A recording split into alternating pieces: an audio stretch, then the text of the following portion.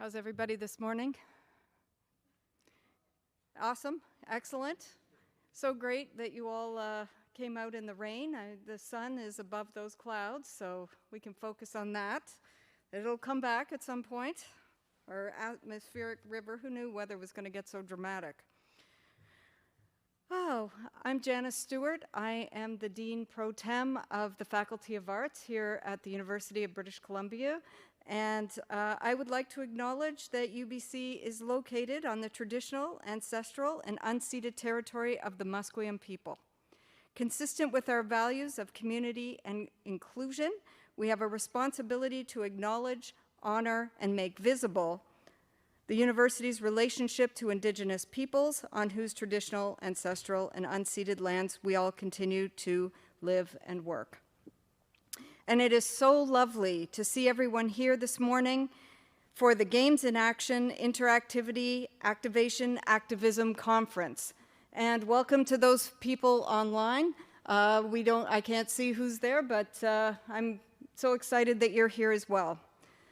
This conference is dedicated to engaging how game interactivity digs into political structures to discuss the world's biggest issues: power, nation states, marginalization, experiences, and so much more. And we will hear from so many creators, storytellers, inventors, and big thinkers on how they jam the system to produce social change. With the global rise of fascism and political populism, we are long overdue for social change, and where better to start than when those folks who hacked the system. I know people in the room and online are committed to social justice, and I am thrilled to be here with you. I want to thank Chris Patterson, Jennifer Jensen, David Gartner, Grace Wood, Sydney Lyons for all your work. Conferences of this size do take a lot of extraordinary work, and it's so wonderful to be here, and I welcome you, and let's get to it. Thank you.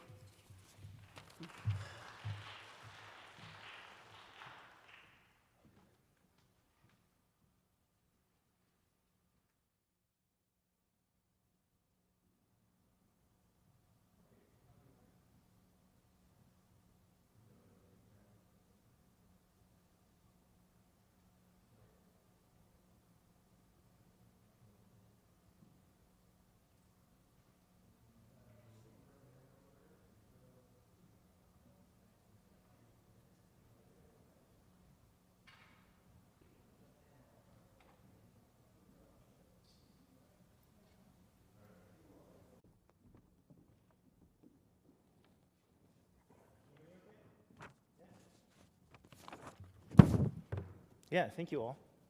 I think I have a clicker here somewhere, but it's fine if I don't. Is this a clicker? What's a clicker look like?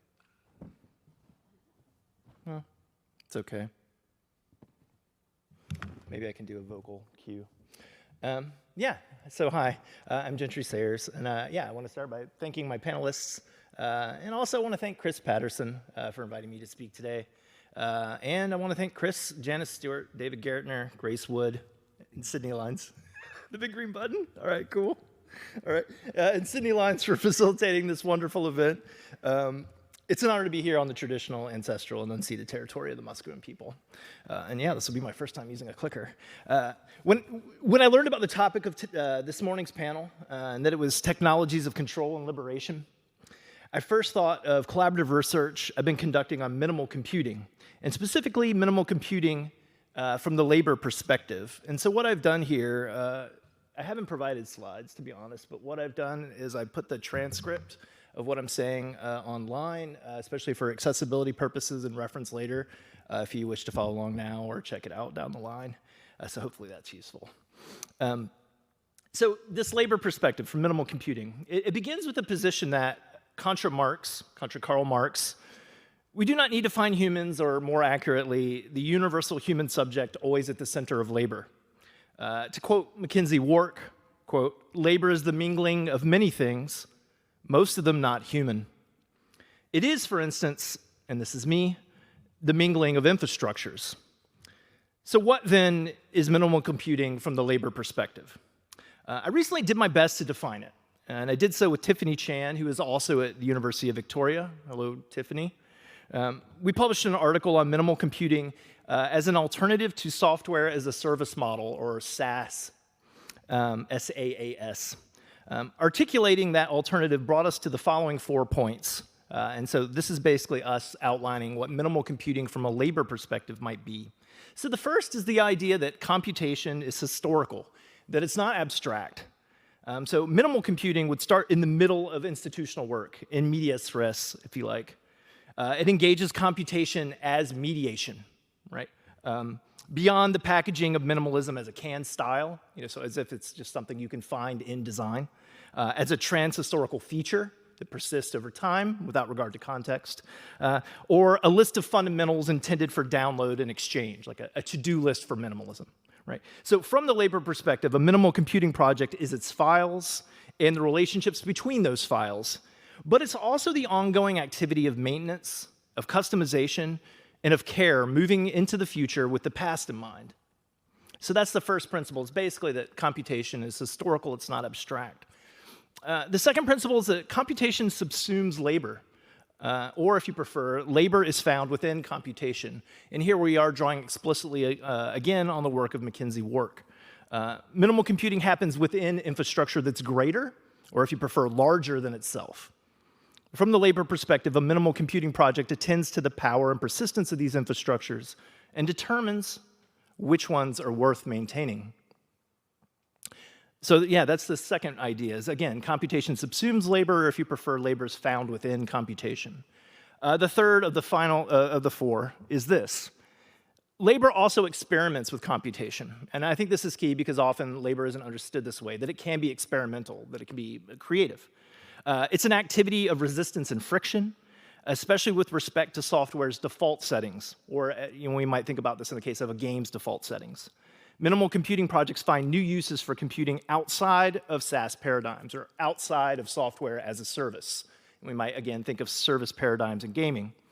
So from the labor perspective, a minimal computing project positions technical work as creative and critical, beyond familiarity with management systems. So yeah, this is the idea that you don't simply need to use a content management system or the like for computing projects. The final idea here that Tiffany and I cooked up was that minimal computing from a labor perspective may be defined as the reduction of computation's alienating effects. The reduction of computation's alienating effects. This is the alienation of projects, but also of practitioners from social organization and from collective expertise, from organizing, right? So from a labor perspective, minimal computing degrows computation's tendency to reinvest in productivity, right? By investing instead in shared structures and common activities, which is occasionally referred to as convivial computing, say, for example, in the work of Jonathan Stern. So this notion of degrowth, which is used in labor studies and in labor movements, has helped Tiffany and me to foreground our own projects as cultural ones, as efforts to change habits and values against, for example, extractivism and solutionism, the idea, for instance, of seeing technology as the solution to social and cultural problems, or that culture is a problem that you work through technology.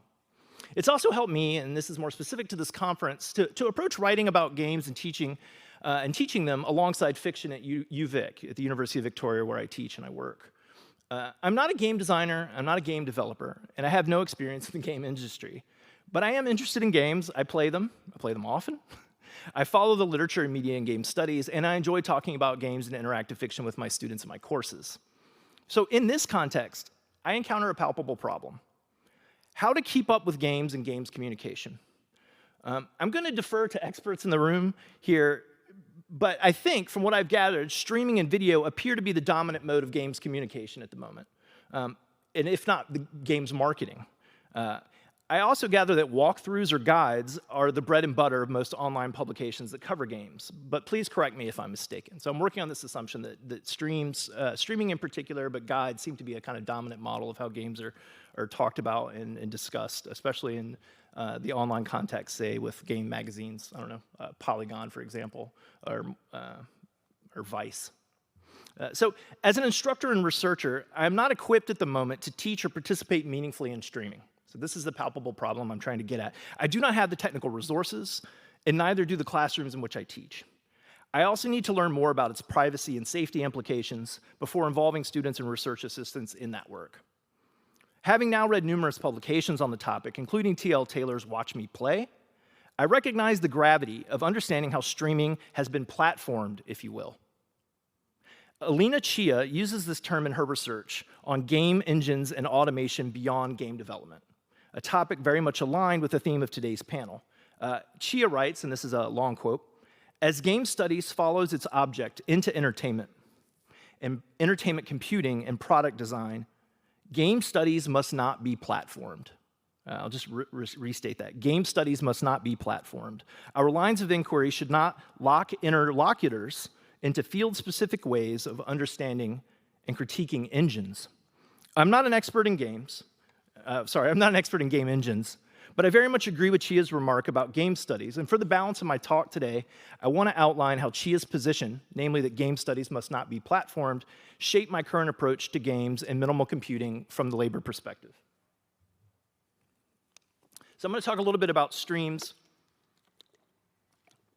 let's plays, playthroughs, and even aspects of game criticism as how people tell stories with, through, and about games. This is interesting to me. In fact, we might call these player stories, by which I mean a format that documents the experience of a game, playing and reacting to it, making meaning of it, being affected by it, and even arguing with it. A player story is, in the words of Kashana Gray, a narrative description, end quote.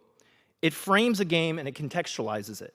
Player stories may be personal, political, creative, critical, social, transformative, educational, entertaining, homemade, and/or professional. They also correspond with autoethnography in many ways. So for one, they consider the mechanics and narrative of games, often from a first-person perspective, while also engaging the metagame, if you will, of gaming culture, the values and habits of games and their platforms, for instance. So on metagaming, Stephanie Bullock and Patrick Lemieux observe that, quote, "All video games are surrounded by and saturated by metagames," end quote. These metagames are often toxic.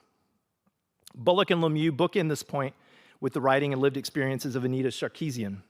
They quote her, and this is a quote, Anita Sarkeesian speaking, "I've been harassed and threatened for going on 3 years with no end in sight. And all because I dared to question the obvious, self-evident sexism running rampant in the games industry," end quote. Sarkeesian's story, including her narrative description, documents gaming's metagame and refuses to alienate or extract games from their platforms and their toxic cultures. Similarly, Kashana Gray's work, which I just referred to a moment ago, to define what I mean by a player story, notes that narrative is, quote unquote, essential for empowerment.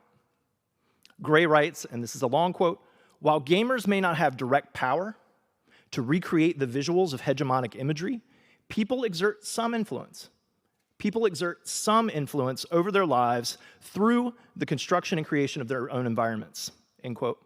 This seems absolutely crucial to me. The stories that emerge from narrative description, or if you prefer autoethnography or player stories, are not simply told.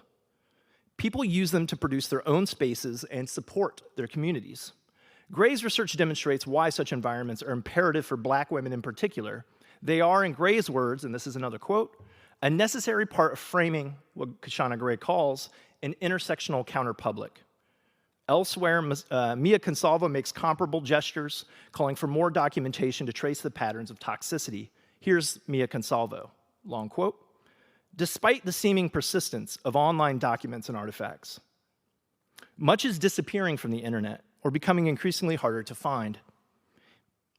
Even with technologies like the Wayback Machine and library digital archives, it can still be difficult to locate or identify materials from even 6 months ago. By locating, storing, and even simply tracking screenshots of what we see now, we can provide real help to later scholarly work," end quote. I would argue that maintaining such documentation becomes all the trickier when player stories are platformed. The work of practitioners such as Consalvo, Gray, Sarkeesian, Bullock, and Lemieux directs how I teach and research games at UVic. For instance, it provides students with examples of what player stories can do and how they're entwined with matters of accountability and axiology in research, the values that we put into our work, for example. I don't think these stories need to be high-tech either. Echoing my remarks about minimal computing moments ago, a player story can foreground the labor of sensing and making sense of games and their metagames. And it can do so without a platform. I'm going to wrap up here in a moment. As examples, I often refer to early Let's Plays, which are mostly text and image. You can look at that archive of Let's Plays, for example, online. I linked to it in the paper online. As well as Merritt Kay's book, Video Games for Humans. In the introduction to that book, Merritt Kay describes the chapters that follow as dialogues, resonating in part with T.L. Taylor's observation that streamers use a quote-unquote think aloud method similar to usability testing.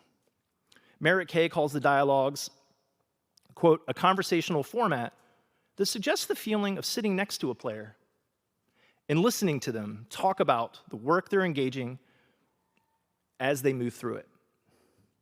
Listening to them talk about the work they're engaging with as they move through it, end quote. That book by Merritt Kay, Video Games for Humans, as well as Melanie Oberg's research on Let's Plays, are what nudged me to articulate player stories with minimal computing from the labor perspective. And so I'm going to wrap up with these few points. For the last few years, I've been experimenting with my own player stories and prompted students to compose their own. I apologize if the following list is vulgar, but I wish to close by outlining, as promised, what I've learned from minimal computing as an approach to player stories without platforms. So first, we can compose player stories even if we don't have access to consoles or proprietary media software. This may be obvious, but I've seen browsers, text editors, word processors, and screen caps go a long way. This approach also translates into an opportunity to point students to games on itch.io, itch.io, itch.io, and similar hosts that may not be covered frequently by popular magazines. My second point, we can use the sneakernet to circulate player stories. We can use the sneakernet to circulate player stories, repositories of files on a USB stick or text and images printed on paper. Such circulation affords time to think through drafts and tweak them before publishing anything online. My third point, composing a player story without a platform may help to alleviate or address algorithm fatigue, the data-driven matchmaking of Twitch or YouTube, for example. In the context of teaching, it also refrains from putting students in situations where they could be harassed online. My last 2 points. The first of which is equally important: composing a player story without a platform may bypass the feeling that we must perform a quote-unquote autotelic personality for an attention economy in real time. This personality, it borrows, for example, it comes out of the work of Csikszentmihalyi. This personality often might be like the identity of a gamer who manages to at once be open and persistent or receptive and active. So this too can be an exhausting and extractive form of labor for platforms. And finally, player stories without a platform may nudge us to complicate and ultimately reject the play-work binary in games. Here, at the risk of pandering, I'll quote Chris Patterson. Quote, I, that's Chris, propose that we withhold the presumption that play operates as a free, ideal circle disconnected from the mundane necessity of cultural knowledge and history, and instead consider play and work as signposts that compel players to be playful or serious, end quote. This position strikes me as fundamental to player stories from the labor perspective. We do not need the sanctity of play to write critically about it. To be clear, I'm not suggesting that game studies should somehow avoid the internet. I am instead sharing how I have approached games and player stories mostly out of necessity, with the hopes that they may ultimately feed this work into streaming and its cultures, wherever we may find them. Thank you for your time.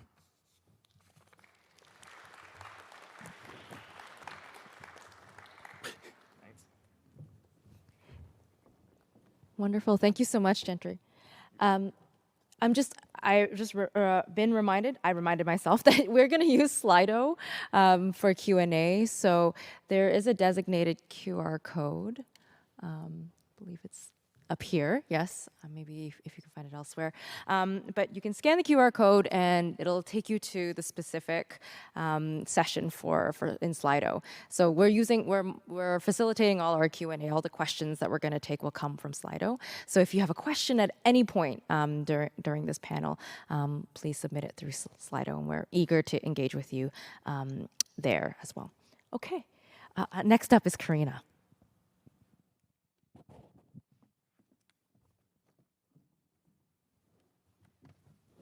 Good morning. Can you hear me? This thing on? Great. Let's just see. This is the clicker. How does this work? I'm pushing the button. Okay, I push the button. Thank you, team. Great, good morning, and thank you for that wonderful introduction, and a generous thank you to the volunteers, and especially Chris Patterson, who invited me to come and talk to you all today. So technologies of control and liberation. Let's start with who am I? My name is Karina Kom, and I am a game director. That means I'm a game developer with a vision. Previously, I was a game producer, game designer, and quality assurance tester, so I've got the triple threat of game development in my back pockets. Please talk to me about product life, production life. I live in a very games industry world, so this talk is all from the perspective of gamification, a nice, hot, sexy word that we're all wondering about. My special powers are diversity and inclusivity, advocacy, and I am so happy to be here. Quick shout out to Anastasia, thank you. Great, so this is me in my regular life. This is me in my second life. I currently work for a blockchain studio called MixMob, and there are the diversity inclusivity groups that I participate in, PvP and diversity in games. Great, so just a quick show of hands. How many people here are in the gaming industry or are looking to enter the gaming industry? Okay, great. So this will just be a nice refresher for you. What does gamification mean? Such a hot word. This is actually something you can Wikipedia. But in my perspective, gamification is the enhancement of your rewards and the improvement of your status in a framework for yourself and for your team. It's a way for you to push boundaries, and it's a way for you to effectively win strategically through services or organizations or whatnot. Great. So you don't need to look at this entire chart and understand it right away. This is just the gaming industry throughout the ages. Right now, the gaming industry is valued at roughly $195 billion. By the end of this year, it should reach about $212 billion.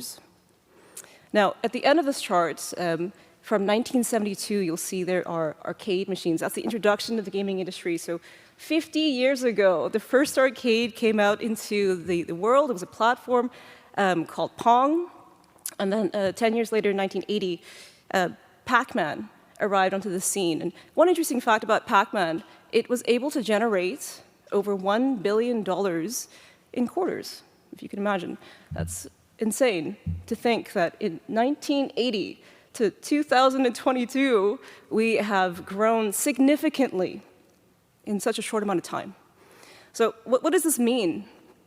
So my point here is to illustrate that in that short amount of time, there are technologies that had to surface and emerge to make the gaming industry as successful as it is today.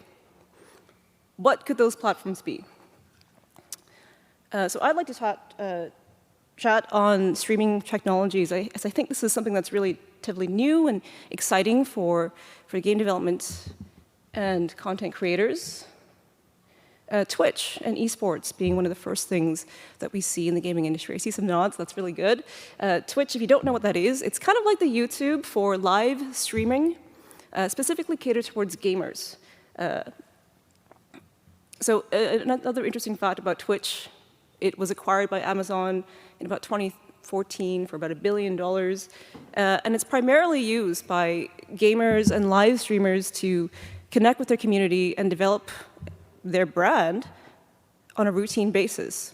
So regularly, these Twitch streamers are logging in maybe after work, or they have a regular schedule, Mondays or Fridays, where they are Twitch streaming game content to their fans. Now, what could that mean for video game developers, streamers, and their fans? Well, it really removes that barrier. Now I can stream my content to a fan and get their feedback immediately. That's very interesting for a game developer. It's very interesting for an esports player as well. And esports in itself is a growing business. If you consider that esports is also relatively new, phenomena that's come into our landscape. It's roughly 10 to 15 years old. The average esports team now is worth an average $200 million. Compare that to the average regular sports team like NHL, which has been around for over 100 years, and they're valued at roughly $950 million. So if you could imagine, in 10 years, esports has accrued so much value in technology, in journalism, and in all of the services that support streaming at a global level. So what does that mean for developers? What does that mean for esports and fans? Well, it's very liberating to be able to speak to your fans one-to-one, but it's also very controlling in a way. We have now technologies such as microphones, webcams, backdrops, ring lights, and etc., just to support your streaming platform. We also have the introduction of chat systems, which I'll get to in just a second. But also, more lucratively and insidiously, we have data-driven algorithms that embed advertisements into your Twitch streams just like it would for YouTube. Another really interesting technology that's come into the gaming industry, and it's not just the gaming industry, but in general, chat systems. We went from having no text, in that Pong example, no text at all, to having some text, welcoming ICQ, MSN, etc. Then we went to voice over internet protocol. And then we went into video. So what could that mean for us here? Well, it's very liberating to be able to speak to your teammates, to be able to strategize and to enhance your rewards, to speak with them synchronously instead of asynchronously, and to be able to adapt at a high level any of your plays or tactics to better your performance. But it also comes at a cost. Administrators and moderators will know that we have the technology to moderate and censor what players and fans and esports people want to say. But I mean, what the duck do I know? Okay, so I'm going to break into something more abstract. This is where I see the future of technology heading, but we don't have too much time to dig into it today. I would encourage all of you to please take a look at the slides later. Come see me after, and we can chat about them. Future technologies that I see on the horizon for the gaming industry in particular, blockchain, virtual reality, augmented reality, and content creation. So blockchain, this is decentralized autonomous organization. And primarily in the gaming industry, we're looking at something called the NFT, the non-fungible token. So the NFT is considered the digital asset of tomorrow. This is purchased by a user who wishes to become a virtual custodian of their very own signature slice of their IP. This may grant them governance, this may grant them authority over some aspects of their NFT, or even part of the game or the platform that it's part of. And the blockchain allows us to do this. There's a technology behind it that is very interesting. I won't go into too much of it today. I know it's a little bit controversial. It's very early. A lot of us are like, what the heck is crypto? But this is something that's coming. So I just thought it would be good to chat about that today. Virtual reality and augmented reality, they're not just used for entertainment anymore. The nice and interesting thing about virtual reality is that it's an immersive world. It's a visualization that scientists are conducting research on. Did you know that by using virtual reality, so a paraplegic or quadriplegic may actually start to develop the synapses in their brain to be fitted for prosthetics? So just by act of wearing a virtual headset and seeing your arm in real time moving, this will better equip you to be suited for a prosthetic or anything in the future. It could be used for real estate. It could be used for IKEA, designing your house. Virtual reality can be used in many, many ways that expand past gaming, and I find that quite interesting. And lastly, what does it mean to be a content creator? Well, We now live in an era where the second life or your virtual life is becoming predominantly something that we all kind of understand. We go home, and if you're like Gentry, you probably have a game name somewhere, a Discord handle, and that's your identity somewhere else. But for content creators, this is also super intriguing, because now I can go home and adopt my virtual life and access a plethora of technologies to help me develop content, removing myself from my 9-to-5 regular traditional job and entering something called the gig economy. So what kind of technologies do you think content creators could use to help push the gaming industry forward? Well, we have Photoshop, Illustrator, we have Maya, we have AutoCAD, we have C++. We have so many tools to help us create content, and we can do this from home. So, okay, so to wrap us up, I'm going to talk about the 4 gaming industry pillars that I see that are most dominant right now. You'll notice that fun is not there. Let's go through them really quick. The first platform pillar is interactive metaverse. This is a virtual sandbox where someone can come in and perform a number of activities that range from social to antisocial. We have services and accessibility. Did you know that only 40% of the developers working on a game are actually developing core content? These 60% are in supporting softwares that can help us connect to the game or improve the game, such as community management, a very important thing that we need. And accessibility is ensuring that everybody can access the product. We also have cultural and social achievements being one of our game industry pillars. Now, what do I mean by that? Well, what do you meme? Memeology is certainly a thing that's come up from the internet. If you don't know what a meme is, it's a digital PNG or JPEG, a digital image that has some sort of catchy phrase that is supposed to be very comical or relatable to your situation.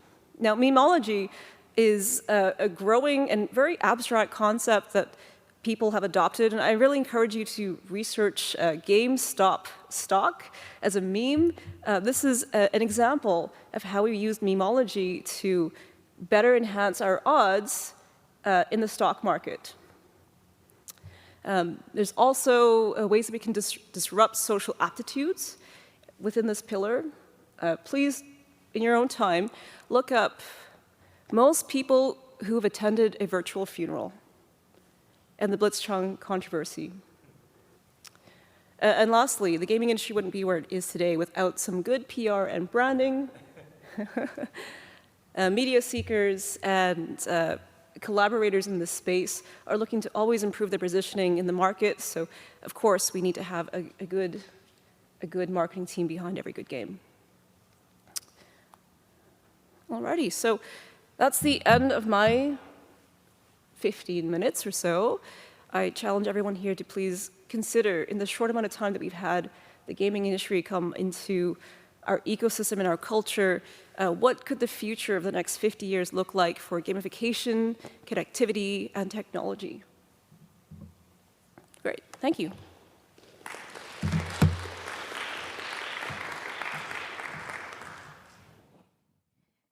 Thank you so much, Karina. Next up, we have Jess Wind, and I'm going to use this opportunity as Jess is getting up to the pulpit to remind you that we're going to take all our questions for the panelists via Slido. So if we'll use this QR code for our specific session. So please do, if you have a question at any point. Oh yeah, the clicker. Use Slido for your question. It's one of these buttons? It's the big green one?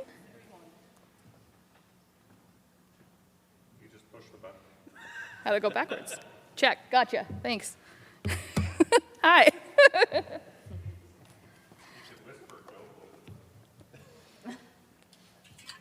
All right. Hi. How are you? Awesome. All right. My name is Jess Wind, and I subbed into this about 3 days ago.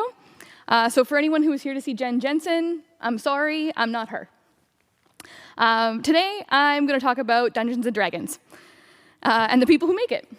Not Wizards of the Coast, not Jeremy Crawford. I'm going to talk about homebrewers. And my co-panelists are discussing the ecosystems of games and digital technology and this idea of participation and resistance. And this is great.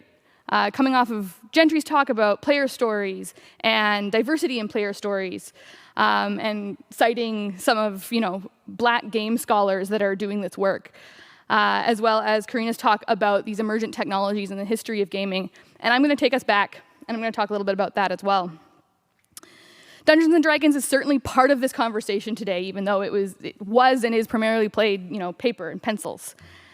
But with the popularity of actual play live streaming and D&D content production companies like Critical Role, breaking all kinds of records, influences on digital gaming, as well as digital tools like D&D Beyond and Roll20, the 50-year-old game that was once played with paper and pencils is a significant part of today's conversation. So if we're here today asking how games are embedded within algorithms and control, I turn to D&D, the rules of which have been modified and adjusted over editions, but continue to reproduce what Helen Young calls a racist foundation in the game. I explore how this foundation is embedded in the very structure of the game, reproduced and encoded in the cultural discourse of players, as well as resisted through creator content and modifications called homebrew. Now, I'm assuming that with this crowd, I don't have to explain Dungeons & Dragons quite as much as I usually do, but I'll give you a little bit of context. Dungeons & Dragons is a fantasy-based tabletop role-playing game originally developed by white game designers Gary Gygax and Dave Arneson in 1974. It's currently in its 5th edition, with a new one announced for 2024, 10 years after the current edition. It's inspired by tactical wargaming and fantasy works like Lord of the Rings and Conan the Barbarian. Not O'Brien. It was a game designed by men for boys. D&D calls itself the world's most popular role-playing game. D&D owners, Wizards of the Coast, who are owned by Hasbro, report about 50 million fans worldwide as of 2020, and report year-over-year profits. Fans, not necessarily active players, because there are numerous ways people engage with the game. And the pandemic only increased the popularity of D&D, with people turning to these digital tools like D&D Beyond and Roll20 to facilitate their games online. Additionally, game scholars tend to agree that D&D has influenced how we understand and play video games today, with elements like leveling up and experience points, feat trees, and other RPG tropes coming out of tabletop games like D&D. As well, D&D game development, as well as D&D's released a handful of digital games and will continue to do this, given that they recently hired Cynthia Williams, Microsoft executive from game development and Xbox. So we're seeing this continue. We're seeing D&D push itself into new technologies and new spaces. So how am I talking about D&D in the context of participation and algorithmic control? I examine the interconnected ways the game's rules reinforce an unnamed whiteness at its center. Helen Young, in her examination of racism in popular fantasy literature, explains that while D&D has revised its rules over the years, moving away from some of the most overt problematic tropes, such as humans being the only races that level up past a certain threshold, it continues to reproduce a racialized logic in the fabric of the game. For example, when a player wants to build a new character using D&D's official rules, the first choice they're asked to make is to pick a race. Now, it's worth noting that scholars examining race in D&D agree that this construction of race is not a direct comparison to the ways race functions in society, but rather the term used to describe various species in the game. Elves, dwarves, orcs, et cetera, et cetera, et cetera. However, the language used to describe these different choices mobilize racialized stereotypes that are absolutely present in our real world. By picking a race, you're choosing a set of qualities tied to that species that come in the form of bonuses and ability scores, and racial features that give you other in-game bonuses, for example, the half-orc's relentless endurance. And any such system of bonuses and special abilities risks association with the belief that people can be divided into distinct racial hierarchies of intelligence, athleticism, and so on. Therefore, the core rules of the game are positioned to reinforce this essentialist logic and guide players toward building characters based in racialized stereotypes. Now, I will say that D&D has made strides, series of reprints, revisions, and options for building more diverse characters since their commitment to diversity was released in 2020. But the onus remains on the players to make these decisions that resist essentialist logic and racist stereotypes, not on developers to create inclusive games in the first place. So another example of the ways in which rules control player behavior can be seen through the centering of D&D game designers as the ultimate authority. The commercially published rulebooks shape how players discuss and resolve interactions in their games, positioning game designers in a privileged position within the discourse. They create a sense of authority as a professionally designed text, and this can encourage or discourage certain kinds of play, even when players are given the freedom to decide how they want to engage. For example, tweets by the principal rules designer for D&D, Jeremy Crawford, are often cited in online forums and discussions settling about rules. In these cases, Crawford's ruling is treated as the ultimate voice in decisions, despite the ample room for multiple interpretations and adaptations. From this, we can see how the role of the core rulebook, and by extension the game's designers, play a significant role in shaping how players navigate and talk about their games. As well, things like rules lawyering contribute to a sense of dominance for the commercially published content and allow players to use linguistic and cultural capital to dominate others' experiences. Rules lawyering is when a player will intervene on decisions with the interpretation of rules or use the rules as written to argue for favorable outcomes. This kind of behavior grinds gameplay to a halt, reinforces gatekeeping behavior, which dictates who has enough knowledge to play, and marginalizes players with internalized social conditioning about how to behave in group social settings for fear of losing social capital. In essence, rules lawyering serves the most dominant voice at the table. Which leads me to a third way D&D participates in this system of control, the reproduction of whiteness in online discourse. Now, much of role-playing game scholarship is focused on the history of racism in D&D's commercial products, their published work, or on the experiences of players around the table. This misses a significant part of the process of game creation and play happening when people engage with D&D. It likewise misses a significant part of the process of meaning-making, when we want to understand how discourses of racism and other discrimination are reproduced in gaming cultures. So I conducted a study in 2020 that examined reviews and comments in response to a popular homebrew title, Ancestry and Culture, an Alternative to Race in 5e, which deliberately critiques the underlying foundation of racism in D&D. You can see the cover of it up there. It presents a different way to build characters free from essentialist constraints.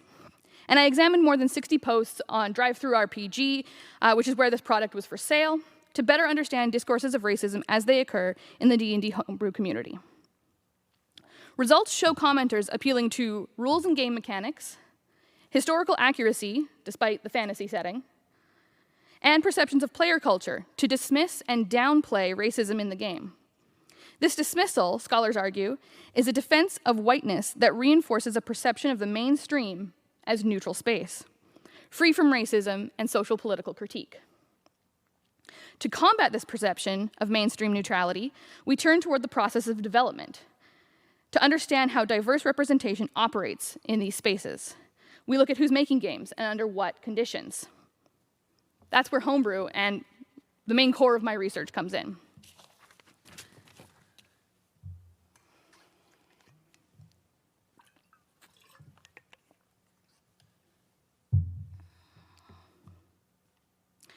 Homebrew in D&D is fan-created content, such as rules, monsters, character stats, settings to use in your home game. It's also distributed online for free or at a cost among a digital network community of players. It follows the idea that D&D provides a blueprint, a structure from which to build and create your own epic fantasy adventures. For example, just last week, I ran a haunted carnival, and to do this, the books weren't really giving me what I wanted, and so I turned to homebrew for zombie animals and animatronic beasts and the ringmaster, and it was scary and it was great. But it was all available online through homebrew content. Homebrew is intrinsically part of a tabletop role-playing games and has long been encouraged practice in D&D. Where video game modding and writing fan fiction have at times been clouded by conversations about authorial control and copyright infringement, the Player's Handbook and the Dungeon Master's Guide both official rule books published by Wizards of the Coast, include caveats that the rules are guidelines, meant to give your game a sense of structure and balance. Now, there are countless digital tools dedicated to helping fans create and sell homebrew content. World Anvil for world building, Incarnate Maps for map building, and a sprawling homebrew community ready to test, play, and provide feedback on your creations.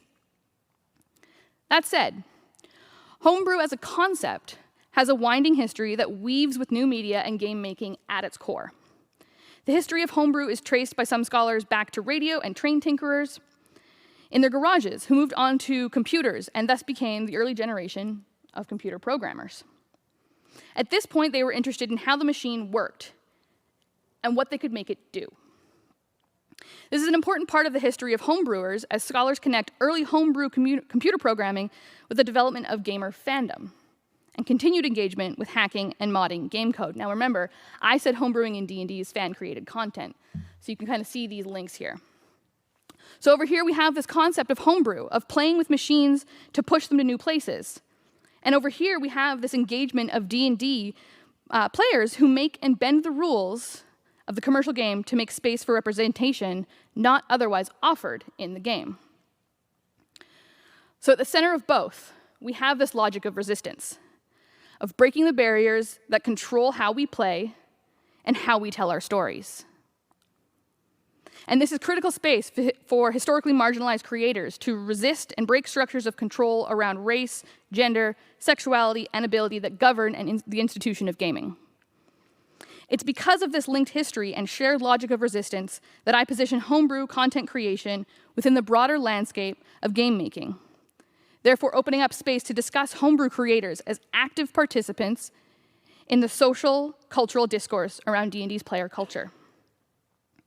We see resistance in game making happening in small spaces on the margins of mainstream gaming, where non-white, queer, trans, and/or disabled game designers are making games that reflect the vast array of unique human experiences. This conference exists because of that, right? We're all here today to talk about how we're pushing these boundaries. And that these developers operate on the margins, outside the mainstream arena, is telling. Trans game designer Anna Anthropy envisions game making as zines, of sharing culture and stories from person to person instead of these massive development teams. They argue that without more diverse voices participating in game development, the mainstream gaming industry will continue to circle the drain, catering to a narrower and narrower demographic. So, in the context of D&D, while creating fantasy worlds that are inclusive and welcoming to any and all players is always an option, we can't rely on D&D content developers to effectively incorporate this into their core content under the mainstream model of game design. Homebrew content is unbound by corporate market logics and can therefore push resistance making further.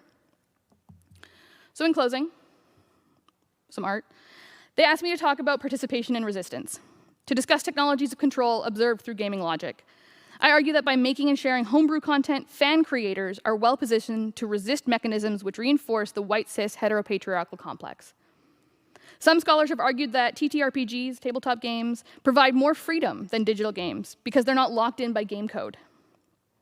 And while it's true that a D&D player has the space to reject or modify rules to suit their play, the mechanisms of control that reinforce D&D's participation in hegemonic and marginalizing culture are more complex than lines of code or strategic hiring. My research centers the experiences of homebrew creators to expand our understanding of the myriad ways folks produce and engage with D&D. Media representation driven by market logic pushes already marginalized players further to the periphery. Instead, by focusing on all the actors involved in the production of culture, and not only on the finished professional product, we've got a better chance at shifting away from a D&D landscape with whiteness at its center, and closer to gaming and play's true potential for unbound, imaginative worlds. Thank you.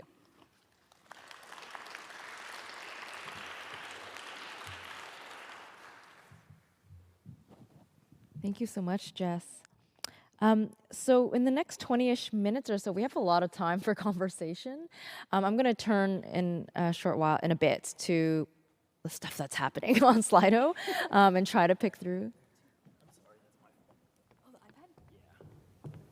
The one, if you want to actually be I can read it here. I mean, if you want your... This one moves. oh, okay. I don't know. Oh, sorry. All right, more things. Okay. I'm like overstimulated right now. There's like a screen here, a clock here, a screen here. Okay, but I thought I would just open up by asking the three of you to think with each other. You've heard each other's presentations, and I'm sure that there's some connections between the presentations that you're maybe curious to explore. So in some ways, that's a broad prompt. There are a couple of ways I hear some connections brewing between the three papers.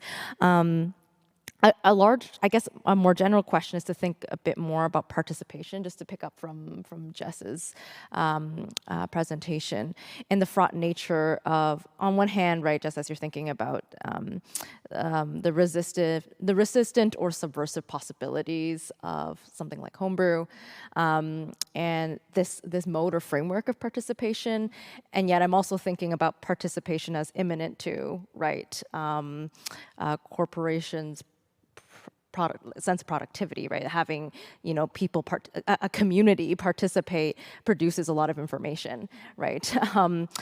For large corporations, and that's very useful for also swaying, consumer choices, et cetera, those kinds. So in some ways, it feels quite imminent to neoliberal capitalism, the idea that we all participate and are agential in this market, and that is what, and making sure we are, right, is what produces a sense of self. So are the models that you're thinking about in terms of alternative spaces? Here I'm also thinking about alternative circuits of story, of narratives, game narratives, and personalities or personas as you're thinking through might emerge. I'm also thinking, Karina, of your presentation on streaming technologies and the kind of trajectory that the industry has gone. So one prompt is to think, and you can take it more specifically, what's happening between your presentations on the problem and solution or the loop of participation. The question of participation, what do you see it as? What frameworks are you using for that? What modes of participation have different implications for the question of power and control? That's one way. All of you are also thinking about some embedded racial and racist logics, not only of games themselves, but also the conditions of their production. And I know that for one, Karina has some insight on what you described as the foreign aspects of gaming, such as esports and the production of esports and social gaming. So I'm interested in wherever you want to take it.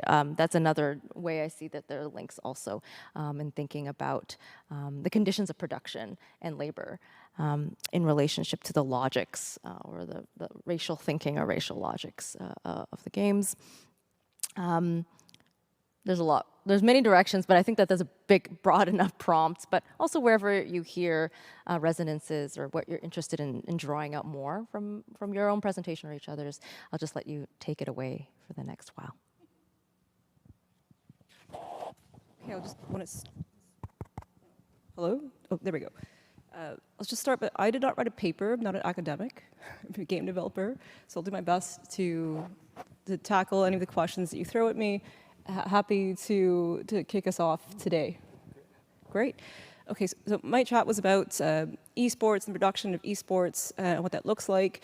Not great, not great, everybody. But I believe the power will always stay with the consumer, and esports are a byproduct of that. Technically, sports as an entertainment group doesn't just have to relate to video games. We have football, baseball, NHL. We have large conglomerates of people and fans who tune in to seasonal content every year. So by far, it's not so much of a stretch to say that gaming would follow in suit.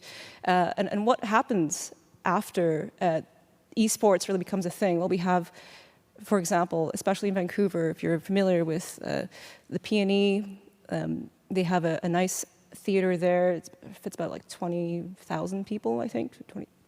Someone has to look that up for me, please.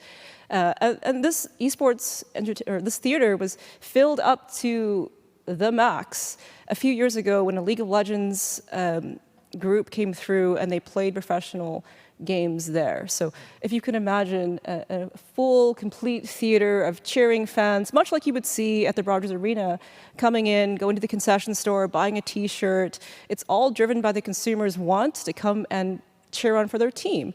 And one phenomena of esports, you could say mirrors a lot of what you see in traditional sports as well. The fandom, the competitiveness between fans, specifically too, who are competing with one another, cheering for their favorite star to win, and making bets on their team. So behind the scenes, we all kind of guess that sports is a very toxic place to work, and I would argue that esports is going down that path as well. So, are there solutions for this? I could pose the question to Gentry. Any solutions for this? Anyone have any thoughts? I have a question for you, but like, are you willing to talk a little bit about like the relationship between independent streamers and esports? Because I'm thinking like maybe from an economic model, there might be a kind of impulse or motivation to integrate independent streamers into esports organizations, something comparable to commentary. Or to put it differently, are independent streamers kind of an economic problem for esports? Good question. Okay. So are I don't know if independent lifestyle streamers, are they eating into the market share of esports entertainers in a way? Okay. I wouldn't say so. I mean, I think it's good for the ecosystem to have independent streamers coming in because they play different types of games. Also, independent streamers and even competitive gamers, while they're waiting between rounds, these rounds can last from 5 minutes to 40 minutes each, and you have to wait for your multiplayer friends to come in and all that jazz. They can step out and play an independent game, which is good for the ecosystem. It's good for that game developer to get some exposure in some level. So independent streamer, I don't think would eat into that market share at all. However, on the topic of control, there is another interesting byproduct of having independent streamers, and that is the idea of training and housing independent streamers for teams. Yes, is that where you're headed to? Trying to. Yeah. So this is, I would say, a little bit dehumanizing. If you consider that esports and Twitch streamers spend, to be profitable, at least 12 to 16 hours streaming. Yeah, it's a little rough around the edges there. And considering that when you enter a training program for esports and team building, you're at your computer all the time because the fans want to see you there. They want to see you working hard. So there's that expectation and control from your fans and from your managers to do well. And then there's the liberation of being able to work from your pajamas at home.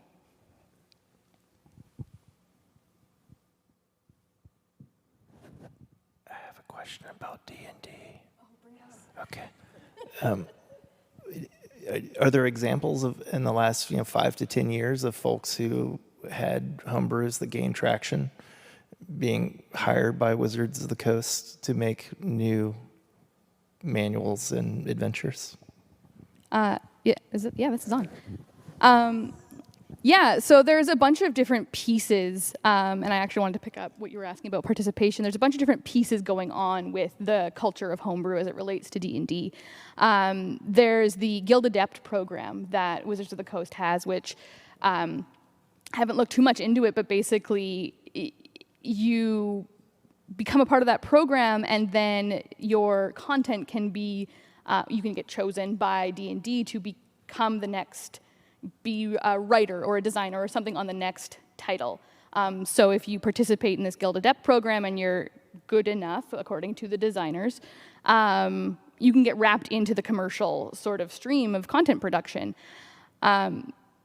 So there's examples of fans who become professionals, and we've got these examples across the board in D&D fandom, especially like I'll turn back to Critical Role, who has taken so many fans and made them professionals, right?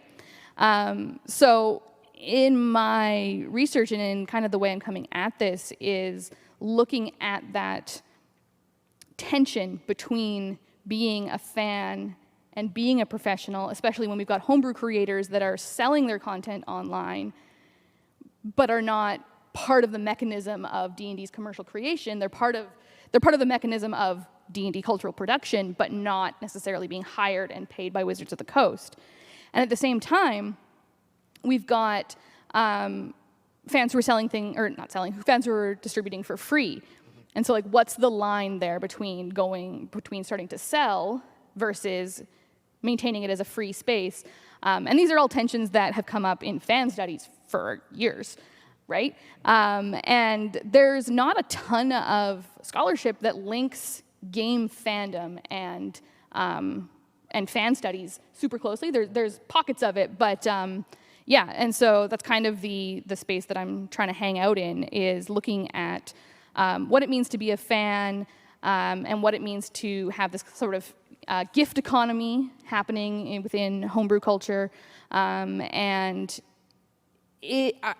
can we still talk about it as fan-created content if we're talking about it under this neoliberal capitalist structure of, participation and consuming and all of that? So yeah, there's all those conversations.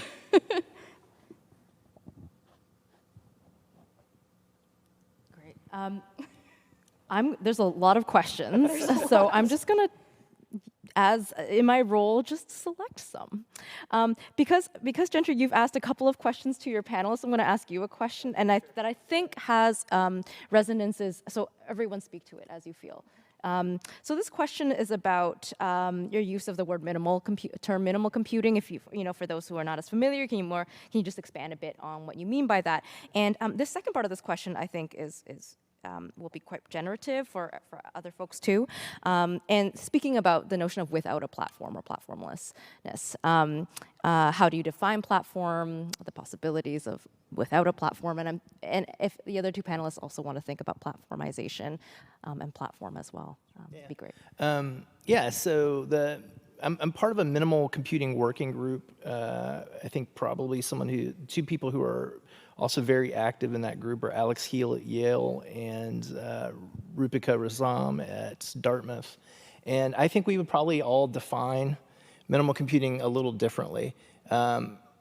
Alex's work in particular looks at computing by necessity, so not what we want, but what we need. And I know that Alex's work comes out of work in Cuba in particular, but more generally in the Caribbean. Right, and so that's kind of fundamentally the idea of pushing back against kind of extensive growth of computing and looking instead at what's necessary. What Tiffany and I were doing from the labor perspective is to kind of offer a different line of minimalism that's not about the kind of quality or design of the work per se. Like you might say like a Jekyll website might be minimalist, right? That's not what we were interested in, but rather the idea that minimal computing could be at its core about degrowing the idea of productivity, so that the more and more revenue, for example, or surplus value that computing produces, you reinvest that back into productivity. Why? Right? And so, software as a service model became interesting there because of just all the maintenance it involves. Also the fact that a lot of it is kind of outsourced or it's remote. And so when that labor is done, it is always hard to gauge, and you're often alienated from your own work.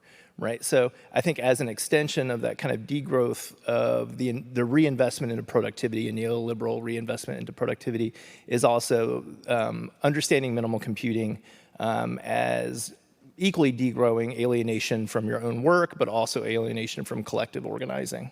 Right, and it's really hard to organize around a platform when it treats service as a subscription. So related, yeah, what does it mean by platform? That's fair. I think I moved through that way too quickly. And then when I was done, I realized, I'm like, well, I think a book historian might come in and go, a book's a platform, Gentry. But I just meant really basically Twitch, YouTube are two examples, content management systems more broadly, things that are reliant on storing data in the cloud. And obviously there's lots, for good reason, discussion right now about Twitter in this area. And so maybe player story without a platform would be not necessarily not understanding the platform as the first or the end goal for circulation, because I think part of it is that what platforms have tended to do in this domain, I'm thinking specifically of games, is encourage a model whereby players are entrepreneurs of themselves. Right. And so the thing I like, maybe out of necessity, because I don't have the tech to do streaming and I don't have the means in my classes, is we do the low tech version. What I've learned is, what you can do with that, even with all the other privileges associated with being at university. Yeah, hopefully that answers the question. And my apologies for maybe using platform too fast and loose. No, I don't think the question is a critique of you using the word. I think it's an invitation to do this, just that, which helps us think even further with the amazing stuff in your paper. Did the other folks also want to think about this question in their own way as it pertains to your work? Sure, yeah. Platform from my work is the main viewpoint that allows access to a database, a library, or a controlling system that enables you to perform a function or activity.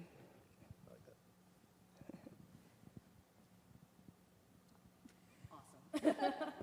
You're like, pass. There's a couple on here that I want to get to. Sure, okay. Well, why don't you also, panelists, if you see a question that you like, I can also pass around I don't need to be controlling this. Is there a question you want to get to, Jess? Well, there's the anonymous question that's been on there since the very beginning that I wanted to. Ooh, Sure. yeah. Which one is that? Yeah, that's great. So the question is, how do you think games and specifically character avatar creation can help people develop their identity? From Anonymous. And it made me think of, right when this question popped up, is I think it's Catherine Cross does an autoethnography of playing WoW, right? And in it, she talks about the process of becoming. And there's a line in there that's like, I don't think the developers of WoW expected me to develop my trans identity while playing this game, but you know what? It happened. And I always think about that when I think about the relationship to identity development through games and avatar creation of people are going to do what people are going to do regardless of what's there. The other part of that conversation, though, is what we're seeing, and D&D is guilty of this too with some of their revisions, is just by opening up all of the options and essentially making it an open text field for avatar creation, the onus of developing these sort of diverse and inclusive characters remains on the players. And so you have to trust that the player culture is going to take up the torch, right? You have to trust that your demographic is going to relate to that ability and things like that, as opposed to the responsibility of development to insert and critique and challenge these kinds of systems that reproduce hegemonic culture and marginalizing culture. Yeah. Good answer. I'm thinking about it for like an hour, so. Great. Good answer. So character development, if you're a reader and you like to learn more about character development, I think one unique property of building characters is that as you read along, or if you're writing along with the character, you develop some sort of empathy and perspective outside of your own. So it's a unique perspective that's not your own. And within character development, specifically in gaming, you get to perceive the world as somebody else encountering an activity that you may not ever get to encounter in your lifetime. So I find that with character development, how can that help you, particularly with your avatar building and creation? Well, it's really just a very liberating feeling to embody someone else's personality or persona or whatever, and go into a world and experience it like never before. I mean, I don't have much to add to it other than the fact that I'm always fascinated by dynamics where maybe in some games by design you're meant to be your avatar, you are the player character. In other cases where you're not meant to be, that you're, I don't know, to use the vernacular, like you're controlling a little guy moving around. And from a narrative point of view, that's always fascinating, how people will use first and second person language to talk about games or how they toggle between those. And in examples of games, where people say, no, this is just me kind of managing a story, right? So yeah, I think absolutely games customization of characters, but also just playing a kind of default player character are neatly and very interestingly entwined with identity and becoming. Yeah. So If you see a question that you're drawn to, please just say, I want to answer that question. But I'm just selecting another question I find interesting. They're all interesting, but in particular interesting. And it's to Gentry and Karina, but I think this also, Jess, if it's something that interests you, please do jump in. Could you tell us your experience, or opinions of player stories and diversity of gameplay and creating for or from neurodiverse children, or more broadly in thinking about neurodiversity, and the question of player stories and diversity of game playing, and this could be also for Dungeons and Dragons as well. Right? If there are thoughts or experiences or in your work that you've come across this question. Could you say it one more time? The question is, I'm reading it. Could you tell us your experiences or opinions of the player stories and diversity of game playing or creating it says from neurodiverse children, but I'm expanding it into, I'm thinking about neurodiversity. Yeah. And for neurodiverse players, participants. I'm sorry. I apologize for not being able to remember the exact name of the project, but I guess I would be remiss not to mention, and perhaps it's already familiar to the audience. But there's a Minecraft project, a Minecraft server, I guess more exactly, by and for autistic folks that comes to mind. And there's a podcast based in Australia that covered it and did some interviews that I found really fascinating. And of course, I think these sandboxes, for a lack of a better word, are always interesting kind of case studies for how people tell stories with games, so that you don't always need to look to the in-game narrative. But yeah, like coming out of fandom studies and fandom work, right? Like the stories that they tell. So that's one that immediately comes to mind. I have to think about this one. It's an ongoing topic that we discuss quite a bit at Diversity in Games. So I don't think the gaming industry is very good at accepting neurodiversity, although that is changing. And with all of your support, it's going to be a real change. I'm just going to refer to one game that I really quite like because of their design choices that they made to help neurodiverse people with, dyslexia. The game is called What Remains of Edith Finch. And the designers spent a fair amount of time thinking about the font choices they would use, so that it's a narrative game too. So they thought about the font choices they would use to help dyslexic individuals read and engage with the narrative content a lot better. So that was a really interesting outcome of how game producers can make content for neurodiverse people. But also, on the topic of autism, this is also very interesting for game developers because what I've learned from my experience is that serving an autistic player, it's really about routine and scheduling and maintenance, and we need to be quite sensitive to making sure that our products are not delayed. So that we can speak to these people who are waiting for our content, because that could really disrupt their day if NHL was not developed on time, or etc. This is something that someone who's neurodiverse might be waiting for. So it puts a little bit of pressure on the game development teams to really consider and stretch beyond their own capacity to think of neurodiversity and to really challenge how we design products and how we schedule product to come out on time and to make sure that it's accessible. I don't think I have time to answer because we're counting down. 2, 1. Oh, okay. I don't have a lot to talk about. I do know that there are studies coming out, and there are studies that have been done that have looked at the relationship between neurodiverse players and Dungeons and Dragons, and what that experience of playing around the table is like, and how playing around the table or playing in different settings, how you can navigate that with neurodiversity. But it makes me think about some of the discourse around session zeros that is happening right now. And this idea of before you start playing, before you enter into this group space and this collaborative shared storytelling space, to talk with your players and to create this sort of open and safe discussion space where you can talk about the kind of game you want to play, the kind of things that you want to see in your game, or the kind of things you don't want to see in your game. And there's a lot of tension about session zeros, but I think that that's a really like rich space to have these conversations and to insert necessary critique into the player culture. Thank you for such generative, thoughtful discussion, and thank you for all your great questions. We apologize we couldn't get to all of them. I think some of the panelists will be around. Yeah, Paul can come talk to me if he wants me to answer There are that question. specific people we're naming.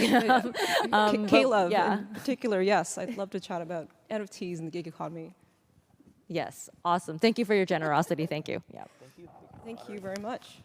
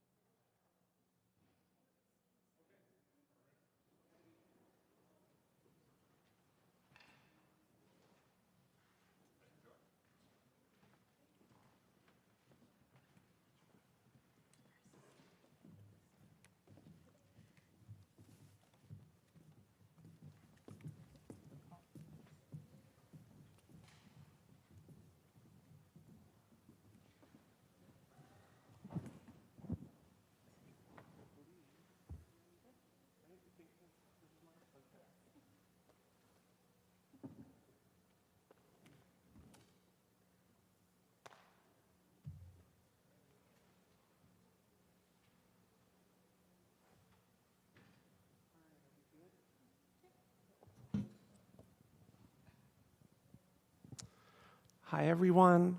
Welcome to our talk. This is going to be a pretty good discussion. We've had some good chats so far. We're streaming okay? Okay.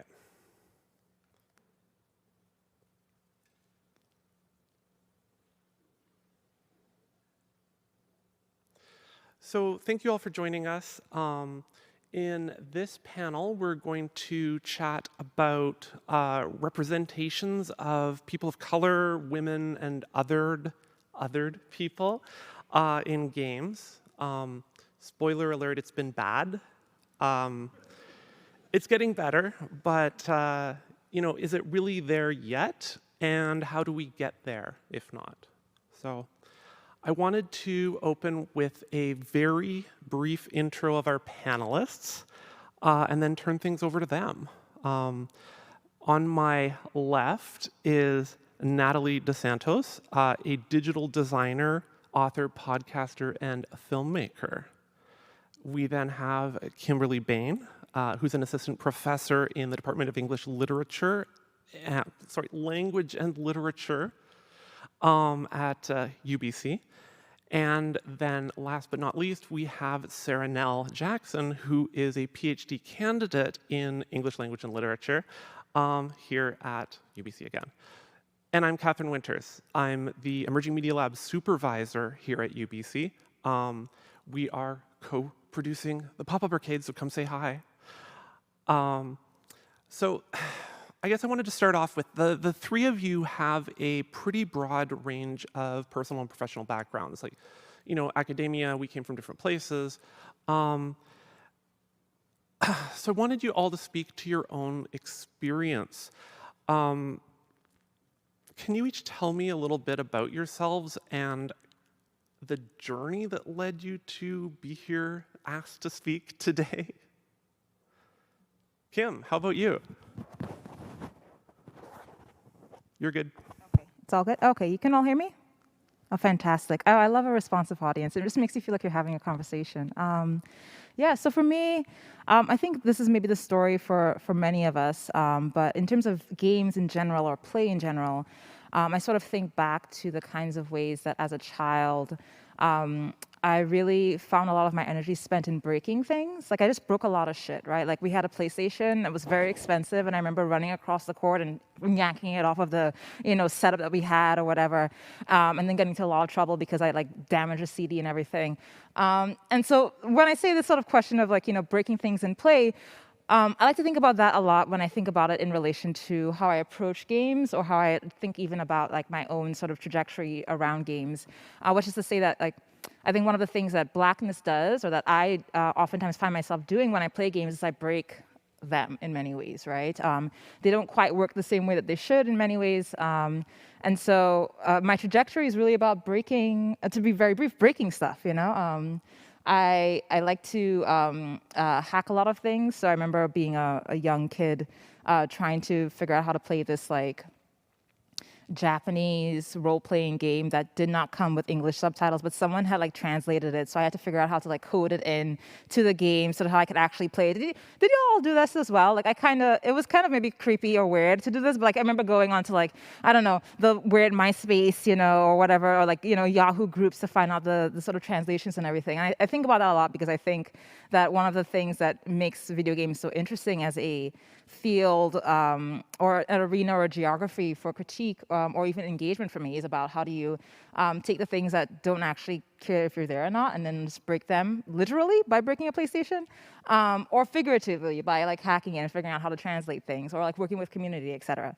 Why I was asked, I don't know, actually. You should ask the organizers why we were all asked. I mean, that would be a very interesting sort of conversation to have, but that's my sort of general story. Yeah, I didn't even know until today. Yeah.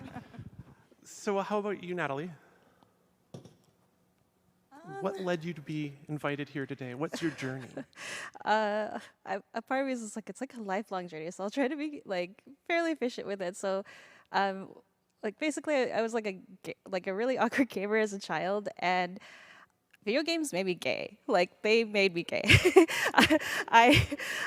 When I played Legend of Zelda, I was sometimes Link. I was the guy, playing the game, going after the princess and like having feelings for her, and other way around, sometimes I fantasized about being the princess being saved. And that also translated to other games. Like, I was joking with a friend the other day, like, when I played Final Fantasy X2, people were like, why do you like that game? They over-sexualize the female in it. I'm like, I feel like this is talking about queerness. Like, I feel seen in this game. So, like, I've always had these discussions that I was never really able to explain because of that, like, gender switching, not till later on in my life. And I discovered how to describe how, like, gender switching occurred in my childhood. I mean, when I was younger and playing Zelda, that was very, like, passive.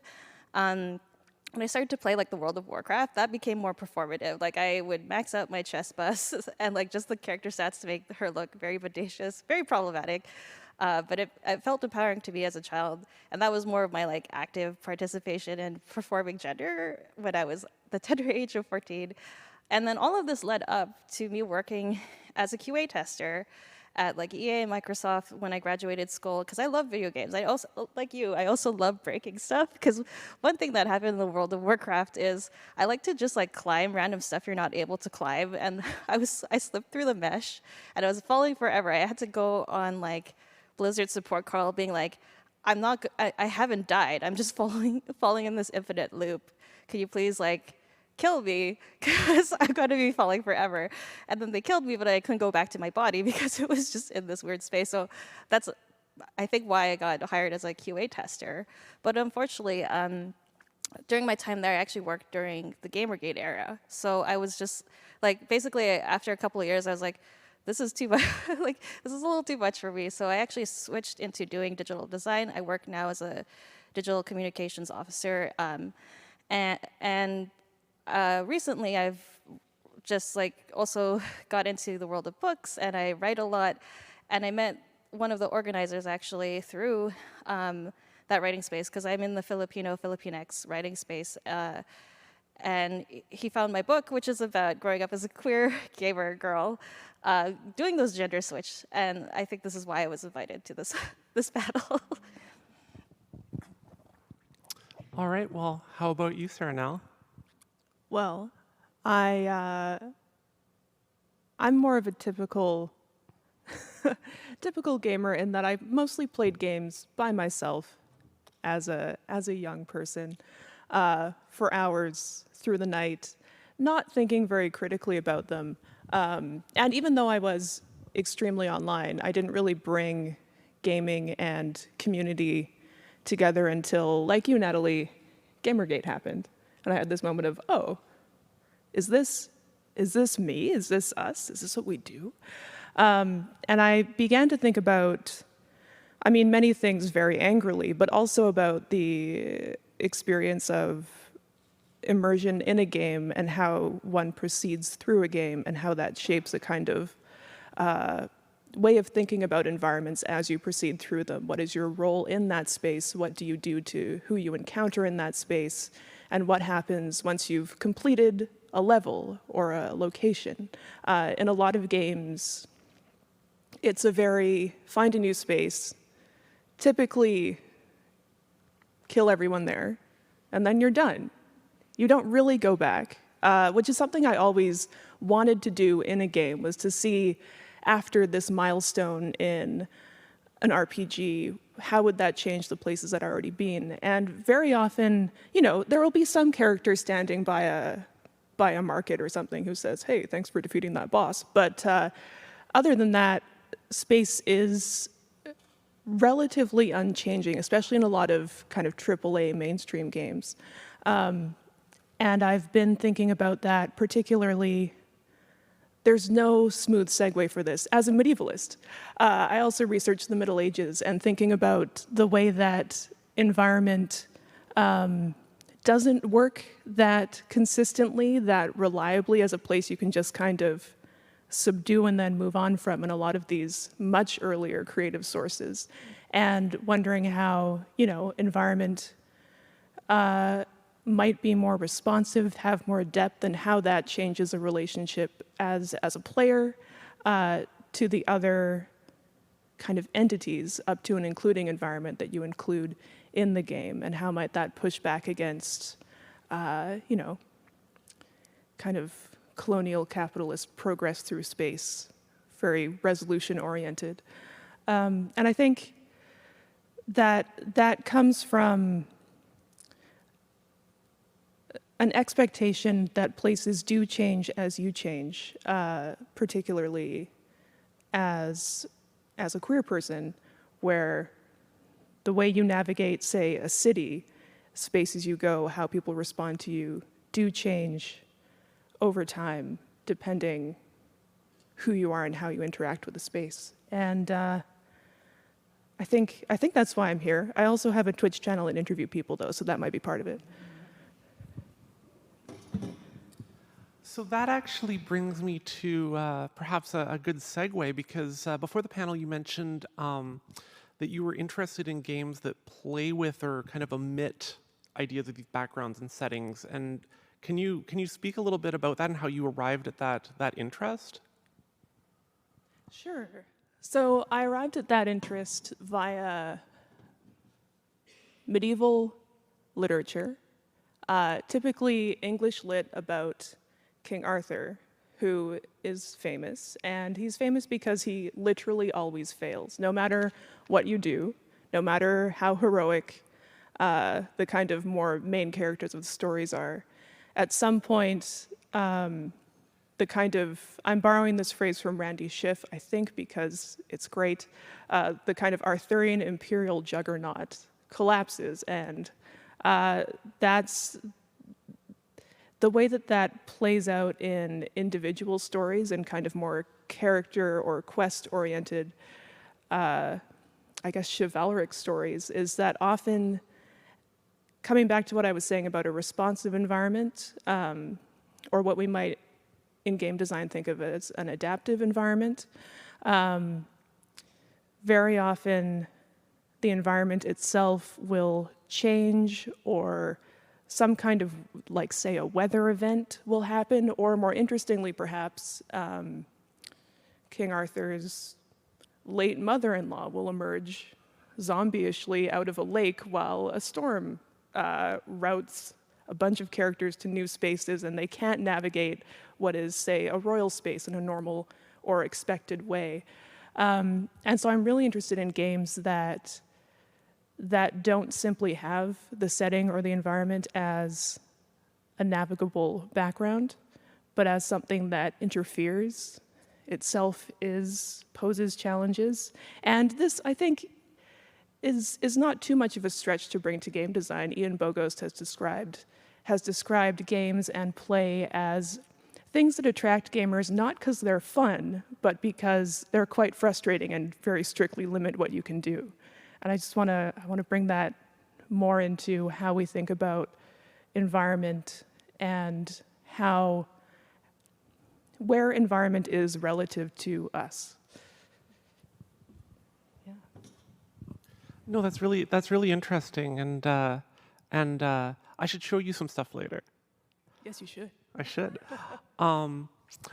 Also, I'm really interested in your take about Arthurian failure.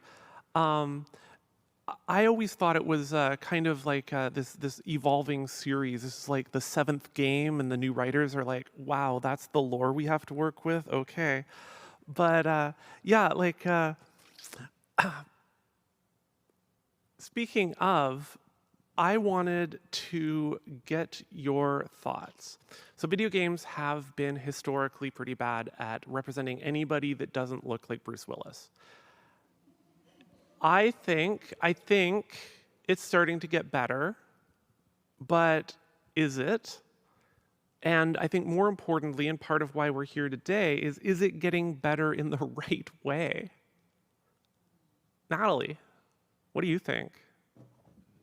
Oh man, it's been a hot minute since I've been asked this kind of question, but I think I have two thoughts of this. Like, basically, I do think things are getting better. There's a lot of games that are out there that I think people aren't aware of. Like, for instance, Butterfly Soup released a sequel, I think on like October 29th, and it's a game about Asian girls playing baseball, and they're all lesbians. And I love this game because it makes me laugh playing it.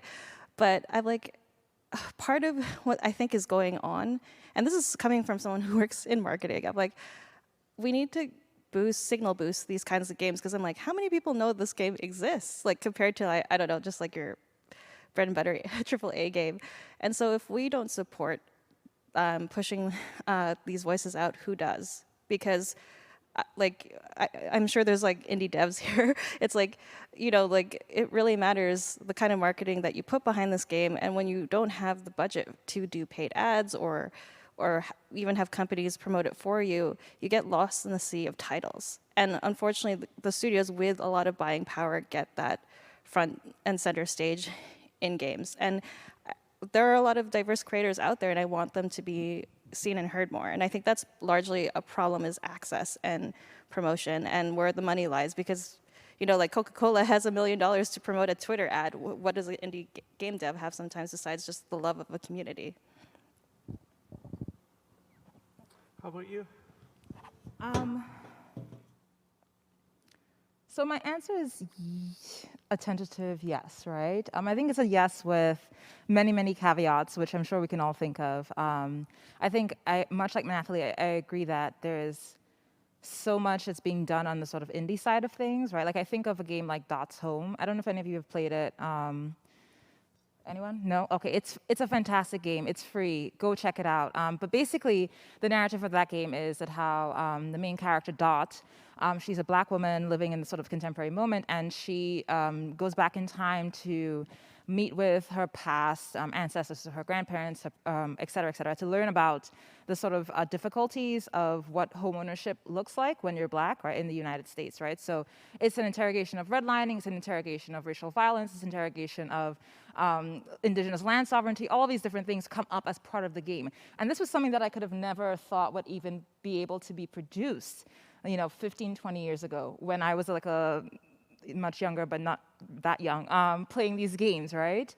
And at the same time, I find that what ends up happening is that how, at least on certain fronts, so like maybe less on the indie front, but more on the sort of AAA type of game front, what we're seeing is a sort of like patina of diversity, a patina of like representation that happens, right? Where we have, characters who are diverse and they have all this representation, et cetera, but it's a strategy that's being deployed by these industries that understand it how like brownness or blackness or Asianness or queerness sells in a certain way, right? So there's a way that capitalism has like co-opted many of these necessary dialogues, and so we have a facade of progress, but in fact there's none.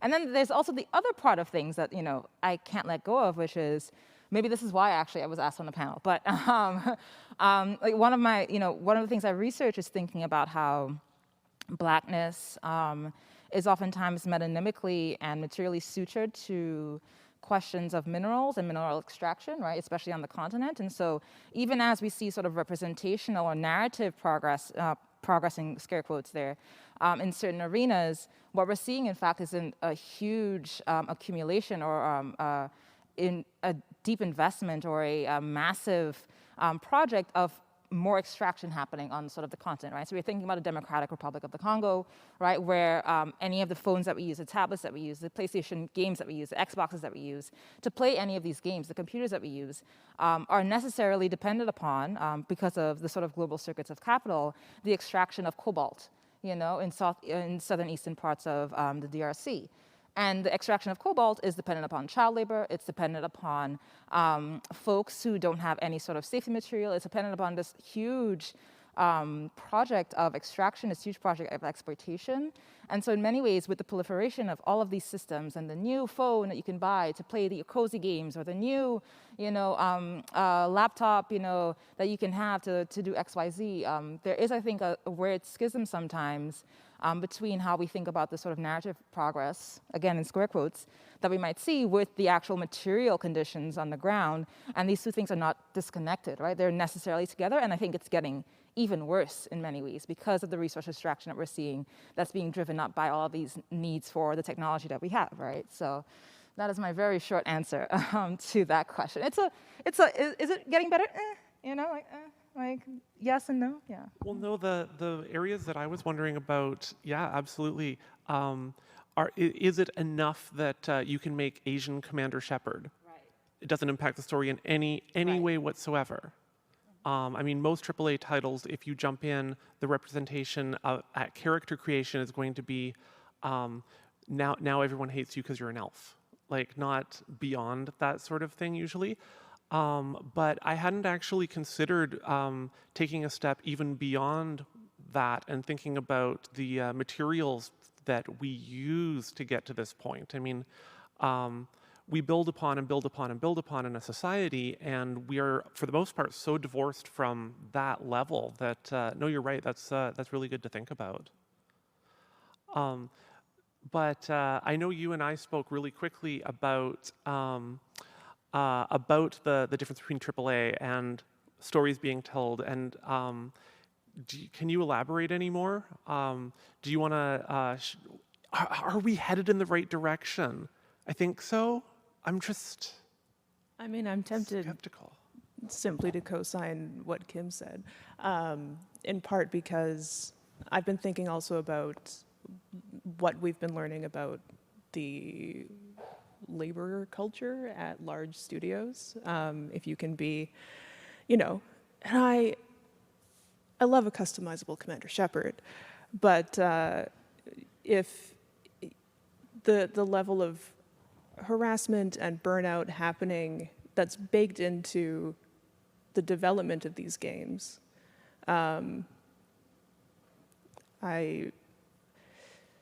representation isn't it necessarily. If I have to play as Sheplu, but it's in a context where I know that the work culture of the studio has changed radically. If I'm playing, I guess the example would probably be a Blizzard game right now because of everything that happened with, an employee killing themselves because they had been harassed by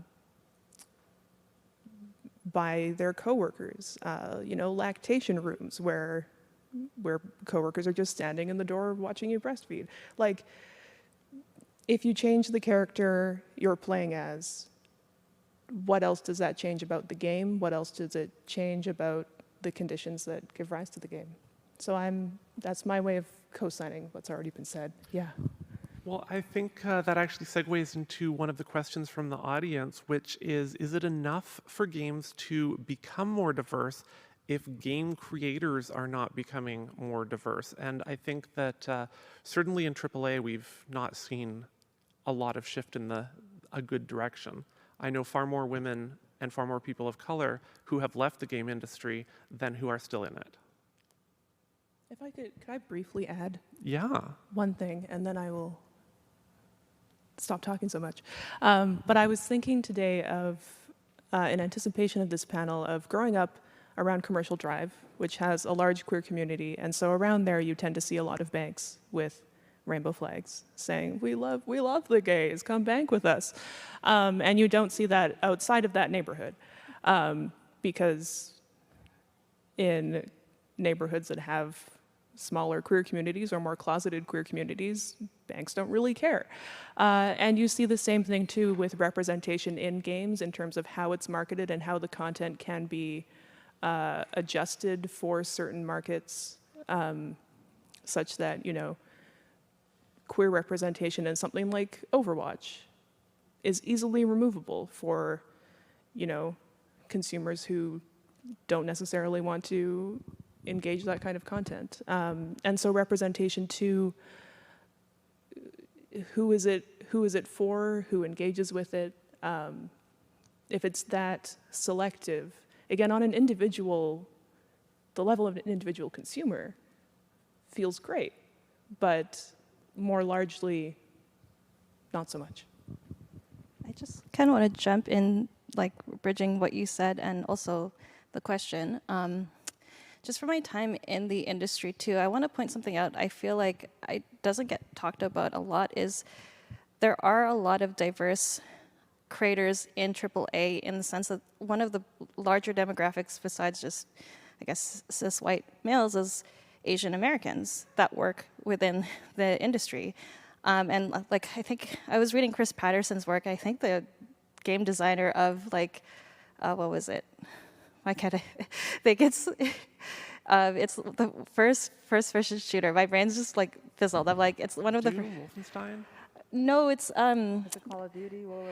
It has the map D-Dust. I'm like, I don't know why I forgot. Counter-Strike. Counter-Strike. I believe, I'm just recalling, I think the creator was like a Vietnamese or Asian American creator, and a lot of people don't actually know that. And so I think part of the problem is that idea of the auteur, because a lot of the times, I guess you're just, like, a lot of people who work behind games don't get much visibility. I find like you have your like you have your big like auteurs in like Japan, but like when you think of like Asian America or just America in general, you don't have that same level of authorship, and it makes me wonder why diversity doesn't really matter. Because when someone's interviewed about a game, it's never really about like identity politics. It's more about the production of the game and like why they chose to do certain things and the representation in the game, not on the team, I find. And so I really want to like I want to see more articles and writing about this, because of like there's so much, like from my experience, like there's so many Asians on this team, but no one knows we're here. Especially like when I think about bigger teams too, and of like the representation sometimes is here, but it's just not centered. Like I think about even like the gaming industry's stance on identity politics at a large is like they never want to take a side. I find like it's like we want to ask questions, but we'll never take sides. We want to show both extremes, and I'm just like, it's so frustrating because it's like that's not like, I don't know. I'm like, that's not really opener for a rich like conversation around authorship and the people who work on your game and the production methods behind the actual representation of the game. Yeah, I mean, we all know that for the most part, the sweatshop-y overtime model is very, very common. But I hadn't thought about the difference between the celebrity showrunner equivalent in Japan and in Western gaming. I'm trying to think like Kojima. Yeah, that's your auteur. Right? Oh, I mean, he's the archetype. His Twitter is crazy, amazing. You should follow him on Twitter. Also, quit Twitter. It's awful. Everyone's getting fired today.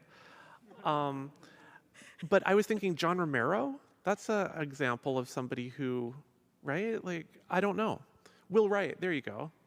He makes NFTs now. I know. But one of the questions that were just coming up here that I wanted to talk about is, as a non-diverse solo dev, brackets, with no money, how do I give representation in my games given I don't have the experience to back it up? Like, are we talking like beta reader equivalent, or what do you think? Kim? Well, the unfortunate answer is that there's no one answer. And that's because I think it really depends on the story you want to tell and what kinds of, how you think of the sort of aesthetic project of video games as a kind of also political project in some ways, right? Like all of the things that we produce aesthetically are all political in many ways. And so what kinds of commitments do you have? Like ethical commitments, community commitments, whatever else they might be. Like what are your commitments when you're producing a game? And I think that's maybe, this is to tie in the previous question a little bit, that's maybe why this sort of question of, well, what happens if we have more diverse, producers, et cetera, is so thorny, because even if we have more representation, or if you have more folks who can give you advice on how to produce a game, et cetera, to fit a certain kind of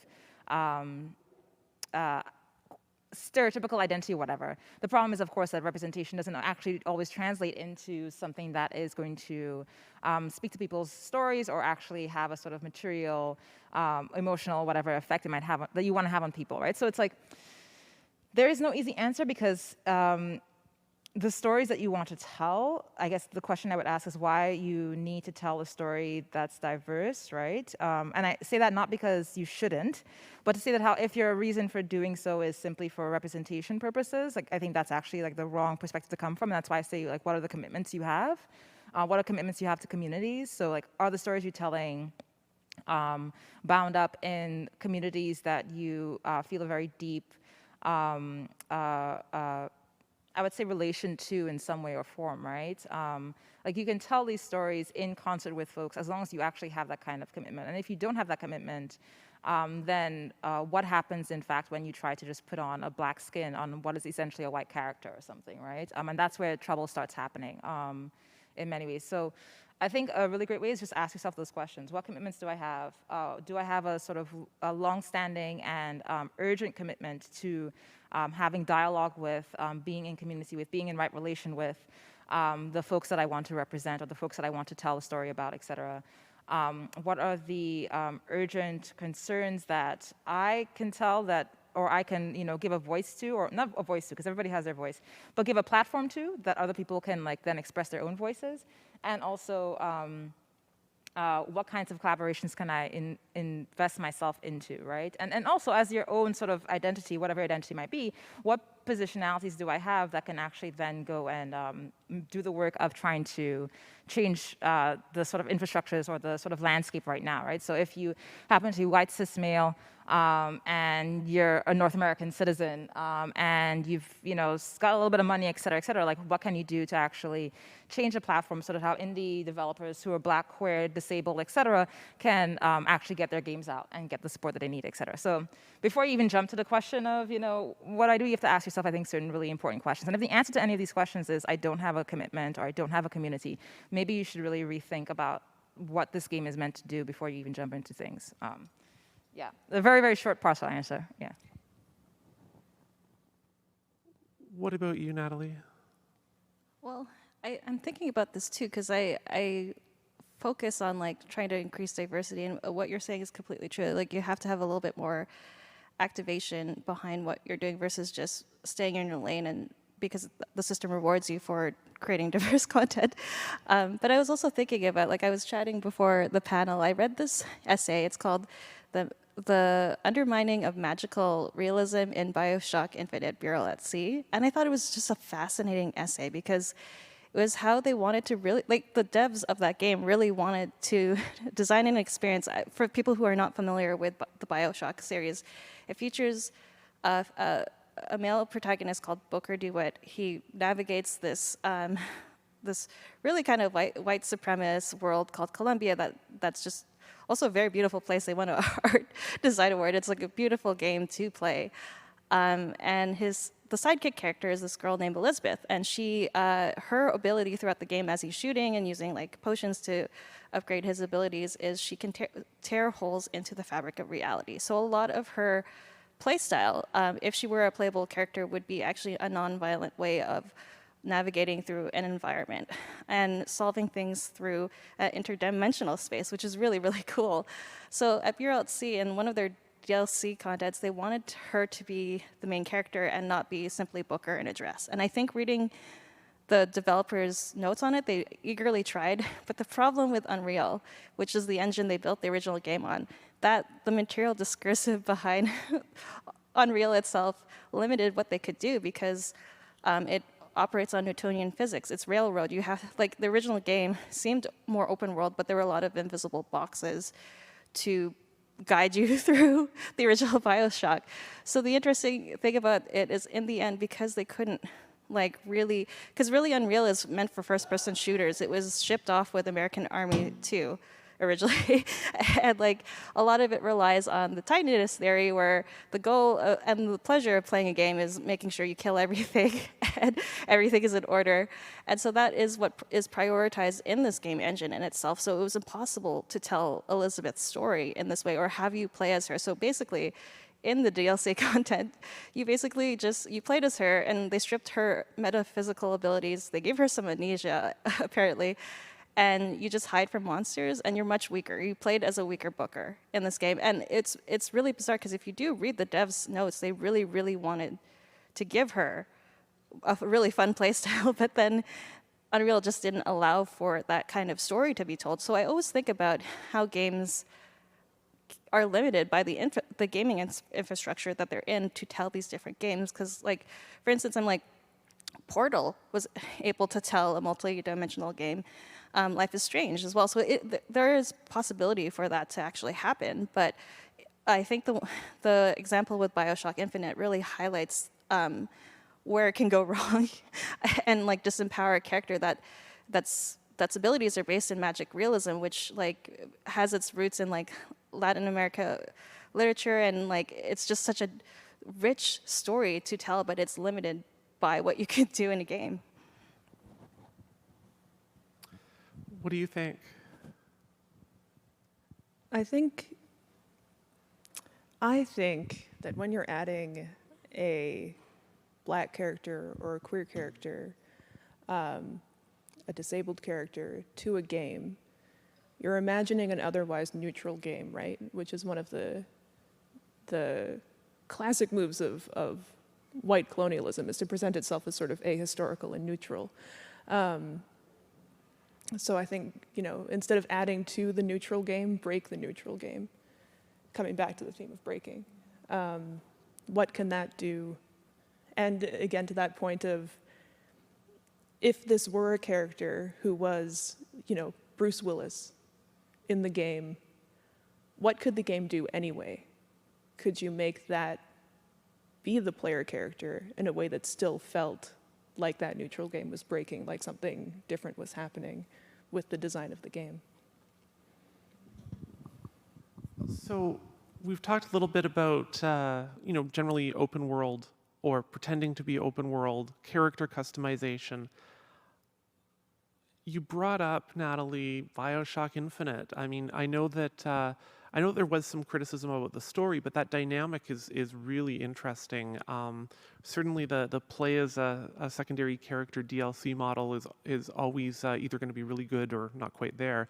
But I was wondering, are there any examples that work? Are there examples of these, like, are there times when I can do character customization in a game and that actually impacts it in any way? Ideally positively, but we'll see. Beyond the fact that sometimes, as you were saying earlier, if you make yourself an elf or a dwarf, suddenly everybody's racist to you. Like, I don't know, I haven't come across. Dragon Age. Oh no, like it's just so strange. Open world games where you can customize things. I don't know, and I think that's kind of what you were saying, right? Like, that's part of and also part of what Natalie is saying. That's part of the limitation of the infrastructure, right? There's this kind of neutral, quote unquote, narrative that's produced, but that narrative is dependent upon a kind of default, like a white default, a like North American kind of default of like what kinds of ways your body can move through space, right? And that's why the only conceptualization oftentimes of racism in like these kinds of open world character customization thing is like a fantasy race, right? Like they actually can't even build it into sort of questions of like how human bodies move through space, because that's just not even infrastructurally a thing that is attended to, but also potentially even in the background. But I can't think of any that do a job of that I've played, unless we're talking about like Barbie, costume customizer, right, or something like that, where it's like nothing changes, but you're just playing a form, and the whole point is just to aesthetically, sartorially dress a kind of body. But I don't know. I can't think of any. Can y'all? Yeah. I think of like playing first-person shooters online. This is Oh, probably that's a more good of like a point. negative one. No, that's a good point. That's a good point. If you're in co-op mode and stuff, actually, that is when it changes, because So then valid. everybody comes out with all of the racist comments, and everybody suddenly, no, that's actually a very good point. Hadn't thought of that one. I was thinking single player by myself, but yeah. But that also raises a good question. It's like, why isn't this explored more in single-player games where you're not online or co-oping? So, I mean, there are games, even AAA, that do put you in the shoes of a character that isn't Bruce Willis. The one that I liked, because I'm thinking about the lighting, is Watch Dogs 2. You play as Marcus. He is a black hacker from Oakland who, long story short, joins DedSec. That is, they're anonymous, right? They're anonymous, and they go to war against Jack Dorsey. There's a great scene where one of the secondary characters, they have to sneak in by stealing the Google bus and have to sneak into Google. And one of the characters there idly mentions in an offhand comment about how he and the two other black people at Google have a mailing list. There are choices that they made in the writing of that because it is that one path, that one character that do touch on race and the world. For the most part, it's side quests. Let's steal the car from Knight Rider. But the main narrative, it does briefly at least allude to that. Is that what we're going to get? Is that, I mean, that's better. I liked that they're telling a different kind of story. I don't totally know if I can speak to them having done it well. They lit Marcus well. Which is better than I guess, yeah, that's definitely better than before. He's not Skyrim. Yeah. But when we do see a AAA title, again, it's not the people making it. They're a bunch of white people in Quebec that made that. And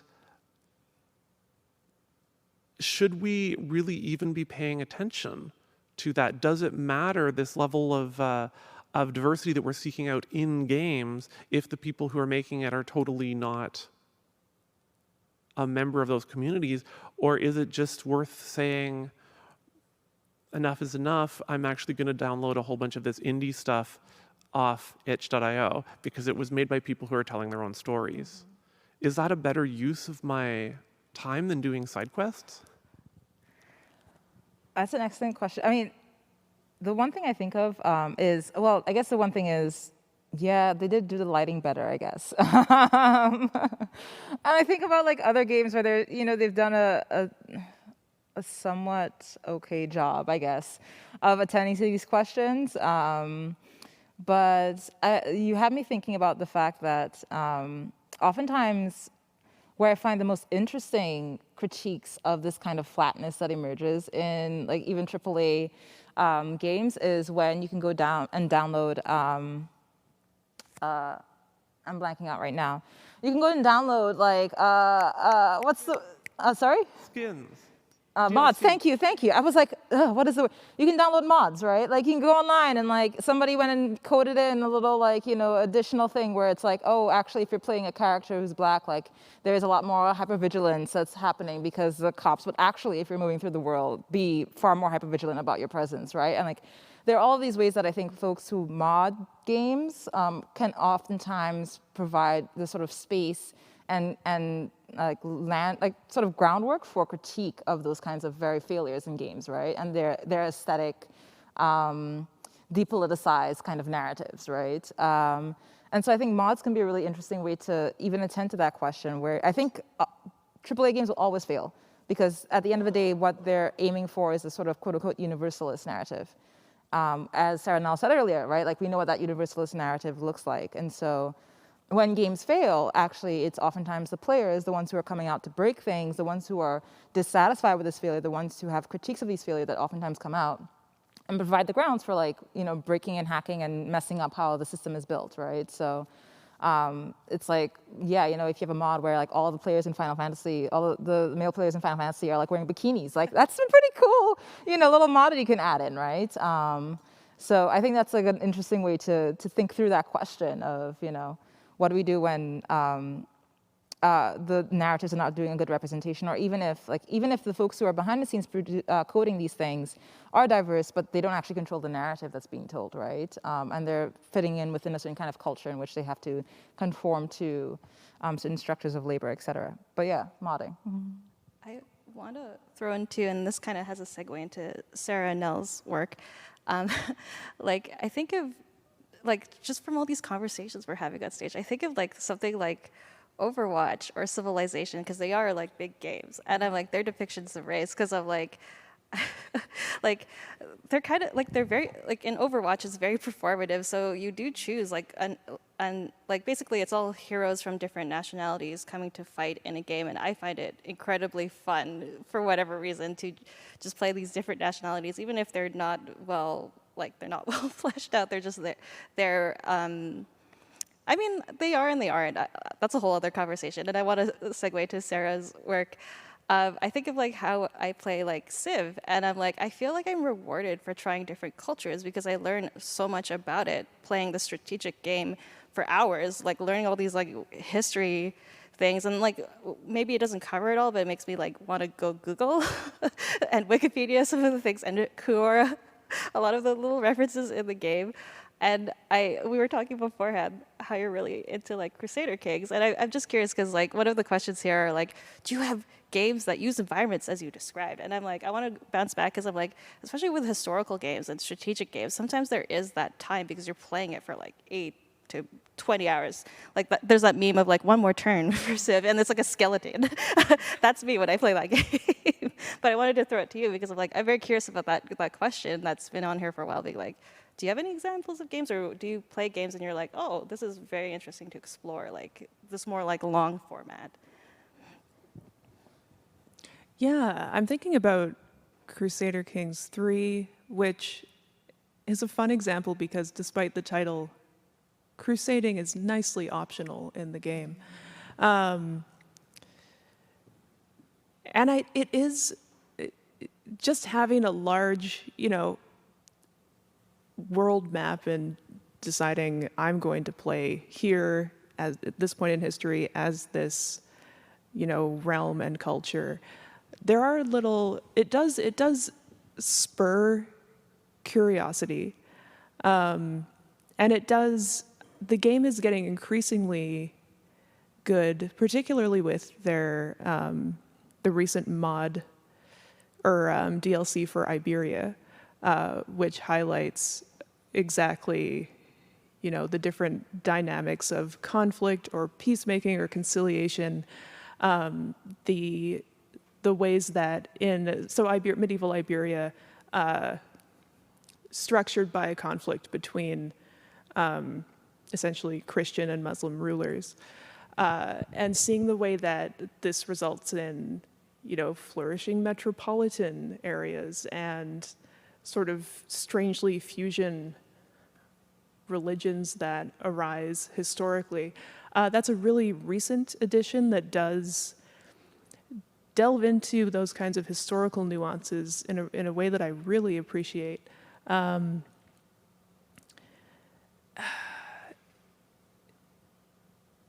was the original question? Sorry.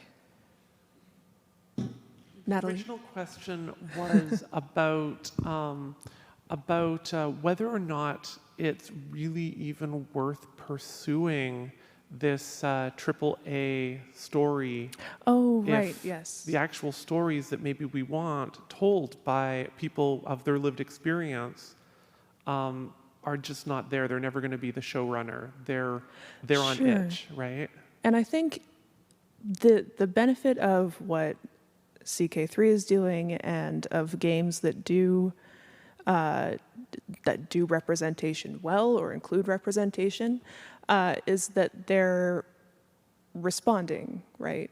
So it's never enough because it's never the first, it's never the initiative, right? It's responding to changing cultural pressures, changing demands in one or the other direction. So representation is good broadly, but it's more of a indicator than an answer, a conclusion, I guess.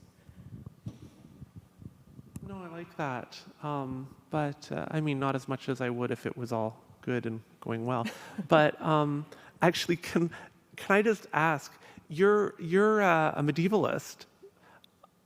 How do you square that with like ahistorical stuff in Crusader Kings 3? Like, is that like how in the 90s all my like tech friends like hated the movie Hackers, but they could quote every line of dialogue from it. Like, is there a time when you're like, oh, this is bullshit? I mean, as a medievalist, I like to think that nothing is more authentically medieval than anachronism and inaccuracy. Because, you know, historical rigor is a relatively recent invention or approach to writing history and depicting history. And one of the things I actually like to find in games is accidental accuracy.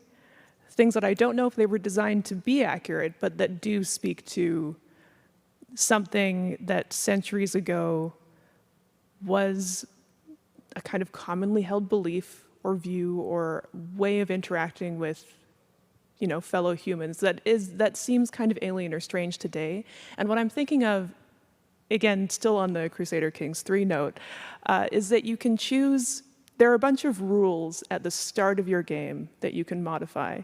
Are you going to have randomly distributed religion or kind of a more geographically accurate spread of religions? You know, how often are your characters going to catch disease? Regularly? Are you going to be afflicted by the bubonic plague inevitably at some point?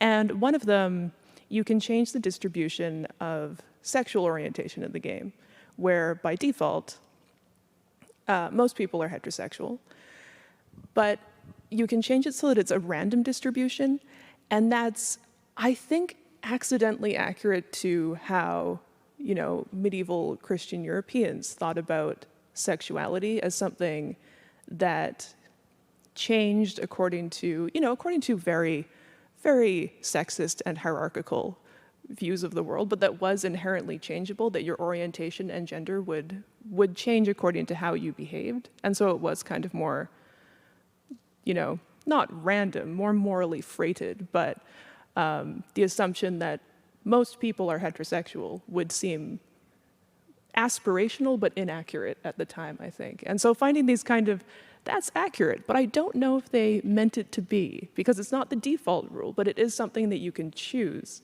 and navigate the world of the game in that way.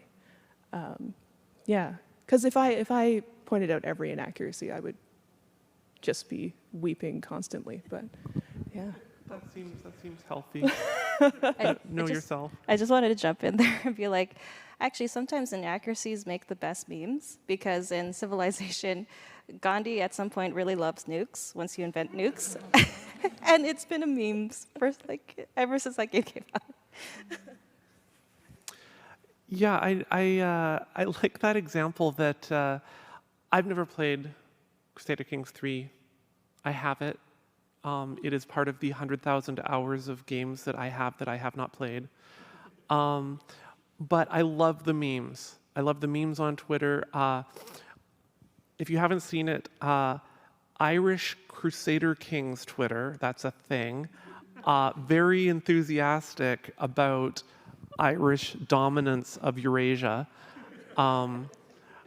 Very much ties into the memes about having to take over England after whatever's happening happens. We're going to rename it Derry London. All the usual stuff. But they're not a big company, bigger than a lot of us think. But certainly the cultural impact, insofar as you can think about Twitter memes being like they are. The intent, I think, was to make Crusader Kings, and I like that they've gone in that direction. I don't know. I'm talking to you. I'm very much like, you know what I should do tonight? Well, sleep, because it's a long conference. But I was wondering, just on a side thing, if we can go back to what you were saying, Natalie, about growing up and wanting to play with the boys, but being forced into I was going to say stupid, but let's say traditional gender norms. Can you speak a little bit about that? Yeah, for sure. God, where do I start? So I wrote a book on this. I'm not going to read from it, but if we can get the slide up, it's called Hasta Mañana, and it's available at VPL in the indie authors section if you want to read it for free. So I wrote about my experience being a queer gamer growing up, and like because this book is obviously about me, even though it's written with like fictional characters. One thing I remember growing up, which was really like bizarre, was I used to play a lot of video games with my guy friends, and basically, like what would happen is my teacher got a little sus about my behavior because we're all just talking about Pokemon and Zelda, and she actually called my parents and was like she should hang out with more girls because this like in her mind, I guess she was very like she didn't like when boys and girls played together. So she kind of quasi accused me of being like, they might be doing sexual things, like you don't know this, like.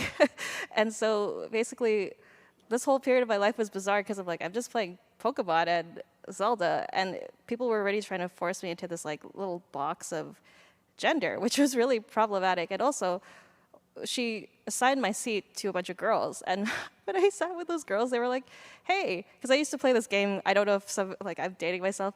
I used to play this free game called Tibia, and it was like the crappiest graphics ever, but I love that game.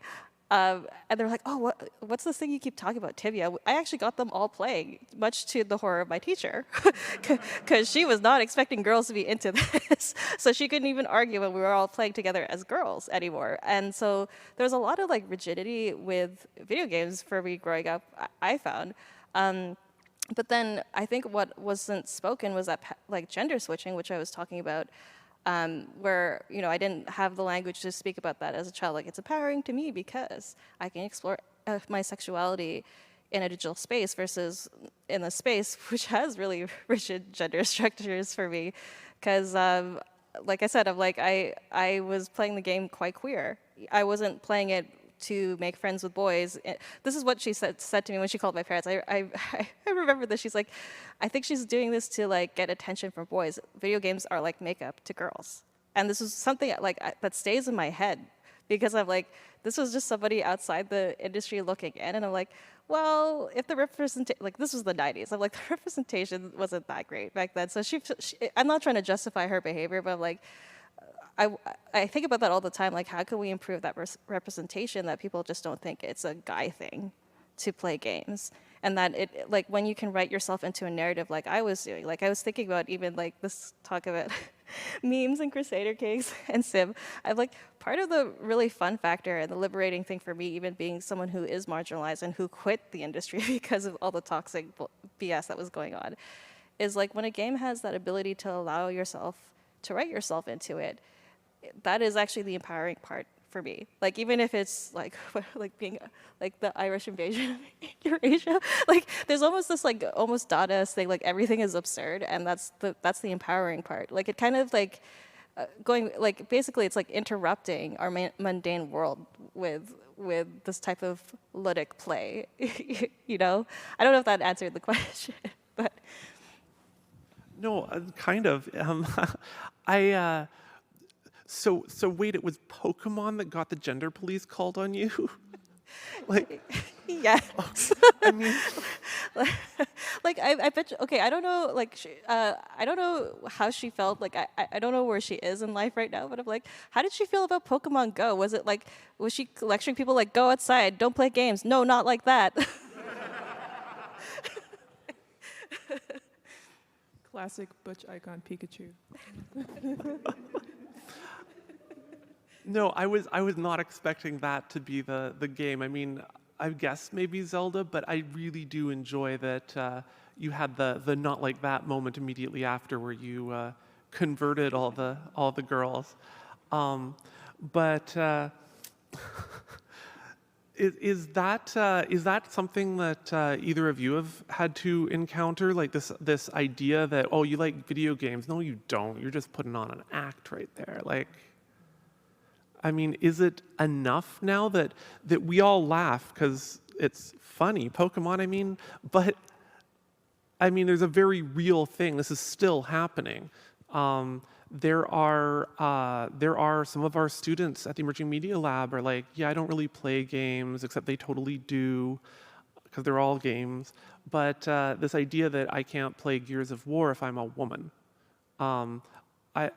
is that part of your experience, or are these things that you're not allowed to like games? It's yes, and also it's a conversation that's it's not just that you're not allowed. You're not allowed in the sense of it's very strange or weird, or you're outside of the norm if you enjoy certain kinds of games.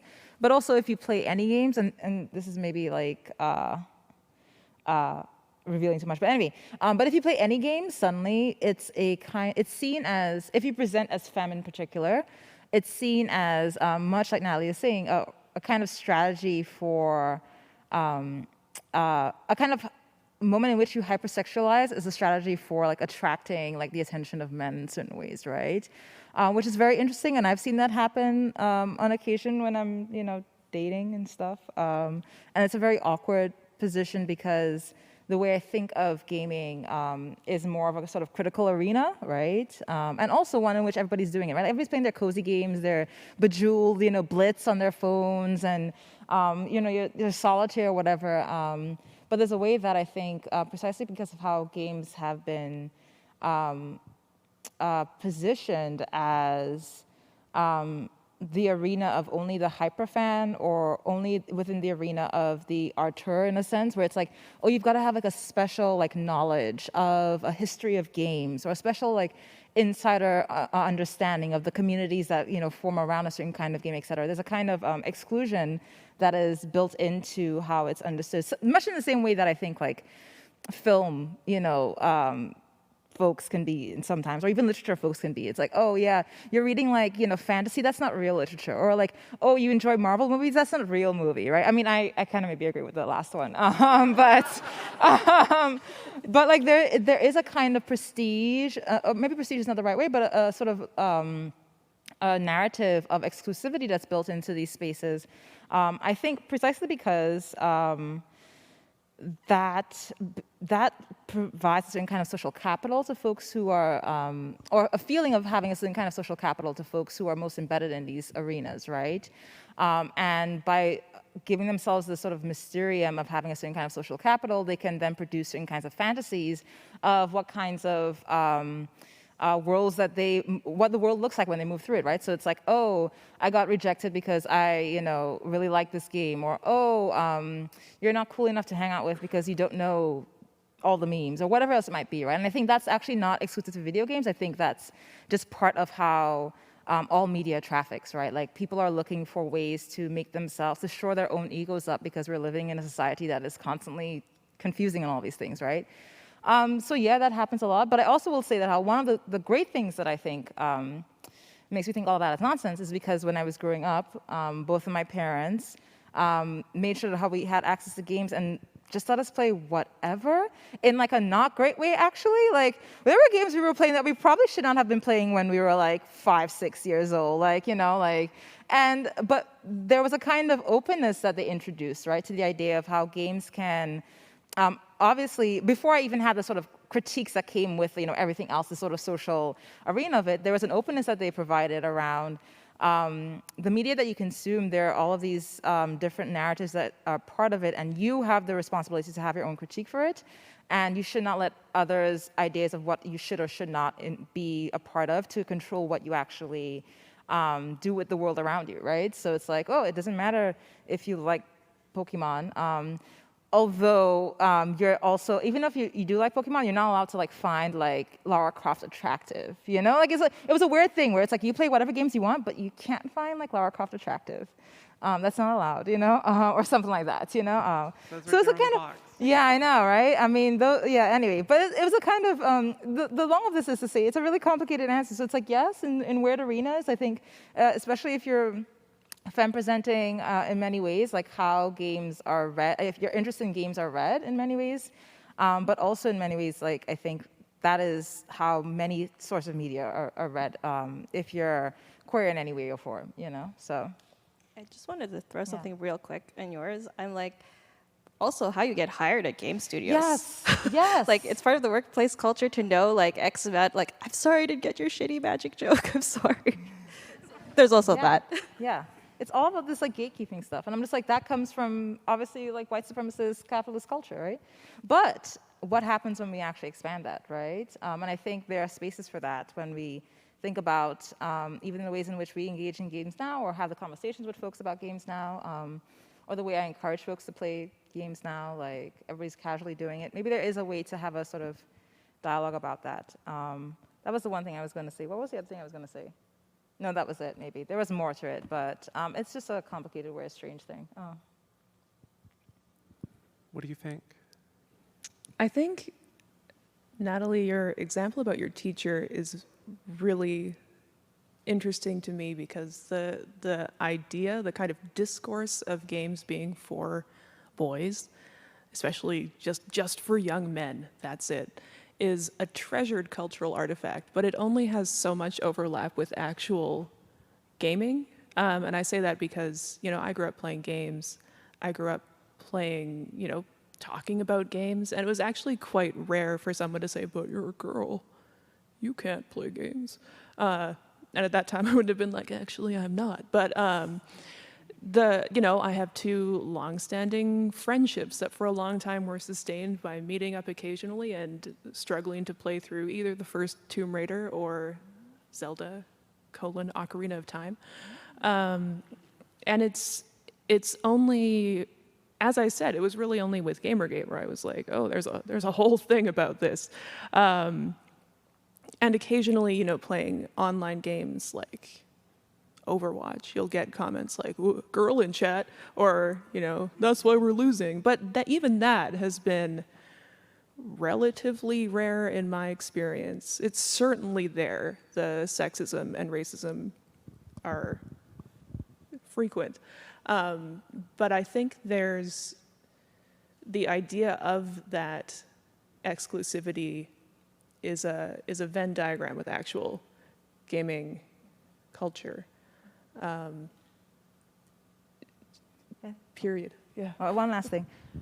I really love when people scam folks on like games, and I bring this up because I was mentioning like femme presenting folks, but you're saying like when you're like playing online, it's like, oh, a girl in the chat room. And I don't know if y'all see this like on TikTok and like Facebook. I'm not actually on Facebook, but like on Twitter and stuff. To reiterate what you said, everybody should leave Twitter. There's all of these like memes of like femme presenting folks going online and like performing a sort of hyper femme personality to get money. And I love that shit. Like, I eat it up because I'm just like, that's actually what happens when you're talking about how, like, there's all of this, like, barriers or borders of exclusivity, right? Or like, exclusion that's built into it, right? And all of these assumptions around what you're doing in sort of gaming spaces, if you're a woman or if you're femme presenting in many ways, right? And when folks flip it on its head and they're like, oh, well, if you're going to assume all of this, you might as well give me money and also buy all of my like, power-ups for my character. And then I'm also going to beat your ass. Like, it's like that kind of like structure. So I really enjoy scams that like can actually become part of that kind of narrative. I was like, oh yeah, sure. You're going to see all this stuff and I'm going to buy into it so much that you don't actually realize I'm extorting money from you. Yeah, I've never done that, that you know of, allegedly. I had a slutty WoW phase. Yes.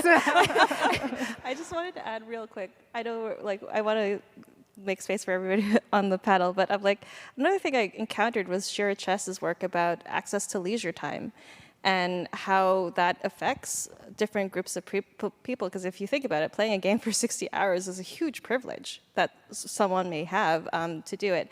And I think about her study, actually, because when she interviewed a bunch of women and why they would respond with things you heard like, oh, I don't really play games, I'm not a gamer. Their responses were often like, I don't want to feel like I'm stupid or embarrassed while someone watches me play the game, so I'll watch my husband or son play because I just don't want to be ridiculed as I play this game. So like, there's a bunch of challenges to that access of leisure time, not only with women, but minority groups that don't have access to sitting in a room for 8 hours playing games. But I also think about the advent of like cozy games and mobile games and how that is actually making it accessible for the mom that's grocery shopping in the line to play games, yet they're poo-pooed as like filthy casual. Farmville doesn't count. And I'm like, but if she spent like $500 on Farmville, isn't it the same as the guy who's playing Contest of Champions, buying damn skins for his fighters and tapping the same button over and over and over? Like, what's the difference? Yeah, I mean, even 10 years ago, the largest single gamer demographic was 50-year-old white women. Like, I mean, everybody plays games. No, I'll stick with that. You can argue with me later. But you're actually bringing up a really good point. If I'm playing like a larger narrative game, I'm going to want an hour or two in a sitting. I don't have an hour or two ever. But I've noticed this during the pandemic. You're talking about cozy games, about time, about have you found that your interest or the folks you know or have read in games and genres has changed during the pandemic? That I see on my Twitter, everybody on my Twitter is now like, you know what? I think I might be gay. Or they're realizing that they have ADHD, or what it means if they are often finding themselves stimming like an autistic person. Maybe that actually means something regarding identity and interest. And I feel like a lot more people are playing cozy games or casuals than sitting down at the old Xbox and firing up some Halo. That I'm wondering, is that simply because there's more variety? I mean, if you do you want to run a cat cafe? Good, you're downloading Calico today. Like, that is a game that somebody can make today. Is it the variety, or are we just all super tired? Do we want to play a day in Stardew Valley that's 15 minutes, and now we can do our other thing? Or am I just imagining it because I've been playing cozy games? I'm projecting.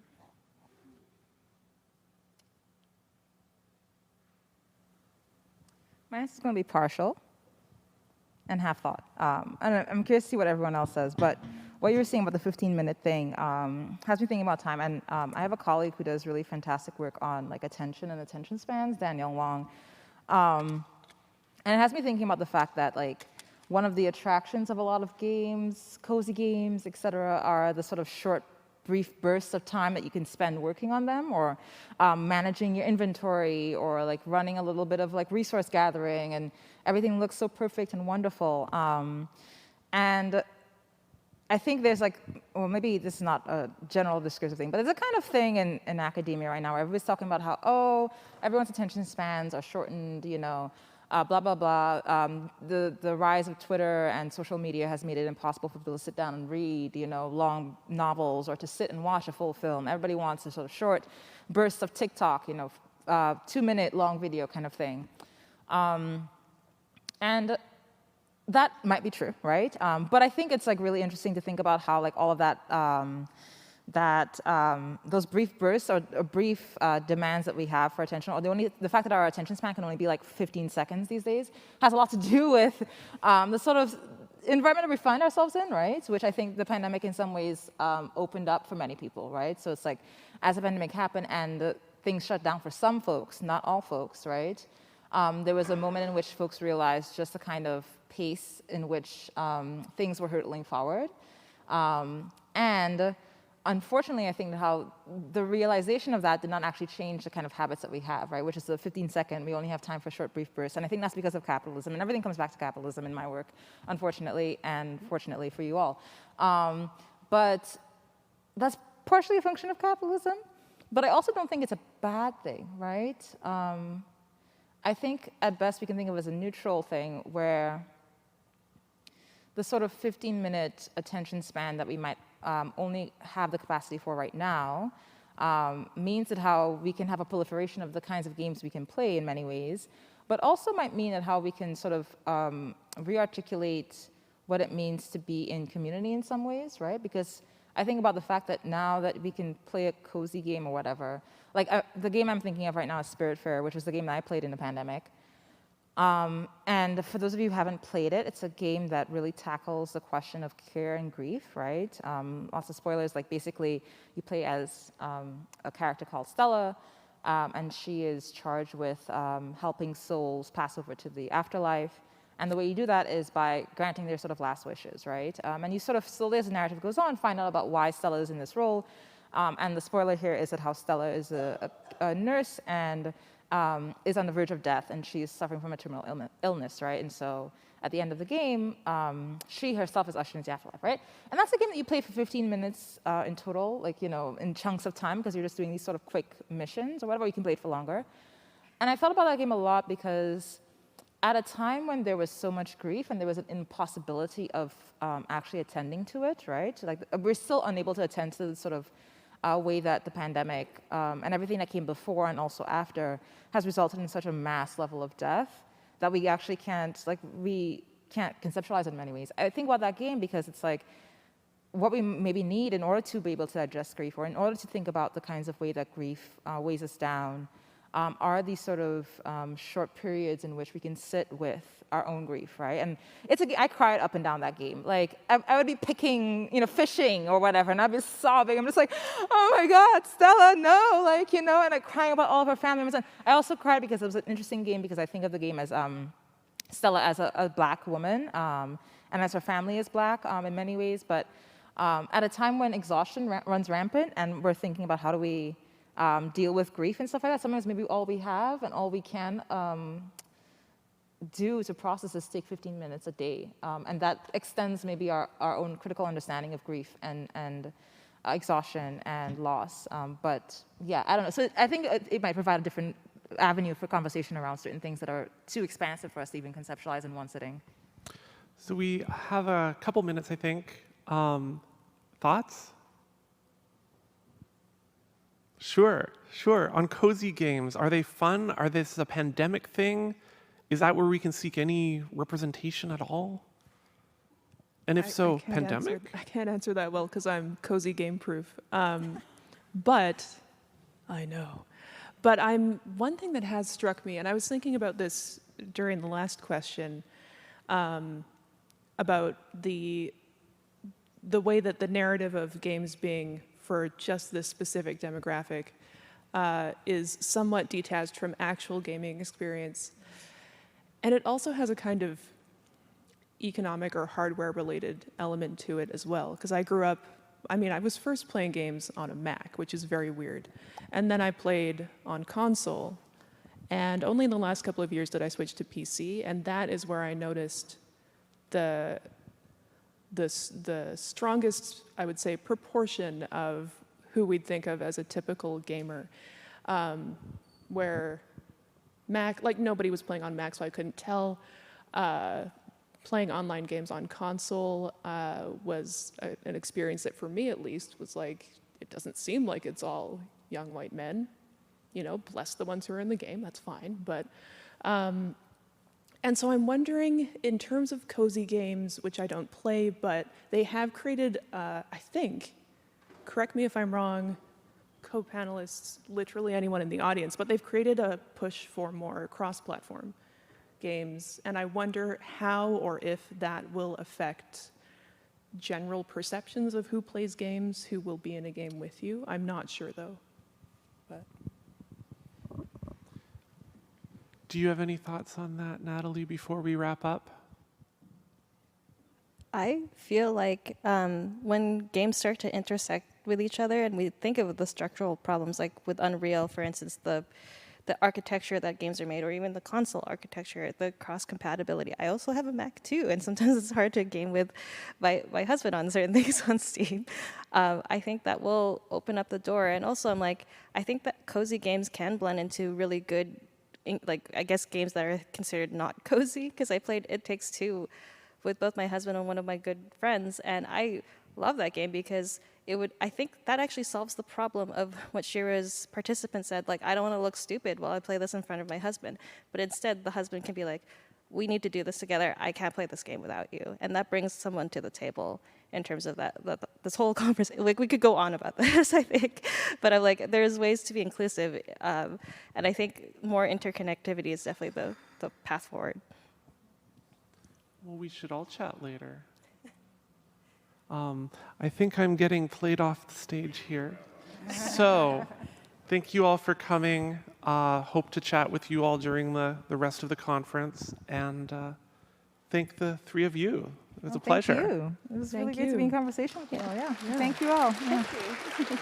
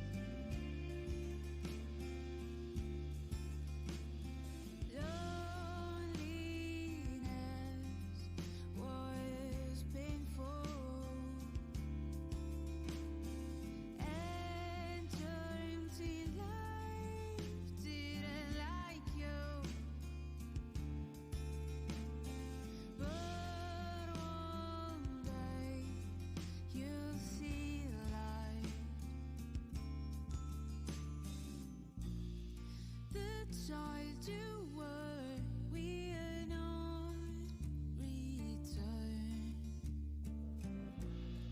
The child you were will not return.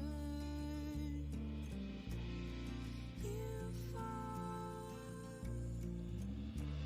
but it's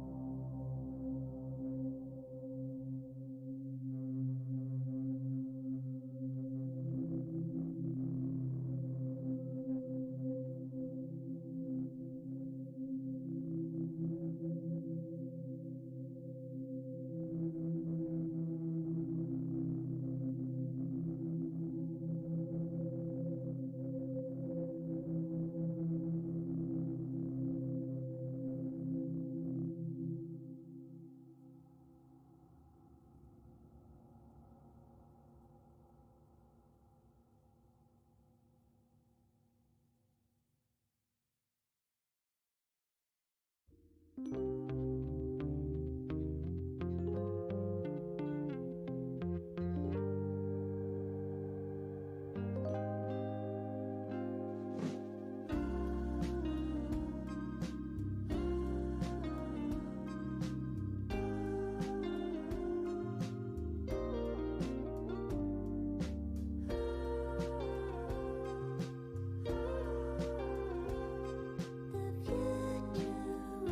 for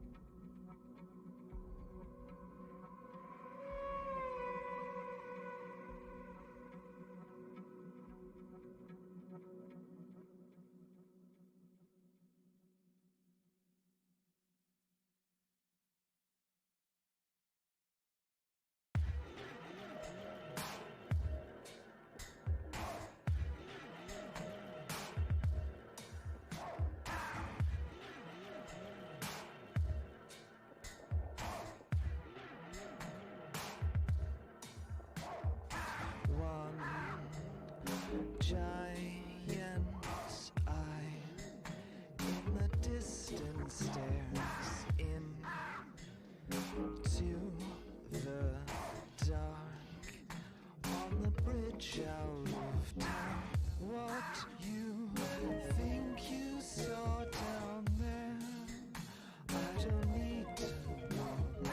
I don't need another scare.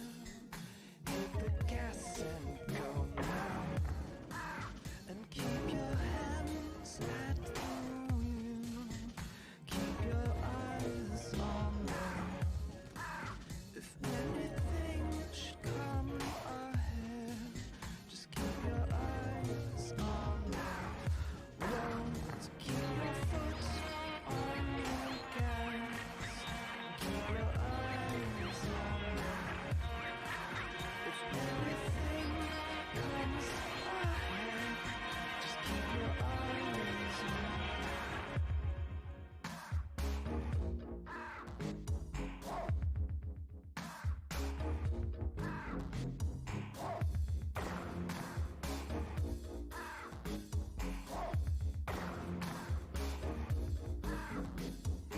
Where the sky is falling every day, and there's no light, and there's no sun, and there are no signs, no maps out here into where no one.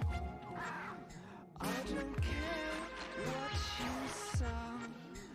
I don't need this right now. If anything comes ahead, just keep your eyes on the road. Keep your foot on the gas, and keep your hands on the road. Many things you shouldn't know. Just keep your eyes on where the sky is falling every day, and there's no light, and there's no sun, and there are no signs, no maps out here into nowhere. This is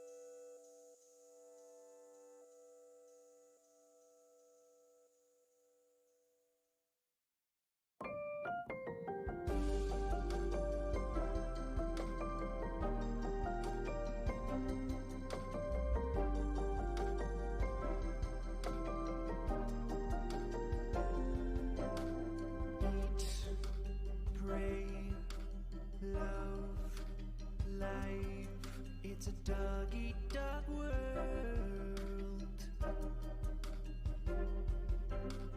Take what get, you should give it.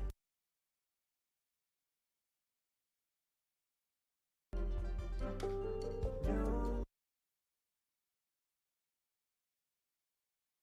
just foes.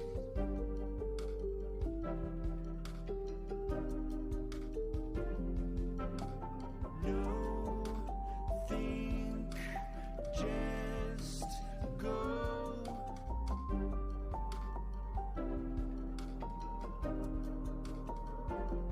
Just go.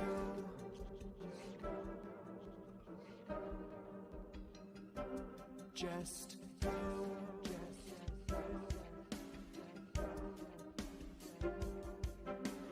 Go.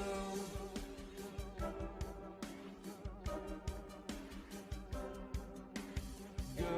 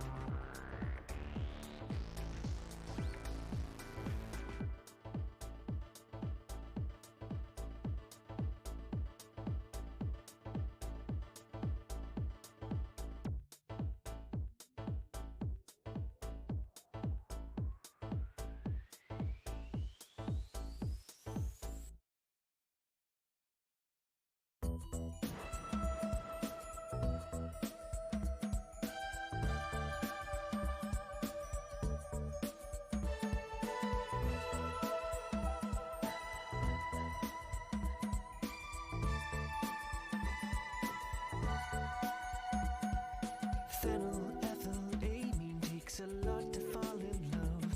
When you know it's just a feeling, not someday a sex above. My mind is a deceiver, no memories complete. Is this feeling something real or pharmaceutical deceit? So pop just one and say I love you. I'll pop one more and say I do. Now the chemistry between us, once hypothesized, comes through. You say you're no believer,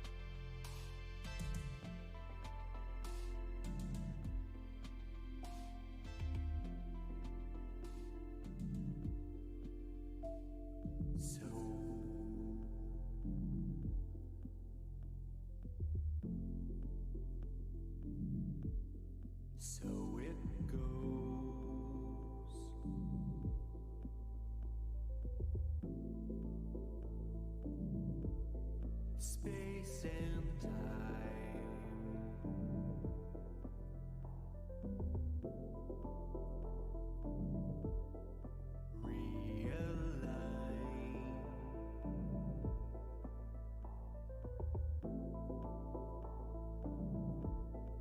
My designs.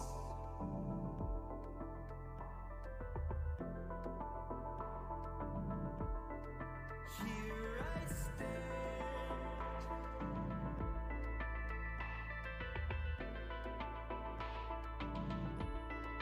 Next to you.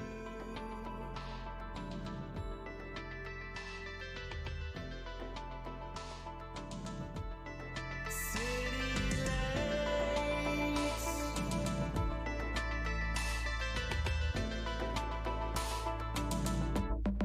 Fall away.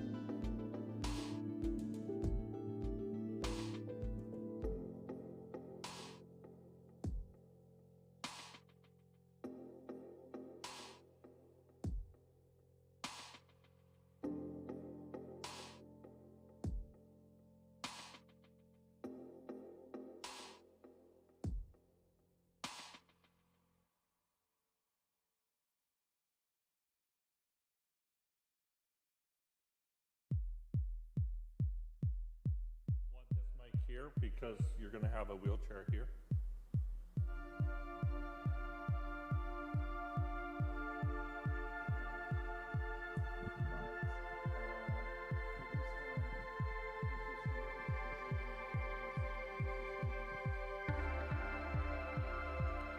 Here. Okay.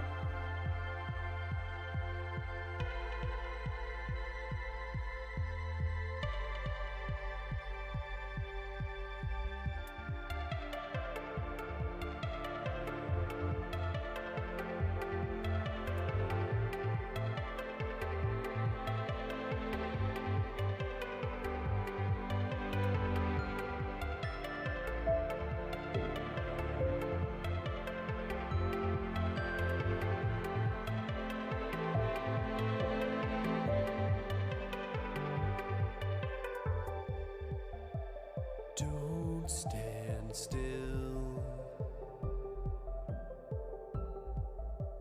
Keep the faith. Move your feet. Just alternate.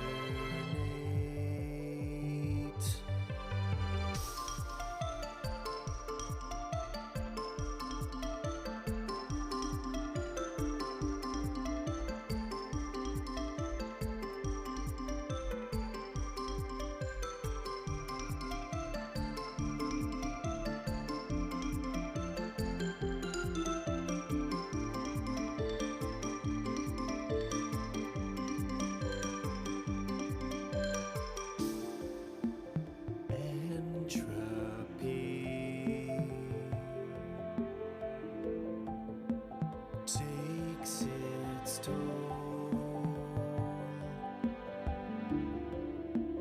Live your life. Get control. We're dying every second. Still life will find a way. These little bursts of energy keep entropy at bay. every second. Still life will find a way. These little bursts of energy keep entropy at bay.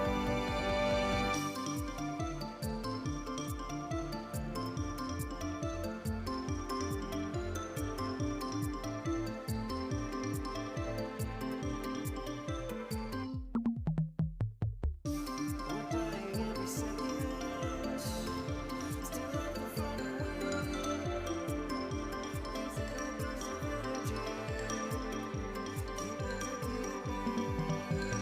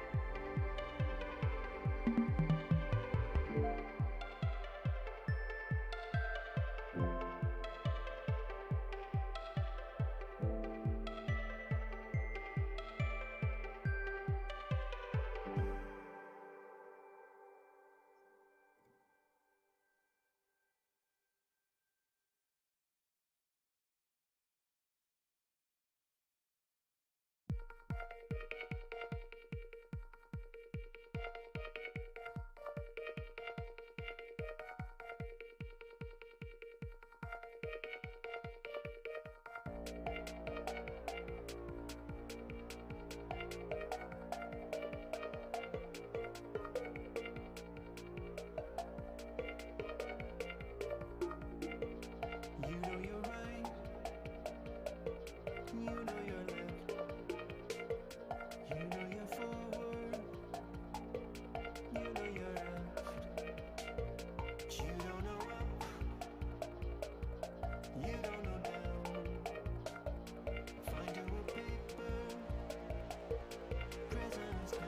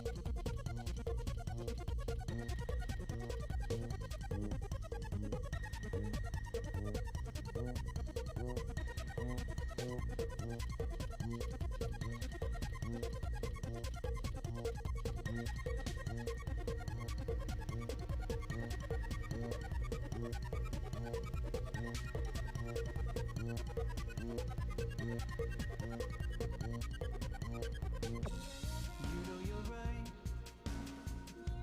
You know you're left. You know you're forward. You know you're left. But you don't know up. You don't know down. Find you a paper. Present is now.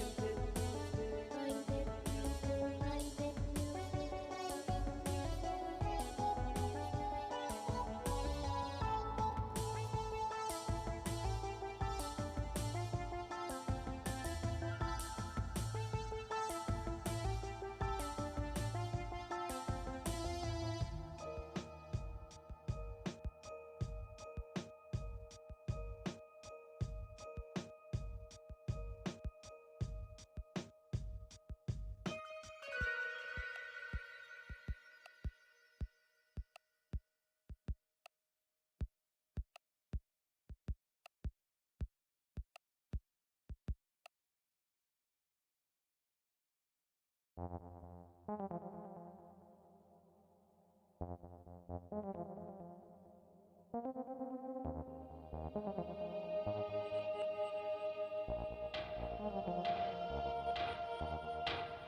the ants just waiting for a sign from the stars? They use their best antennae, but still don't know where we are. They're building miracle inventions. They're fighting cataclysmic wars, but they don't capture our attention unless they're on the kitchen floor.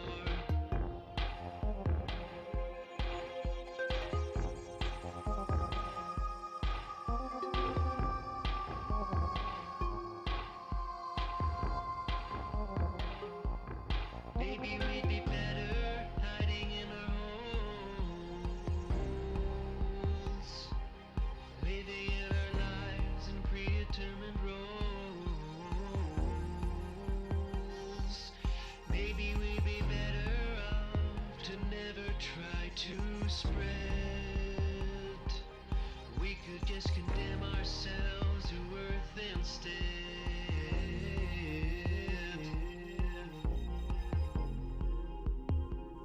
But I don't think that we will.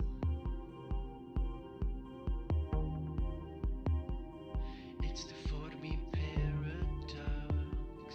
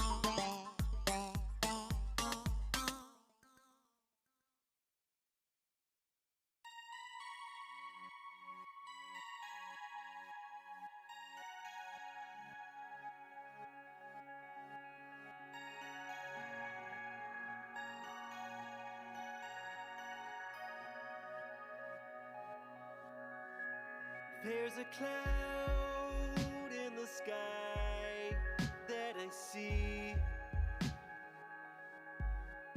It persists even as the sun goes down. I look up and I pray it recedes, but it existed before I came around. But wouldn't it be great to see that rift recede, to see the stars it hid so jealously from sight? I've gotta say, I've had a million dreams where I'm bathed in light that's older than the sky. Than the sky.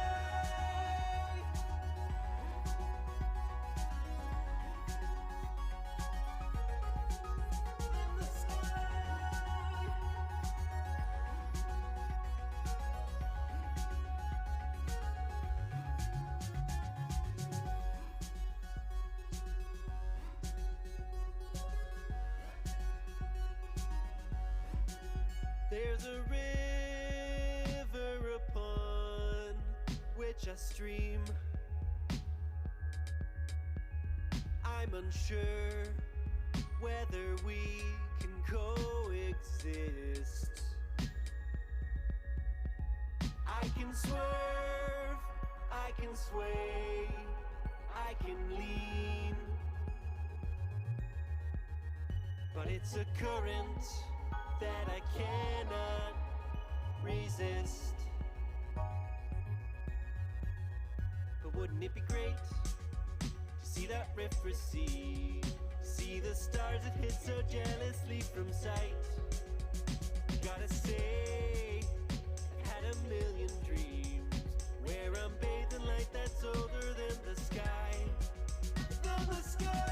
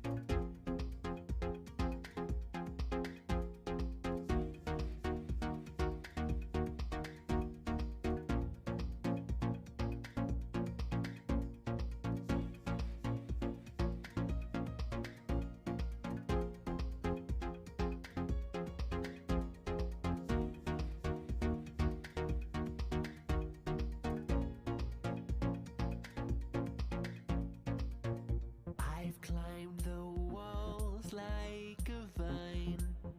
There's no telling where I'll go.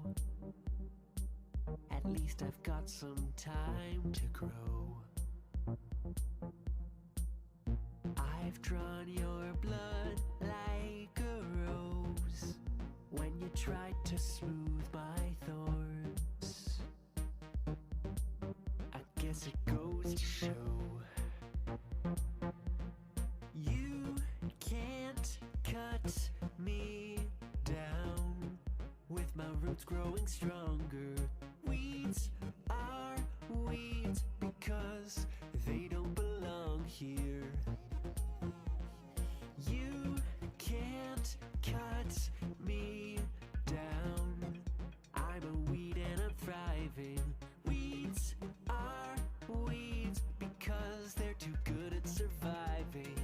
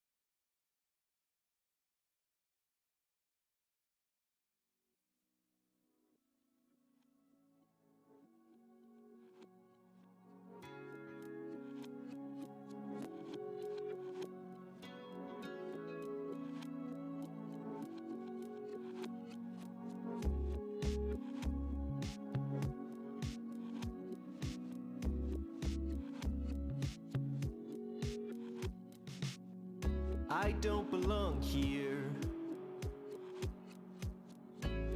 But this is my home. I wandered for ages. An igneous stone.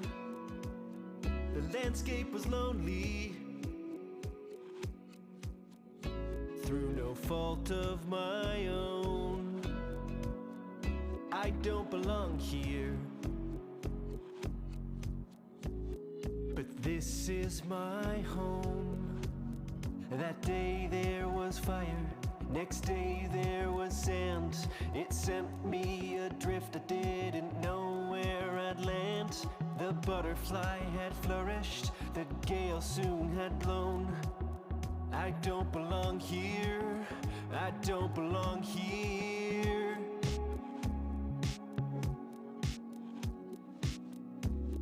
But this is my home. I don't belong here. But this is my home. Sometimes I wonder how it would be if I had gone under. Just sank in the sea. I still would have washed up among the debris.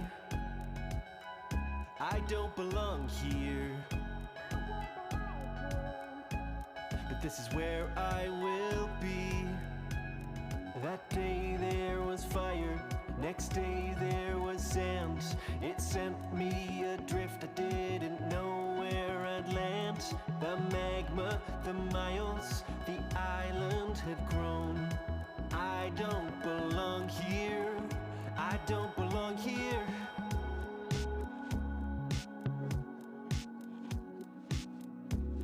But this is my home.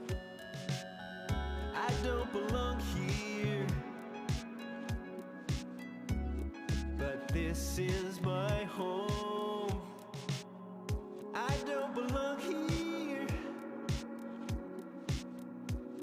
But this is my home. I don't belong here. But this is my home.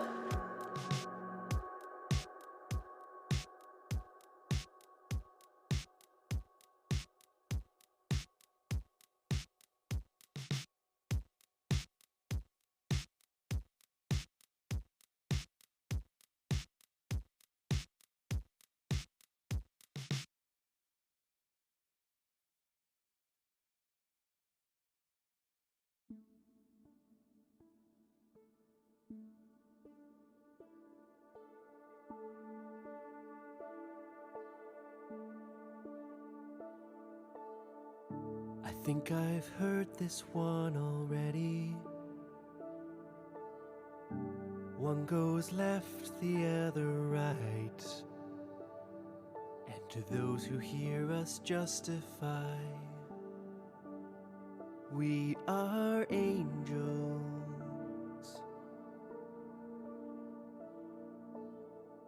I think we found the final filter. But a flightless bird cannot take flight. I pretend I'm leaving you behind, but we're entangled.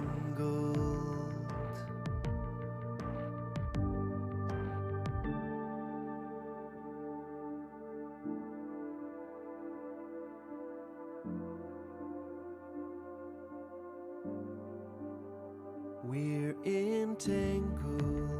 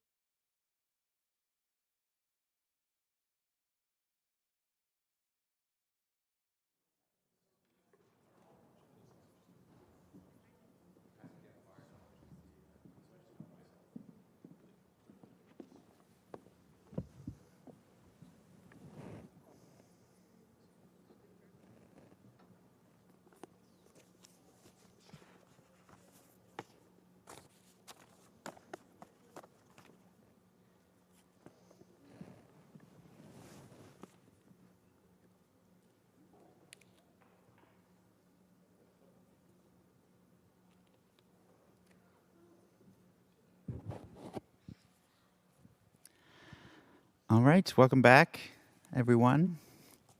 I hope you enjoyed some time at the pop-up arcade, some lunch and conversation.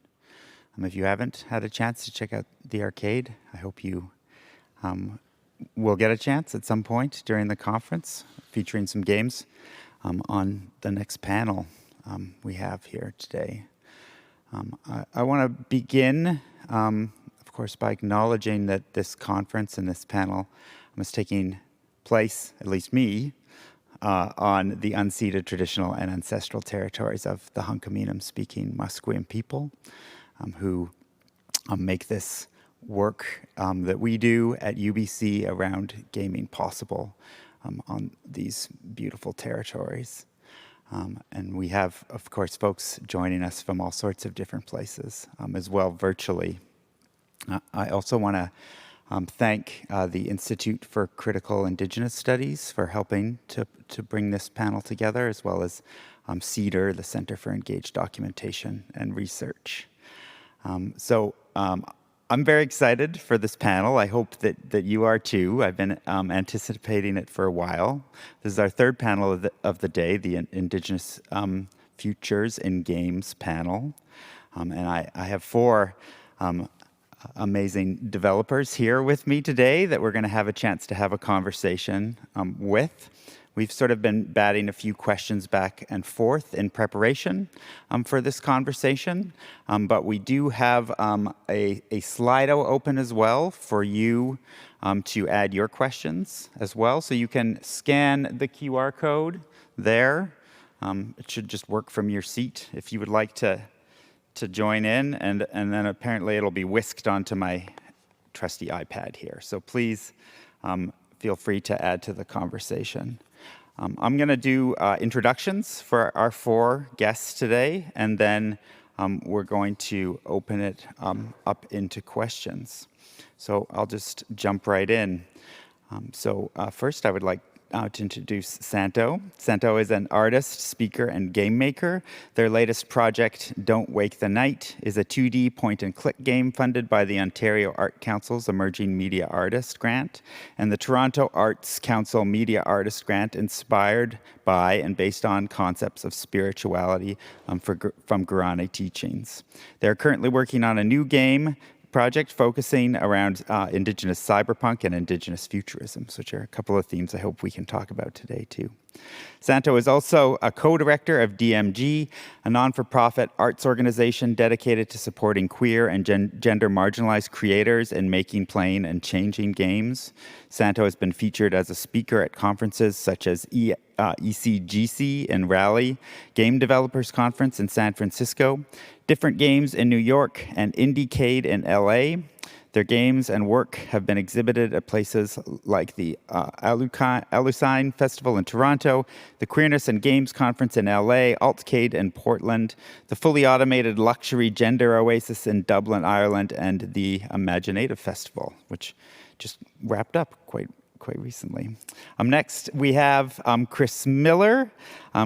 Chris is a native Hawaiian activist, educator, and founder of Silver Spook Games, the worker-owned cooperative studio behind the games such as Neofeud, Decolonators, and Indigistar. Chris worked as a social worker and STEM teacher for underserved and at-risk youth in Honolulu, Hawaii, for several years, which consisted of disproportionately of impoverished Native Hawaiians and other Pacific Islanders. The art, stories, and gameplay of Neofeud are largely a reflection of his experiences. Chris has spoken at a variety of conferences, including the North American Science Fiction Convention and Imaginative Film and Media Arts Festival on the Night of the Indigenous Devs panel. Chris has also given guest lectures on Neofeud, his life and activism at the University of British Columbia and at the University of San Diego. Next, Megan Byrne is an Appadawagosian, or Métis of Ontario, new media artist, game designer, writer, and philosopher of Achimostawasan Games, an Indigenous indie game studio out of Hamilton, Ontario. Her previous work has been showed in festivals such as the Imaginative Film Festival, in Toronto, Different Games Conference in New York, and in Digicade, California. She was the first digital and interactive coordinator at Imaginative and developer of the Indigital Space Exhibition and the Night of the Indigenous Devs Showcase. She has served on the boards of Dames Making Games and Indigenous Routes, which currently co-organizes the Indigenous Games Devs grassroots community. And her studio, Achimostawasan Games, is currently developing the Indigenous cyber noir detective game, which I'm very excited about. Hill Agency, Purity Decay, which is due for release in late 2022. And next is Miranda Du. Miranda is an Indigenous interactive producer, artist, and speaker from Tulsa, Oklahoma. Miranda graduated from the University of Southern California with degrees in interactive entertainment and international relations. Miranda has experience in AAA game development, interactive exhibits in film, and costume design. Miranda has worked at multiple startup companies, including 7 Generation Games, GameCake, and the Velaslavse Panorama. She worked on the Game Emoji Charades and produced interactive exhibits at the National Comedy Center, the Anderson Abruzzo Balloon Museum, and the National Cowgirl Museum, to name a few. Miranda worked on the World Expo 2020 digital experience and was part of the team dev to ship Call of Duty dev team to ship Call of Duty Black Ops Cold War in 2020. Miranda now works at Unity, where she supports and empowers game development teams to create amazing games and experiences using the Unity game engine. Welcome, all of you. Thank you so much for being here. I'm really looking forward to the conversation. I think, given the title of our panel today and some of our pre-conversation, I thought we would start off with maybe some discussion around Indigenous futurisms. While I was doing a bit of research for this panel, I was looking at your websites, your studio websites, and I found a couple of quotes that I thought might help us frame that conversation. So, Megan, you have this quote from Elizabeth Leponce on your website, which is, Indigenous futurisms is science fiction, which looks to those who came before us to inform the present with hope for future generations. And Santo, you also have a great quote from yourself on Indigenous futurisms, which I think has a slightly different take. And that quote is, Indigenous futurisms can help mend the gap that exists between technology and Indigenous cultures as a result of colonialist attitudes.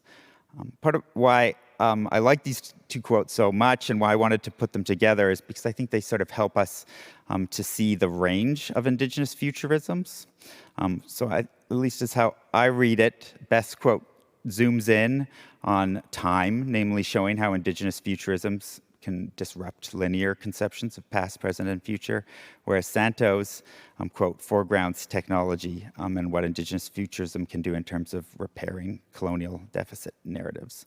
Of course, I'm sure there's much more to explore in that as well. All 4 of you have engaged in Indigenous futurisms, and I'm hoping we can just start by talking a little bit more about what that concept means to you specifically as you're in your work as storytellers and developers. And maybe since I started with the quote from Megan's page, maybe we can start with you, Megan. Do you want to lead us off? So just like in general, kind of starting, just like what is, or how do I apply it? I think more so what it means to you as a developer and in the work that you're doing. Yeah, I mean, I think Indigenous futurisms isn't really all that different from any kind of futurism. I think, most of the time when we're looking towards the future, we're looking at, what our present is. I think what was specifically different about this is, we're currently grounded in a space where we weren't even allowed to have our past, where that was taken from us, where that was restricted, or where that was just full out denied, like don't speak your language, don't follow your practices, those kind of things. So for me, it's kind of about taking those things that were taken away or were hidden or restricted and kind of like dragging them back into the present and showing what they will look like once we have them now in the future. So that's kind of how I look at it, where it's like, if we had all these things again now, what would 50, 100 years, 200 years, 500 years from now, what would that look like? How different would that be? How the same might it be? Those kind of things. So like, that's how it kind of informs my approach to, you know, working. And that's what it kind of means to me, is like an opportunity to actually get to imagine what it would be like if you were growing up in a healthy, you know, community that had not had or had recovered from the effects of colonialism. I think for me and a lot of the Indigenous members on my team, that's kind of what we talk about a lot, is just like being allowed to imagine what it would have been like. Because, you know, a lot of us are suffering from the effects of these programs and these policies. You know, there's none of us that haven't had something, like we know something has been taken. Like, I guess that's the thing that we're in right now, this position of like, we know what we don't have. We know we should have it. It's very, I think when we talk about it with like Sada Rapanas Esquivel is my lead, and we talk a lot about how, you know, a lot of times it ends up feeling like you're that matchstick kid in that story, pressing your nose against the window pane, getting to see what Christmas is supposed to look like, and knowing that you cannot go home to that that is not available to you. And then you're like, but why not? And that's the question I think we ask, like, why is that not available? And then I think it's a way of like reaffirming our right to these things, is by imagining, what if in the future we had these things? What would we want that to look like? What would it look like? And then making that happen in a space where we can share that with others, like in our video game. Thank you. That's a really neat way to start us off. Maybe I could look to you next. Santo, do you want to fill in some of how you see Indigenous futurisms in your work? Yeah, hearing that quote again, I went like, when did I write that? I like don't remember anymore. But I think over time, the concept of Indigenous futurisms has kind of both remained the same for me and also changed in some ways. So I think what Megan mentioned about like looking to the past to bring it into the future, like all those things, I think also form a great part of how I approach it in my work. I think more recently, and I kind of mentioned this like backstage, that I've gotten really deep into the narrative writing of the current game that I'm working on, and that has kind of like brought me back to thinking about like, okay, how does Indigenous futurisms apply here, and you know, how can I make it like my own thing, or like how can I make it unique? And I think in that it just got me thinking a lot about creating something that can have like a conversation with itself, figuratively. I think something that like, you know, we're going through this process of looking to the past, bringing it to the future or the present, and playing around with time, pulling on things that were restricted, pulling on things that were banned, and that continue to be banned as well, and pulling on the strings and seeing like, how can I have a conversation within a piece of art or within a game that kind of like interrogates what this means. And that sounds like very nebulous and very abstract, but to me, it's basically creating, you know, more literally, it's creating a cast of Indigenous characters that they all have different ideas of what the future should be. And sometimes they don't necessarily agree with each other on like what the future should be, but they all can collectively agree that, you know, they should have a future. So everyone imagines a different future, and the common thread there's like, we're looking to a future. We might not imagine the same future, but it's something to look ahead. And that's kind of like the stage I'm at was thinking about Indigenous futurism, is that we're all going to have different ways of approaching it. And I want to have kind of like, have that same conversation, but within the work that I'm doing, and have a kind of like, you know, present maybe like challenges, like metaphorical or allegorical challenges that we might sometimes have in imagining that future. And also playing like more literally, more playing around with technology, like playing around with ways that technology could look like in the future, if it's like influenced by specific specific cultures or specific ways of doing things. Like in the game that I'm working on, it's like there's people that build like giant mechs or like giant machines, but then there's people that focus more on like very very analog technology that like doesn't require as much electricity. It's more like different ways of doing things. So I think in approaching that, I'm also like, okay, how can I maybe show the diversity that futurism can take in games? Thank you. I really like how you're bringing technology and the different way we can think technologies into that perspective. Miranda, do you want to tell us a little bit about how you're thinking about Indigenous futurisms and the work you do? Yeah, so I would say I do a lot of different types of work, not just games, and I think that's been really interesting for me to explore what Indigenous futurisms means. And a lot of the work I do with my clients over time, I've worked with some, Indigenous artists and put on museum exhibits, and I've worked as a fashion assistant for a designer in a fashion show, and it's really cool to see how Indigenous futurisms kind of expands to all aspects of, of pop culture, really. And I think what's really cool about it is that it really provides an opportunity for imagination, for us to really reclaim, how we're imagining ourselves, how we're imagining our pasts and our futures. And I think that builds resilience, and I think that builds stronger forms of representation and agency. And I think that in the work that I do, not just as a game developer, but as a community organizer and as someone that works a lot on capacity building and helping, kids learn how to become game devs, and being in that kind of space. It's a very important space for us to explore and invite people to explore with us and really change how, the public can view what it means to be Indigenous and what it means to be, an artist in these spaces. So that's kind of how I see Indigenous futurisms in my work and the work that I do. And whenever I do get around to making a game again, I hope to have, themes of that, because I think it's a really magical space to be in. Thank you.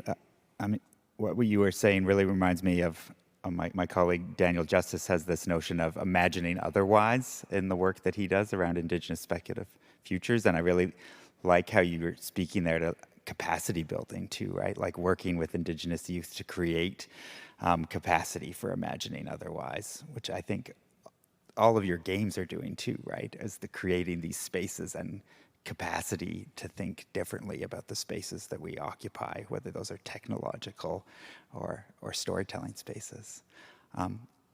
Chris, could you tell us a little bit about Indigenous futurisms in your work? Sure. So I'm just, I'm not the master of Zoom, but I decided to throw a little bit of Indigenous futurism while I'm speaking on it, from the sequel to my, let's say, anything I do is Indigenous because I'm a native Hawaiian, right? But let's say I often describe myself as half stormtrooper because I was raised under the illegal US occupation of the sovereign country of Hawaii. And so that puts me in a very interesting position. And so Neophyte won. And I understand you're a fan of William Gibson and cyberpunk. And so I am a huge fan of cyberpunk. And that is a kind of science fictional cautionary future. It's about the future, right? And so Neophyte is, I would argue, it's kind of, it is an Indigenous future, but it's an Indigenous future with heavy colonial wool kind of pulled over my eyes. Neophyte 2 is since connecting more with, let's say, the global Indigenous and former colonial parts of the world, and the history of that world, in all continents, Asia, Pacific, Latin America, everywhere, that has altered I agree with everything that everyone said, so I'm going to kind of take it in a slightly different direction. I was just watching The Peripheral, speaking of William Gibson, last night, and really like that a lot. But then that I would argue we can't really understand what indigenous futurism is unless you understand what the word indigenous is, and the fact that indigenous has no meaning outside of colonialism, right? Specifically Euro-colonialism, not exclusively. The Japanese did a lot of damage, but that the colonial structures, right? The word indigenous, doesn't mean anything until Thomas Brown looks out over a place called Turtle Island, or America then, and says, these people, they had a word for them. The African people there are not indigenous to that place. We brought them there as slaves, and that's where that word is first used.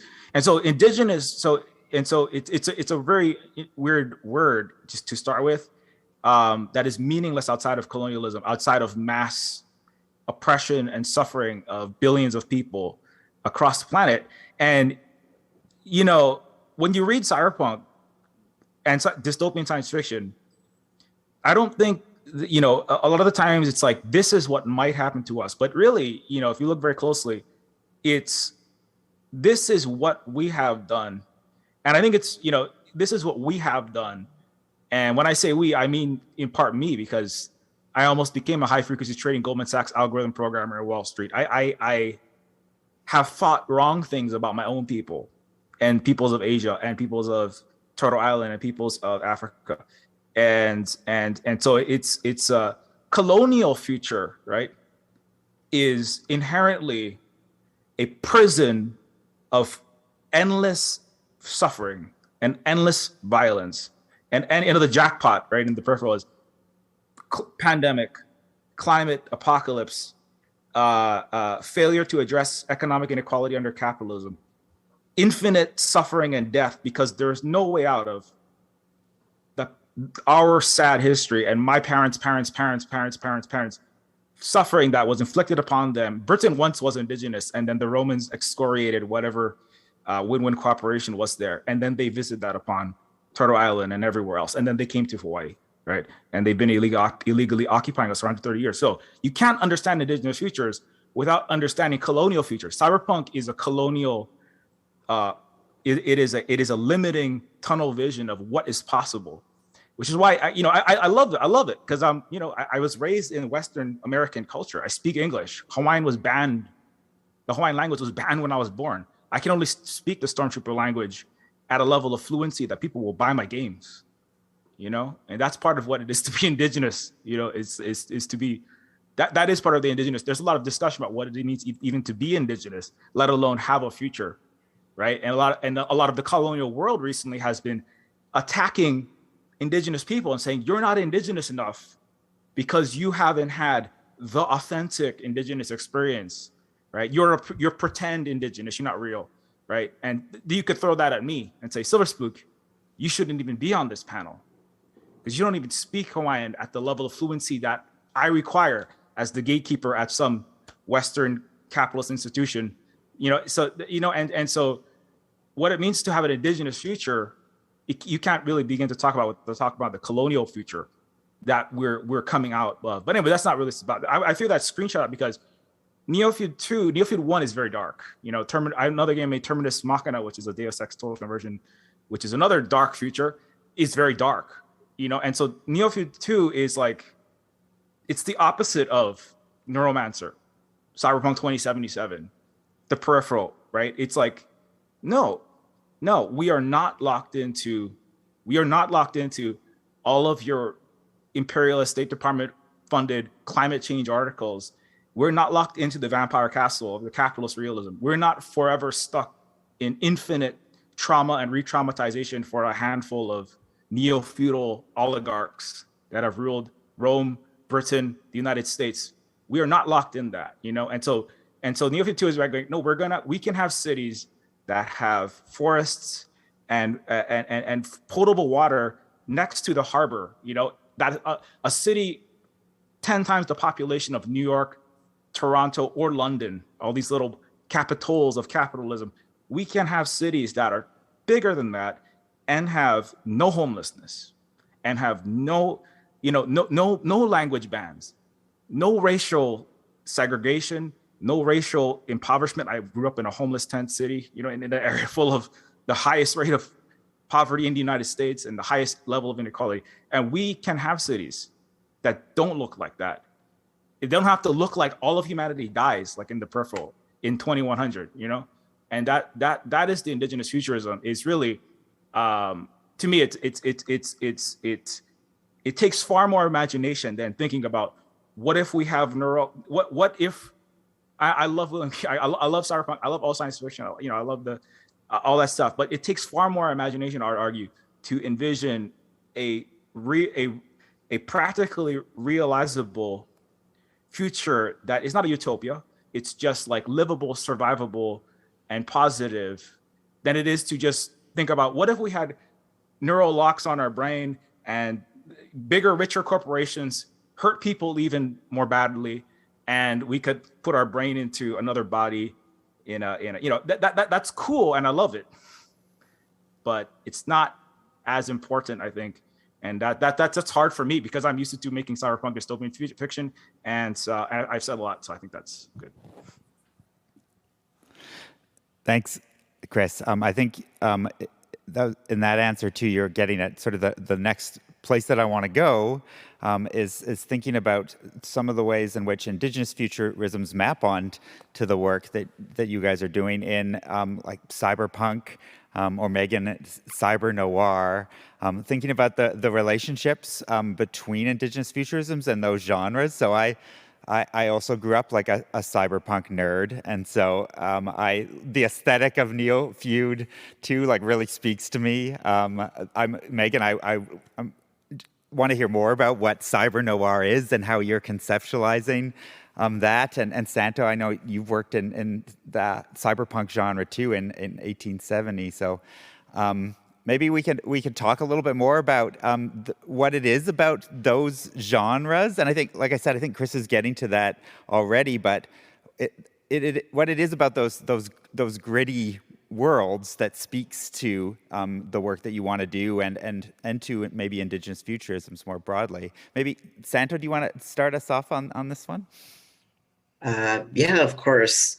I think when it comes to like cyberpunk stuff, a lot of my personal influences with cyberpunk tend to come from a lot of I think a lot of anime. Like I'm a big Akira fan. I love Ghost in the Shell. I really love and like forgetting the name of one of them, but there's also like other ones that are Psychopaths. That's another one that I'm a huge fan of. And all of those like have different things about like different elements of cyberpunk that I find appealing. In my own personal work, like cyberpunk is something that I usually tend to deconstruct a little bit more and to focus on more of the emotional pull of something that is cyberpunk. Because what I love about the works that I just mentioned is that it shows suffering, but it also shows at times characters recovering from that trauma and overcoming it to create a better future. There's also like the other flip side of that is also like it might show, in Ghost in the Shell, especially Ghost in the Shell and Psychopaths is a lot about like basically how incompetent police is in the future and how the police is like basically an arm of the state to keep the status quo in check, basically. And those series kind of analyze like, what does it mean to still have cops in like the future where there's more advanced technologies to surveil people and more drastic measures to like prevent people from starting like a revolution or preventing people from starting any kind of like mass movements. So that's kind of like the flip side that I also love to like interact with and read about. In my current work, I also like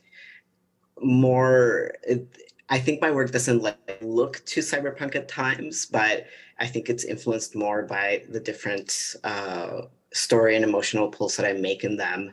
And I think in general, I like to just like pull on those to tell more of a story, and then the aesthetic of cyberpunk takes kind of a backdrop. So there's stories of, characters who are overcoming their past, characters who are trying to build a better future. And I think in general, that's kind of what I like the best about cyberpunk. It's like the more maybe like, and I'm forgetting the exact word for this, but the more maybe like boring aspects of it, like the thing that I like the best about Ghost in the Shell is the fact that like it is just a detective show, but there's a bunch of robots and there's people that have chips inside their brains that allows them to like access the internet. Psychopaths is the same. It's basically just a detective cop show, but there's all these weird technologies that are used in the show. And I think that human aspect of it is what attracts me to it the most, and something that I try to reflect in my work as well, where like at the end of the day, these stories I'm creating, they are about very emotional human experiences, and then there, maybe there's like a robot in the background, there's something like happening in the background that is like kind of weird, unusual. Thank you. Megan, I'm wondering, sort of maybe building on some of what Santo has said too, like if you could tell us a little bit more about how you are thinking about cyber noir, particularly in the new game, and what that genre means. I mean, I love noir and cyberpunk, like they're two of they sort of seem born to go together. They're two like very gritty worlds, and I think you're doing some cool stuff by creating worlds in there. Could you share a little bit with us about how you're seeing that space? Yeah, so the reason I think I went straight to cyber noir is because my first experience with anything that would be considered cyberpunk was Blade Runner with narration.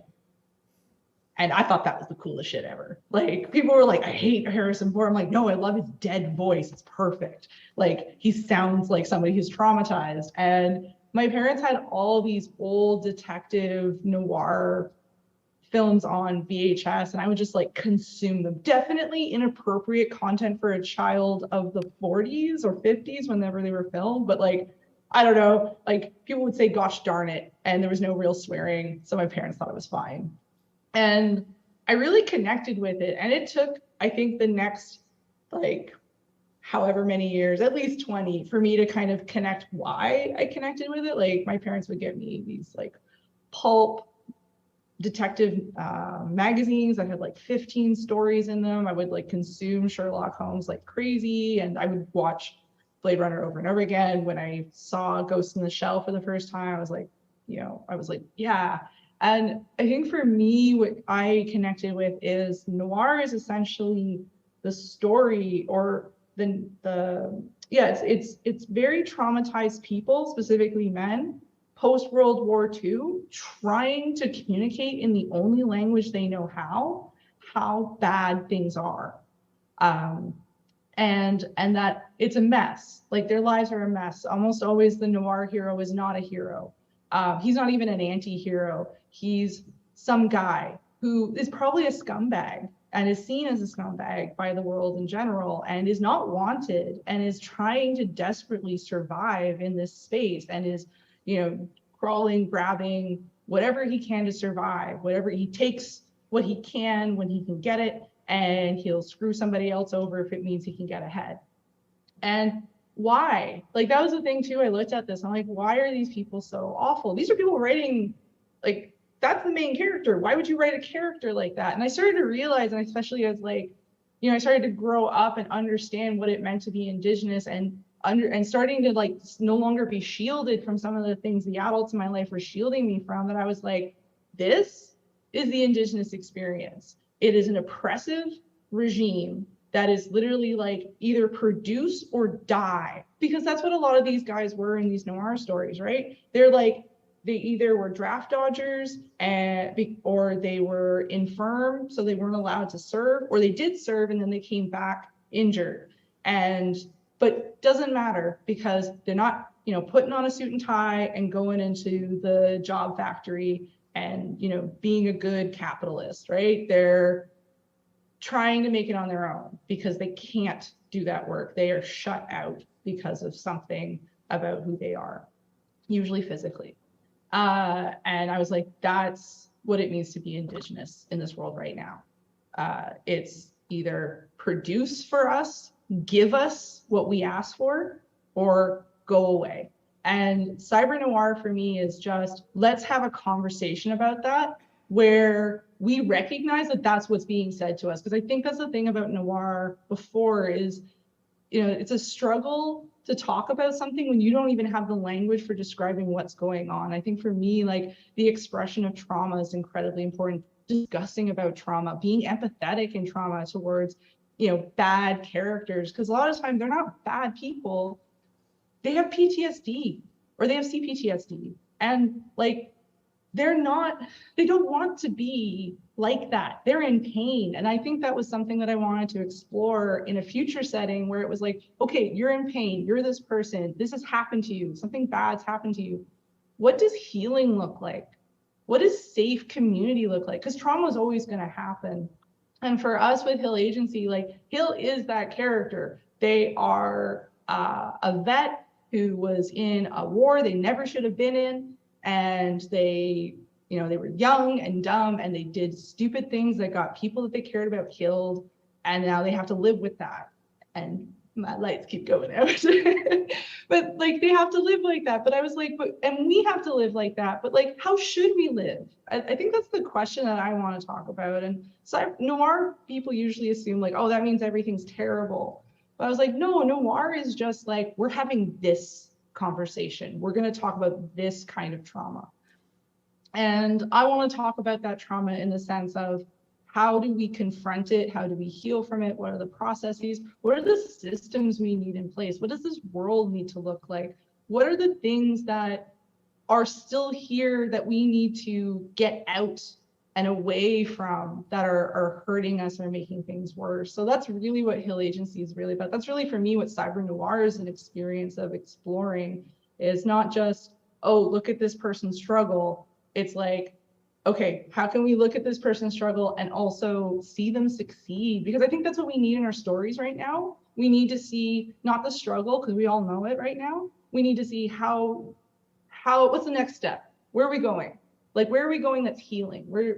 And it's like about breaking ideas of how we should see the world. And it's about challenging things about ourselves that we do not want to challenge. I think a lot of us don't want to face the damage we do to others or lateral violence. We don't want to talk about how we're usually looking in the wrong direction when we're upset at somebody. Usually it's like, it's not this group that I'm mad at, it's the fact that I'm dealing with a system that won't let me have sovereignty. But it's easier to attack somebody who's in front of me than it is to attack a system that I don't even know where it's coming from. I wouldn't even know how to challenge it. So that's what I think, for me, cyberpunk and cyber noir is, or should be maybe, is less like, how crappy is everything? Look at this, but we have shiny stuff. It's like, okay, that's the problem. This group's the problem. Here's how we fight them. That's pretty much what I think I'm trying to do in Hill Agency. We'll see if we succeed, though. That's great. Thank you. And it makes me think, too, about, using cyber noir or cyberpunk as a frame or as a way to reframe those conversations. And makes me think about your work too, Miranda, because I think part of the conversation, and Santo alluded to this as well, is that that cyberpunk is often sort of like a dystopic relationship with technology, where technology has a way of alienating us. But I think, like, in the work that this group is doing too, often that the twist is that it's about rethinking relationships with technology that are dystopic, right? But are using ways to push back against deficit narratives or to create new relationships. And I think in the work that you've done as a new media designer and in community, that there's a lot of that in reframing those relations to technology. Would you say that's fair, Miranda? Is that something you're thinking about when you're doing your work? Yeah, I definitely think so. I think that something that when I'm always thinking about is that a lot of these post-apocalyptic cyberpunk narratives, a lot of these science fiction narratives, they're not just fantasy for us. They're mirrors of the realities for our communities. You have invasions happening, fighting over land, preserving cultures, water wars, things like that. These are all things that our communities have dealt with for a long time. And we're just telling those stories using different technology and tools. So that's kind of how I see these types of genres contributing to sharing these narratives in the work that I do. Thank you. And Chris, you got us into this conversation in a good way. And so the neo-feud aesthetic, the way that you're grappling with cyberpunk, like it speaks to me. Like from the moment I saw the trailer, I was like, this is a game I have to stay up all night and play. Maybe you could tell us a little bit more about your relationship to cyberpunk, and maybe even now thinking about the sequel to neo-feud. Like, has that narrative or that relationship shifted, or are you thinking about it differently this time? My relation to cyberpunk, I have a very deep and long, weird relationship to cyberpunk. When I can't look at cyberpunk without kind of looking at it through a funhouse mirror. I mean, literally, I met my partner at the same time I met William Gibson in Vancouver. So very close to where I believe you are broadcasting from. So it's kind of, it's like, and we were friends through the William Gibson message board. William Gibson is, of course, the, Night City and Nguyen in Cyberpunk 2020 and 2077 come straight from the Sprawl trilogy and Neuromancer by the science fiction author Gibson. And so, and I was a big fan of his work. I've read more of his work, and I've already mentioned him several times already. I'm glad that he finally got, I remember when I talked to him, I did an interview with William Gibson on what cyberpunk is. It's on my YouTube channel. That was a real help, because he literally is the founder of the whole genre in a lot of ways. Bruce Bethke coined the term, but we were talking about what is it, and it's kind of like what is it? In one sense, it's a marketing term cooked up by I don't want to go work for the military industrial complex or code for a big company, 30-something who wanted to sell science fiction books. And he said, I'm going to take the future cyber computer stuff is cool, and I'm going to take youth rebel culture, punk, and I'm going to slap it together, and now it's cyberpunk. So it's just a marketing label. We're talking about marketing earlier before this started, and we're like, how are we going to get people to see our stuff? So it's kind of the same way that I'm going to hashtag indie dev when I put neo-feud out there. Cyberpunk was in one way if we're really honest about it, it was a word that was slapped together. It was a neologism to try to get publishers to not let somebody's manuscript compost in a slush pile. But anyways, but cyberpunk has evolved, and I think of it, personally, as this subgenre of science fiction I came to, right? Because like what everyone has alluded to, you as well, and Miranda and Megan have alluded to, it's like it is it's kind of a child of noir science fiction in a lot of ways. Cyber noir is obviously adjacent, but the cyberpunk aspect of it, I really came for a lot of it was the punk. Part of it was it does open up a conversation that is not being had in, let's say, Star Wars, I love Star Trek, it's good, but it's not really talking about a lot of the nitty-gritty hard realities of the kind of the traumas and the ugliness of, let's just say, like a Western liberal capitalist society, country, and the history I've already kind of talked about. And so cyberpunk is going like, hey, look at all the warts and all, like look at what's happening on these streets of Los Angeles circa 1982. What is going on there, right? The Gernsback continuum, if you respect, from the original Burning Chrome, is a kind of alluding to what was going to be addressed, where there's kind of this ivory tower utopian future where everyone's taking their food pill and everyone happens to be blonde hair and blue eyed in this beautiful future with 16-lane highways. And then you go and you're dumped into like California in the height of Reaganomics, right? And that's a lot of what it was kind of like people experiencing, you know, kind of the promise of the so-called American dream and how great your life would be, and suddenly discovering you're paying, you know, $3,000 for rent and you're making like $2,500 if you're lucky per month, and you're like, how am I gonna put that together? And this is not meeting up, right? And so cyberpunk for me was like, my reality was, growing up as a, in Hawaii, but you're basically an American, you're slightly different shape, but you're American. Like, really, just put your hand over your heart and don't ask questions of why are all those people getting mass arrested all the time. And it was kind of like, and then over time it was kind of like, wow, actually, my life is not good. Why am I working full time and I'm living like next to the meth lab above a highway, paying $2,000 a month for a 1-bedroom, and I'm like walking to work with holes in my shoes, like Carl Carbon, right, from Neofeud. I never had a cybernetic arm with a retractable letter opener that is supposed to be a Wolverine sword, but I'm disabled, and I had to walk to work while disabled in the most economically unequal state of all the states of the United States, working with children who are literally sleeping out homeless, Filipino, Samoan, with no footwear. And I'm like, what happened? Like, what, and so cyberpunk was like, this is the future. I'm like, and like, as Miranda said, that's not the future. That's just my life. It's like being Native Hawaiian in Hawaii. And then watching all my family signing up for the military to go fight Iraq and Afghanistan wars and cause more trauma that they come back and isn't dealt with, right? As Megan was saying. And we're still in, we never left the World War II, right? William Gibson once said, the 4 phases of my life are World War, post-war, Cold War, and after. It's like everything is war, violence forever, And so anyways, I'm kind of spiraling out of the question though, but I think that cyberpunk for me is about the punk part was about saying, what are we going to do? Megan's talking about healing, and punk is like, what are we going to do to resist this really nasty, bad systems, these huge corporations, this colonial racist system? What are we going to do? And that's the part that I always came to. And that's the part I think that I hope we can continue to address even within cyberpunk science fiction of all types. Yeah.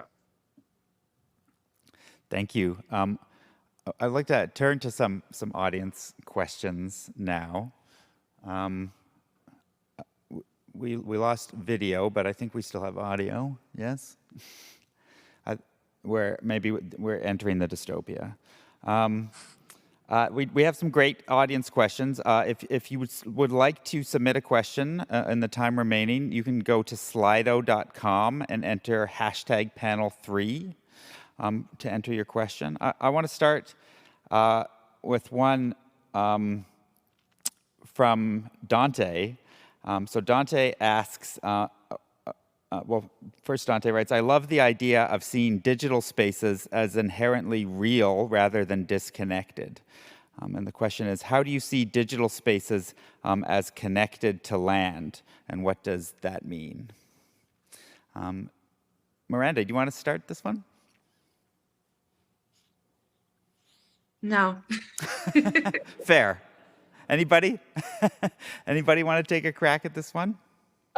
I can. I actually wrote an article on digital spaces as sort of safe from, it's like digital sacred spaces as being something that is a place where we can regain the sacred while also kind of being free from outside interference and such. That I mean, like, anyone here probably has heard the stories and the newspaper articles about, a sacred site being trespassed on, and then somebody spray painting all over or throwing latex paint on, ancient cave paintings or wall paintings or carvings because it upsets them, because it doesn't fit in with their narrative of like what this land should be. And so I was looking at digital spaces that way. And I think the big thing to keep in mind,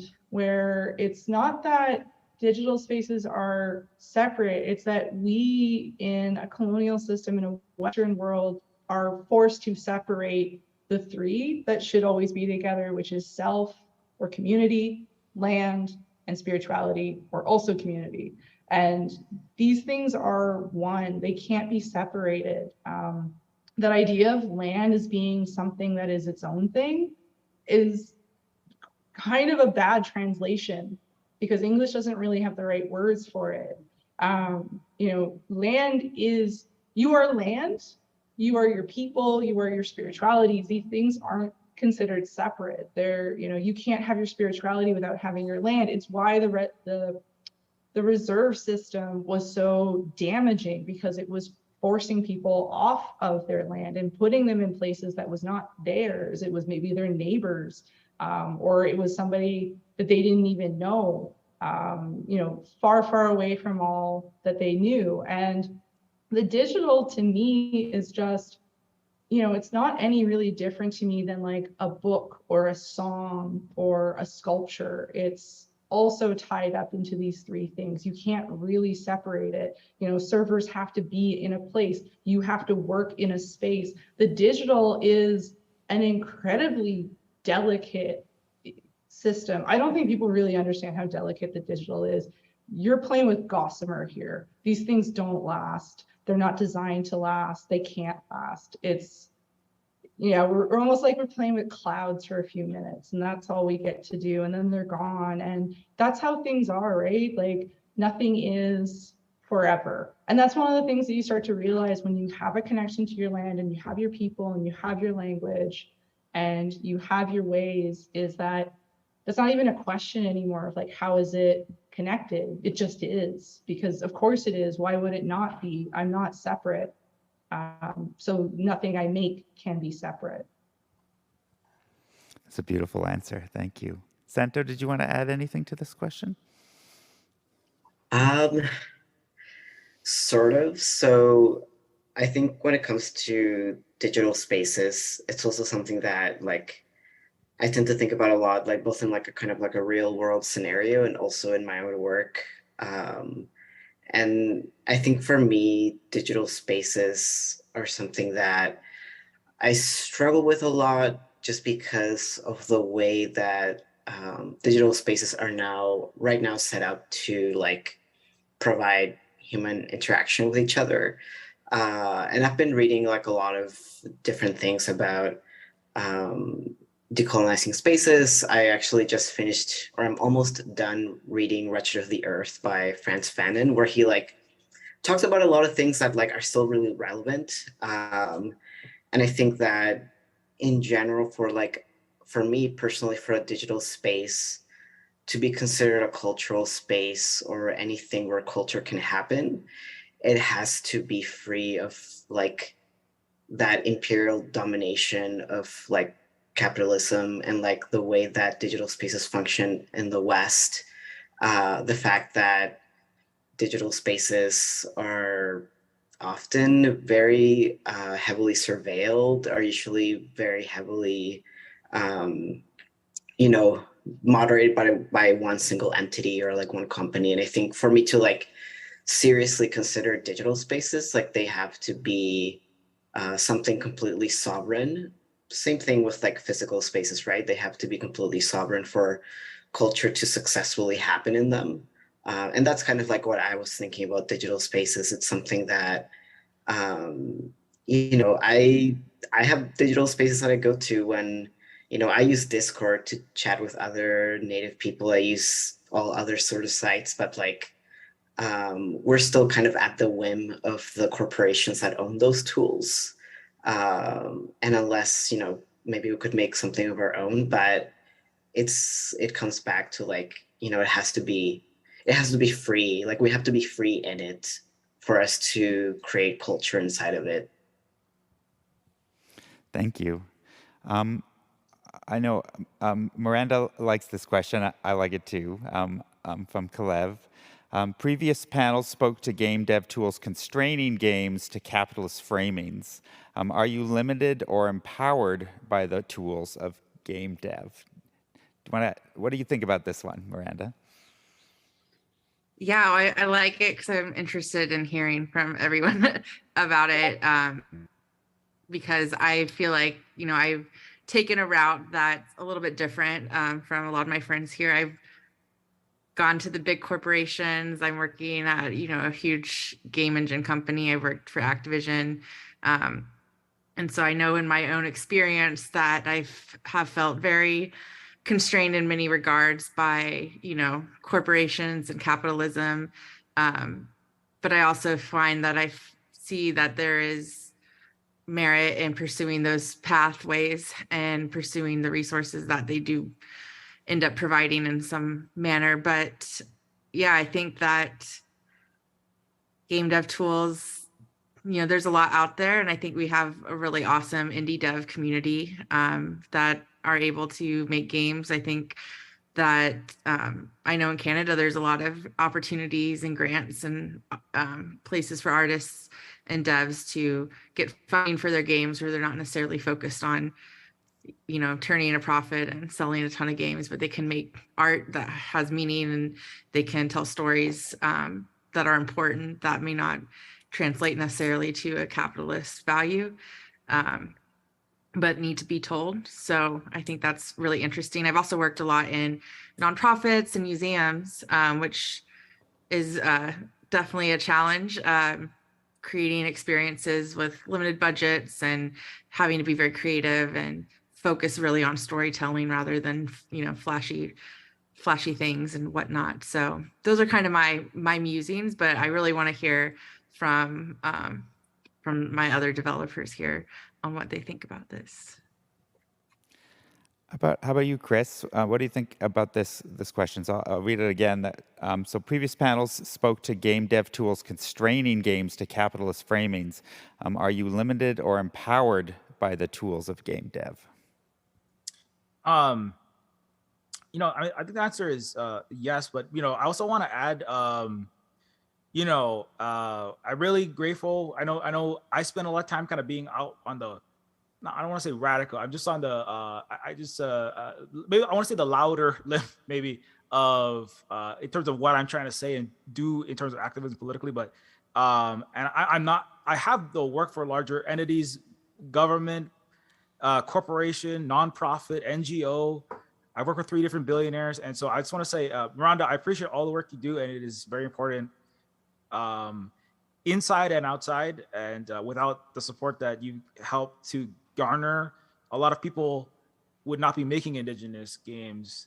You know, so I don't want to like discredit people that are doing. I don't want to say like I'm doing the best work. That's not the case. We have to all do the work that we can.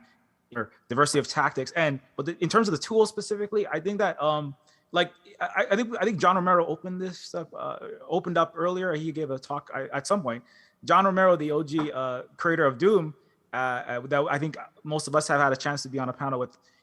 He also worked for very large entities historically, and he was in a different situation in the 1980s and 90s, and the tools that he kind of built, and Miranda, that you also continue to build in a kind of multi-generation, you know, because Indigenous people, we think in, you know, 7 generations into the past and into the future, you know, and it's kind of like, you know, I see myself and John and Rhonda and all of my fellow panelists here as part of, you know, not spiralic temporality, although it kind of is that. We're kind of like it's a digital circle that moves forward, and the tools that are created, right? And a lot of them are created by Indigenous people, you know, and not always acknowledged, have helped me. I mean, I wouldn't be able to make Neofeud, right, if it wasn't for a lot of the open source tools.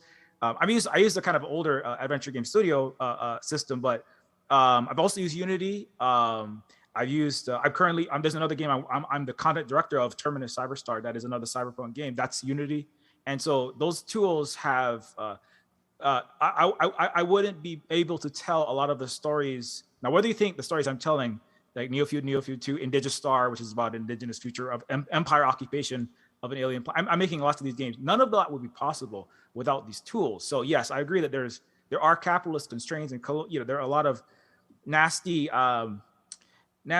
systems to squeeze as much money and crush in as much radical voices out of the games culture industry.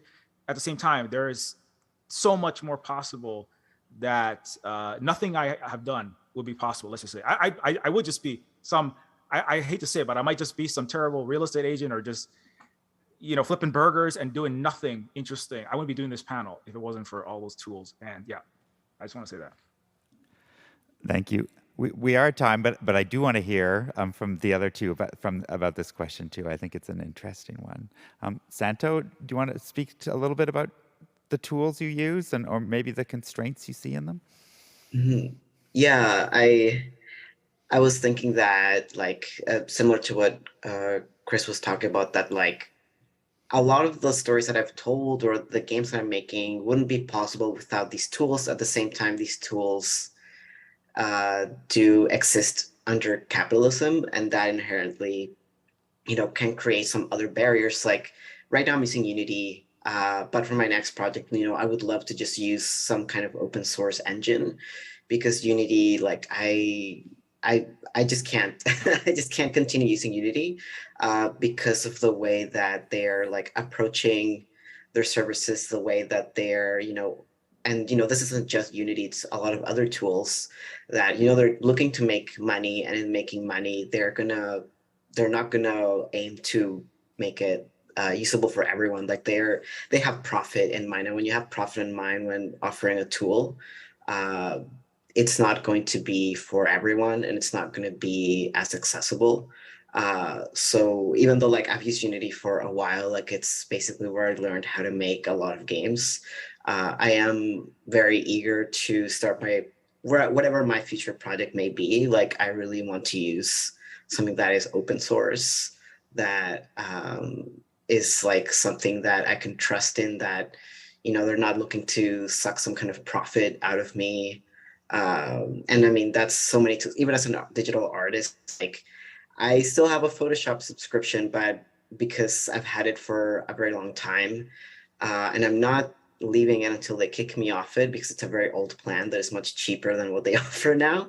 But it's the same deal where I will eventually stop using Photoshop because they are not interested in artists, they're interested in profit. And because of that, they, these companies release some really awful features sometimes that just don't make sense to me as a creator, or they release features that are for people who they know will bring them a lot of profit. So yeah, I'd say definitely divesting from a lot of these tools is what I'm kind of thinking of and trying to do, while also being, trying to be a realist about it and think about, okay, well, will I be able to actually publish my game without using Unity? Will I be able to, export all these things without using something like Photoshop or something else from Adobe? So kind of trying to balance the two while trying to rationalize, yeah, this is bad, but I need it right now. Yeah, and it makes me think of Elizabeth Laponce's work too, when she talks about Indigenous games and building games from the code up, right? And what that means within a capitalist colonial system, right? Where do we start with that? Where does code begin in those instances? Megan, you want to have the last word on this?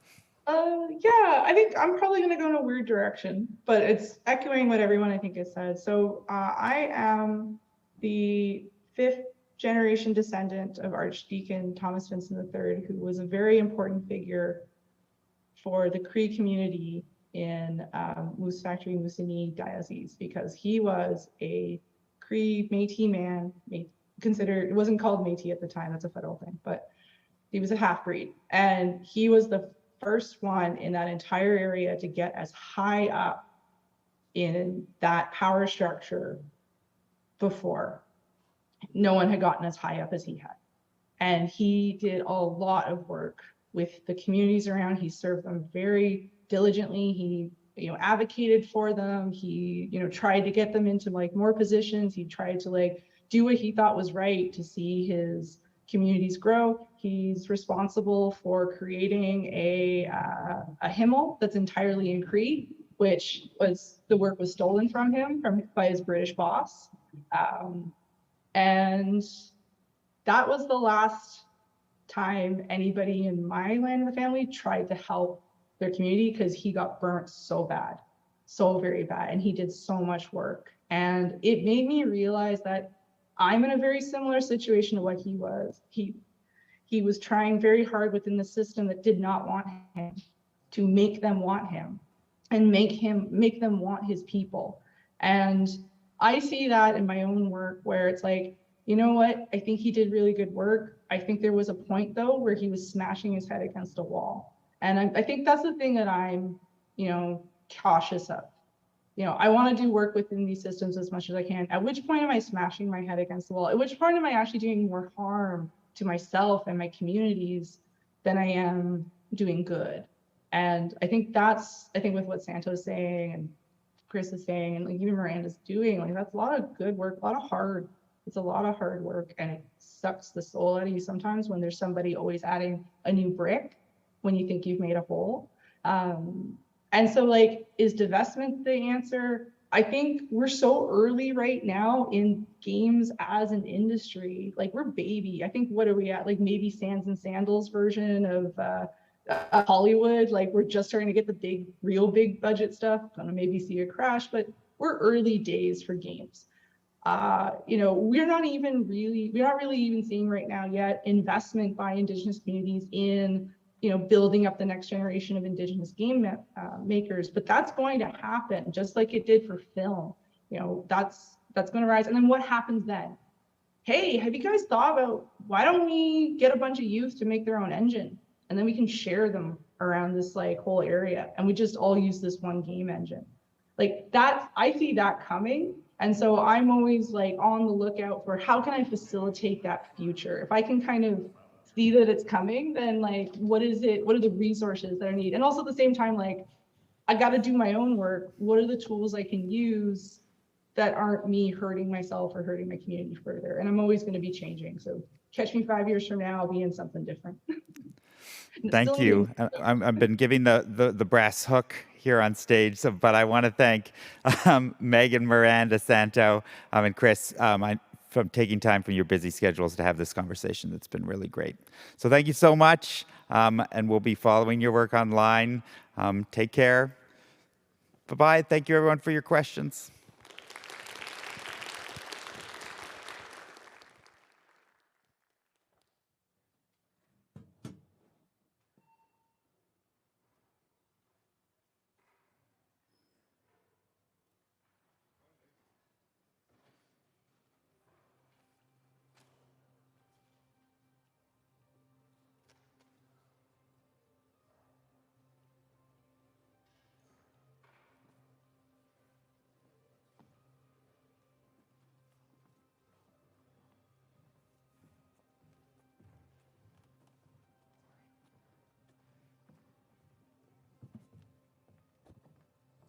So we'll leave this one for your moderator, and then come. You have fresh bottles of water.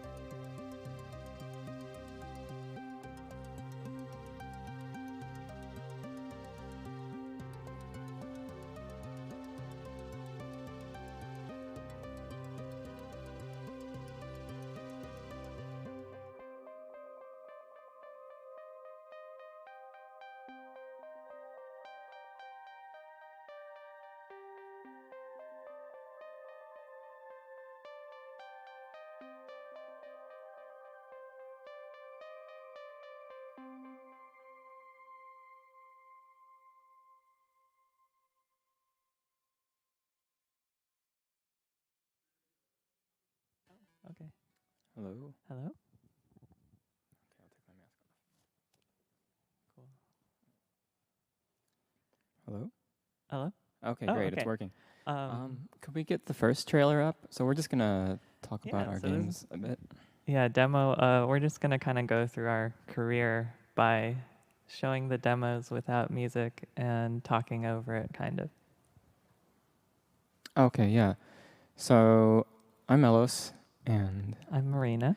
yeah, and the two of us are Analgesic Productions. We've been making games for about 10 years. This is Anodyne, our first game that we released in 2013. It's this Zelda-like adventure set in this person's dream world, and there's a lot of surreal characters and like dungeons and places. As you can see with the creatures and people walking around. And the background was interesting. We just had a mutual friend. We were both in college at the time who put us in contact. And we mostly worked on it remotely with emails back and forth and a little bit of Trello. But this is a throwback to like 10 years ago when we were college kids. Yeah, this was an interesting game to work on because it went by pretty quickly thanks to some of the open source tools that we used. And it was also a good kind of experience knowing how to finish a game from start to end. Anything else on Anodyne? No. Why don't we do a little better introduction of our roles and stuff? Okay, sure. So I'm Melos Hantani. I do programming, music, mainly for the studio, but sometimes I'll do writing, and I also do game design, like level design. And I'm Marina Kitaka, and I do the visual art and a lot of writing and story design and game design. Yeah, and I live in Tokyo, but I used to live in Chicago. Yeah. And yeah, I grew up in Chicago, and I currently am based out of Minneapolis, Minnesota. And even though we grew up in the same state, we didn't meet except through this mutual friend. Although we learned when Melos's grandma saw the trailer for our first game and recognized my name, that our grandparents were actually friends. So that was funny. Yeah, interesting connection. So I'm a quarter Japanese American, and then half Taiwanese American and quarter Irish. Yeah, and I'm Japanese American. Yeah. So that's one of the interesting connections that we had. That we found out early on. So I think we can go ahead to the next trailer for Even the Ocean. So this is our second game, Even the Ocean. And the story kind of and the game revolves around these two opposing energy types.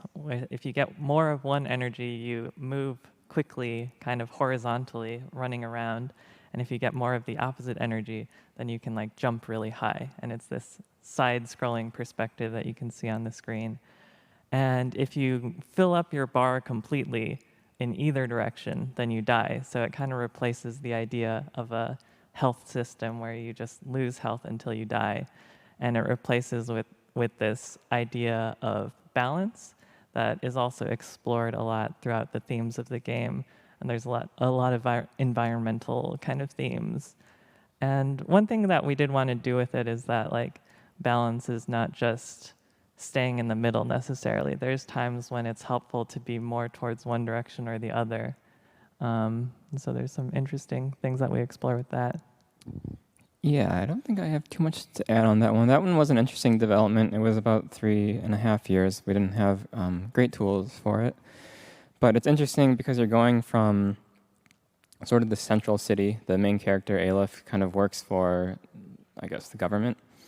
And her job is to go between different towns, and then there's people who are kind of encountering issues with the environment or these like creatures that are sort of not upsetting the balance, but they're kind of representing that the world is falling out of balance.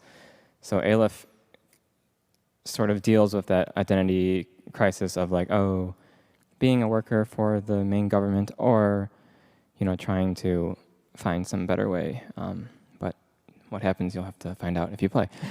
Yeah, there's some kind of exploration of like model minority themes, which is a big theme in Asian American studies.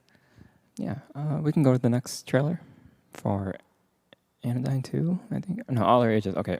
So this is All Our Ages. This is a game that I worked on when I was teaching game design at School of the Art Institute in Chicago.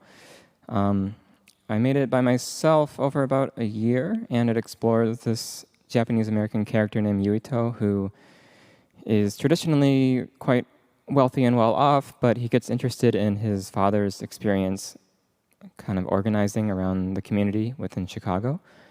And he's able to go into his dying father's sort of like memories and explore them, which are these kind of fantastical landscapes. And this was an interesting game to work on because it helped me sort of sort through a lot of my thoughts about kind of prioritizing my energy when I think about how I want to engage socially with the world. And it also had a surprisingly high amount of, I guess, like scholars and critics enjoying the game. So that was a nice thing. It's a free game, and it's quite short, so you could perhaps like play it before the end of our talk. Yeah, we can. Anything else? Yeah, that game was interesting because we had not done any 3D games at that point, and Melos actually did all the art, and you can see that Melos has this great eye for like architecture and shapes. And even though I normally do like all the art for our collaborations, that was like a solo project or with a little bit of stuff. And so that was kind of a nice demo or kind of inspiration for our work moving forward that we can see in our next trailer, which is Anodyne 2. And yeah, so this game, it's titled as a sequel to our first game because it is a similarly kind of like dream world exploration surreal game, but it takes place in its own world with its own kind of separate story. And this follows this main character, Nova, who's a nano cleaner in this world, and that means that she shrinks into the minds of various characters who are experiencing different problems or emotional difficulties and sucks up dust in their sort of mental landscapes in order to help them. But something that this concept gets complicated over time throughout the game because it becomes this issue of sometimes you can fix the emotional issues surrounding a problem without fixing the underlying problem that caused those emotional problems. Yeah, this game has an interesting progression from sort of these like straightforward problems you solve, and then as you go further out, so the world's an island, and as you go further out towards the edges, the scenarios become a bit more unpredictable and less straightforward, which ties into the arc of the character Nova and her like relation to her job or her role in the world. And one thing that's really fun about this game is early on, a lot of these games, especially the Anodyne series, are kind of like playing with tropes in video games.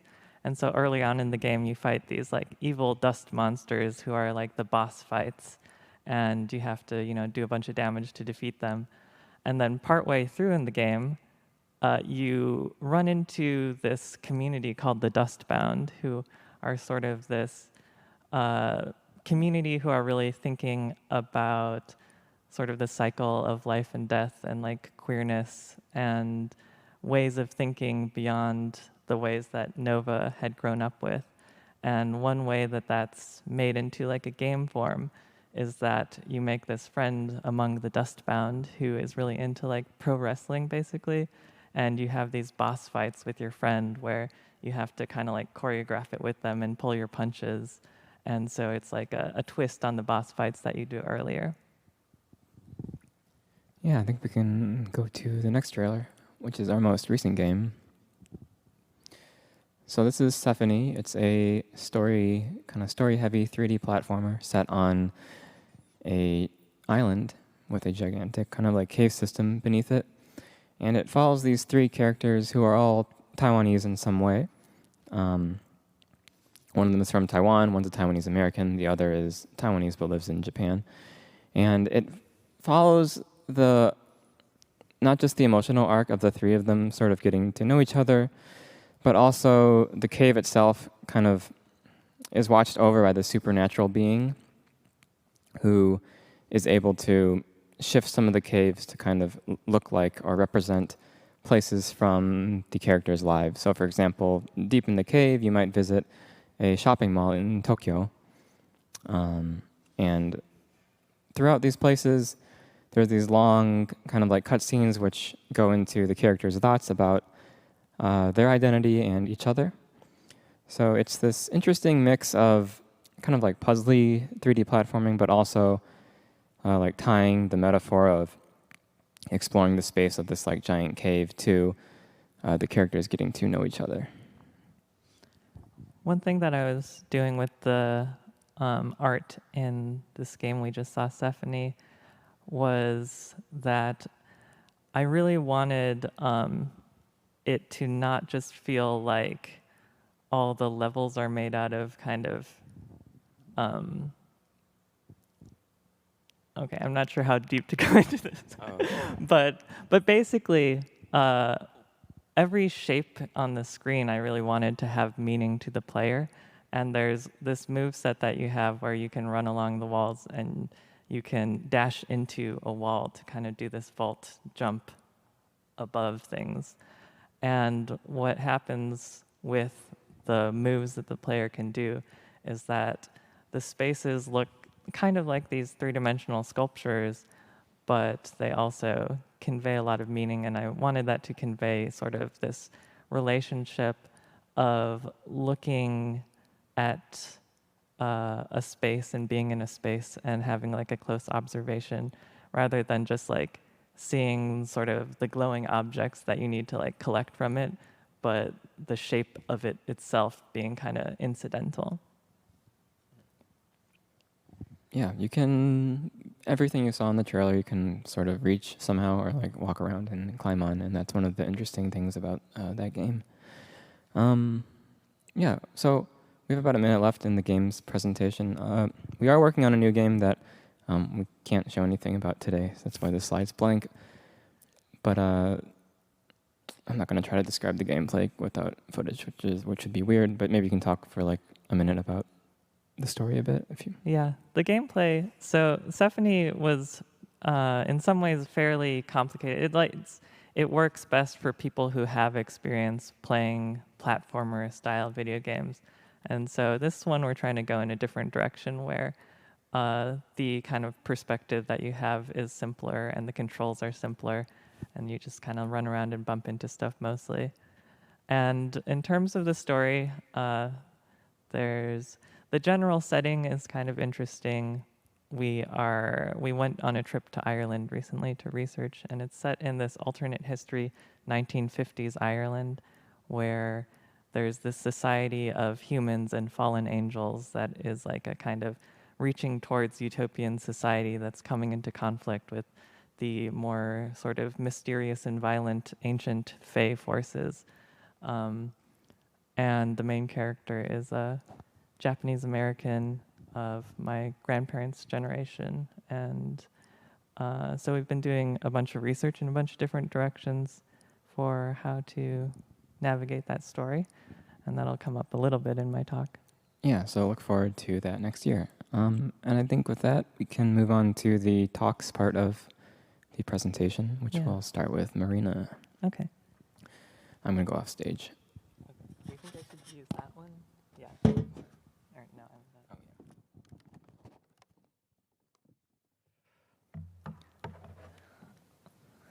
All right.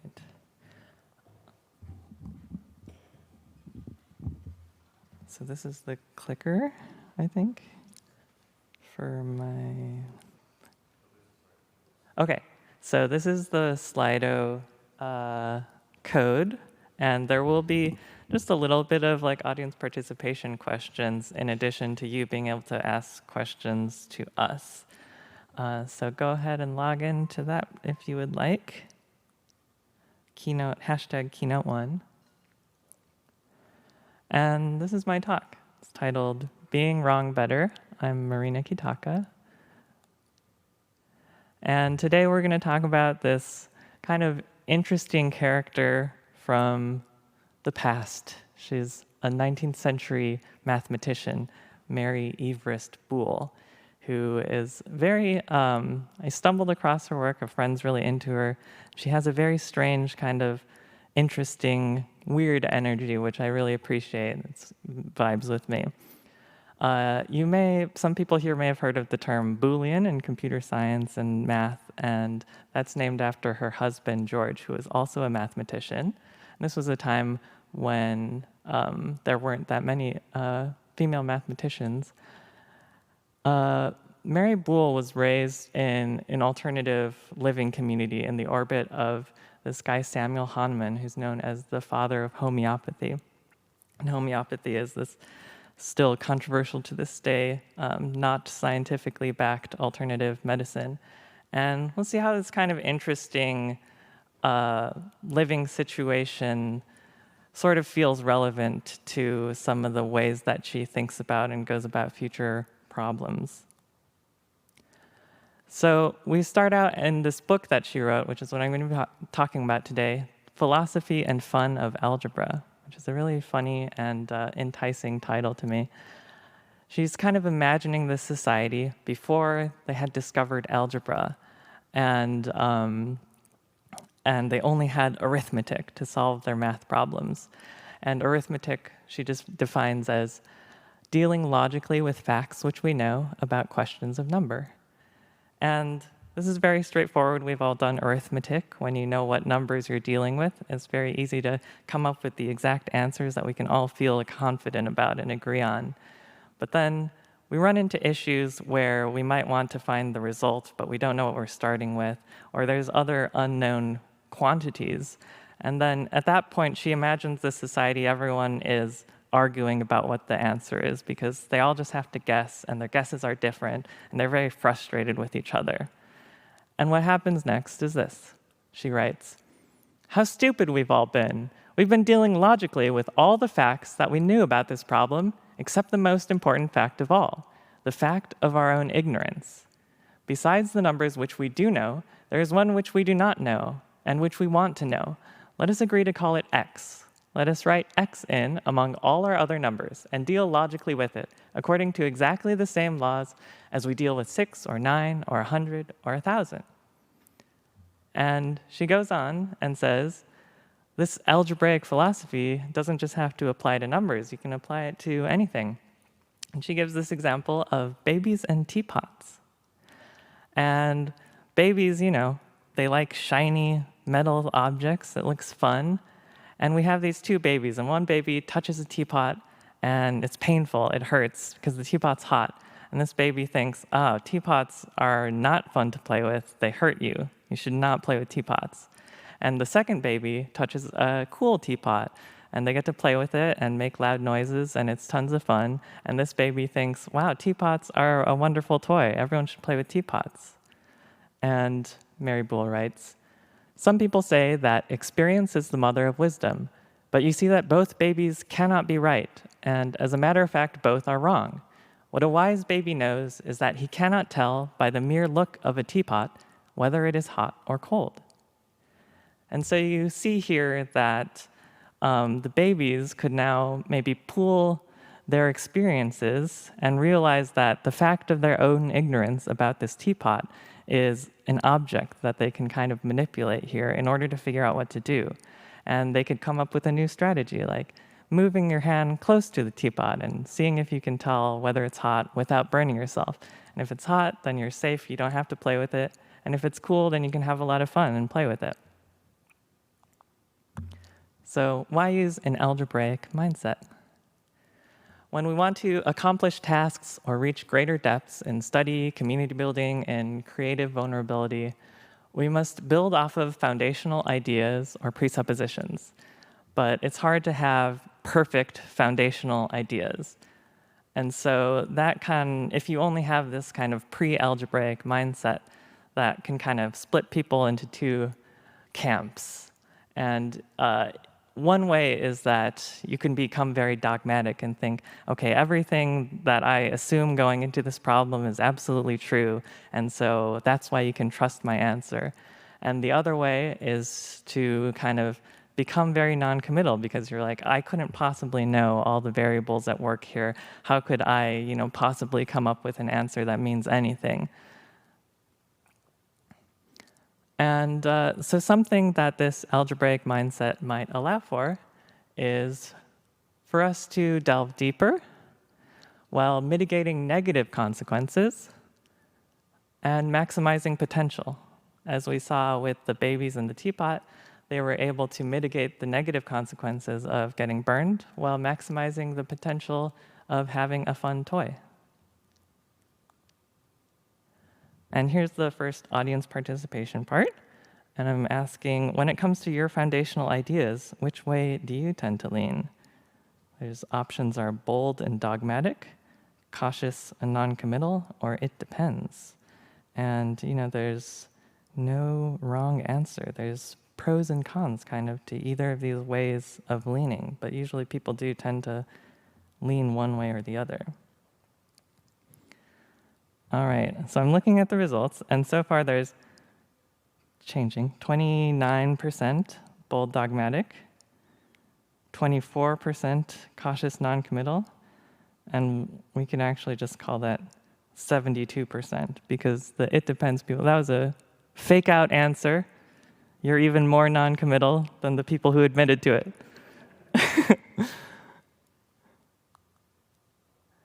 All right, now we're gonna get into some very weird territory, which I hinted at earlier. Mary Boole wrote another book called The Message of Psychic Science to the World. And I'm bringing this up because I think Mary Boole was wrong about phrenology in an interesting way. And this is getting back to the title of the talk, Being Wrong Better. And many of you may know phrenology as, the thoroughly debunked pseudoscience of feeling the bumps on people's head to determine, whether they're intelligent or a criminal or a good friend, things like that. There's that diagram. That was one person's idea of how the brain was organized. And this obviously goes some very dark places. It was used in race science, and eugenicists were really into this. The idea that skull shape had all these meaning about your potential as a human being. The reason I'm bringing it up, that's all correct, and I'm not, it is wrong. Mary Boole was interested in phrenology. There's this quote here. She says, "I shall express no opinion about the truth of phrenology, but only say that, if not true, it was well invented, for it answers as a summary or skeleton all that is known about the subject of brain action, and its terminology is convenient." For Mary Boole, phrenology was a way of asking questions about the brain. Is it divided into sections that are specialized? What does it have to do with our personality and our thoughts and feelings? We take these questions for granted now. We have advanced imagery technology, and all these ideas about the frontal lobe's connection to executive function and things like that. But at the time, these questions were very much up in the air. My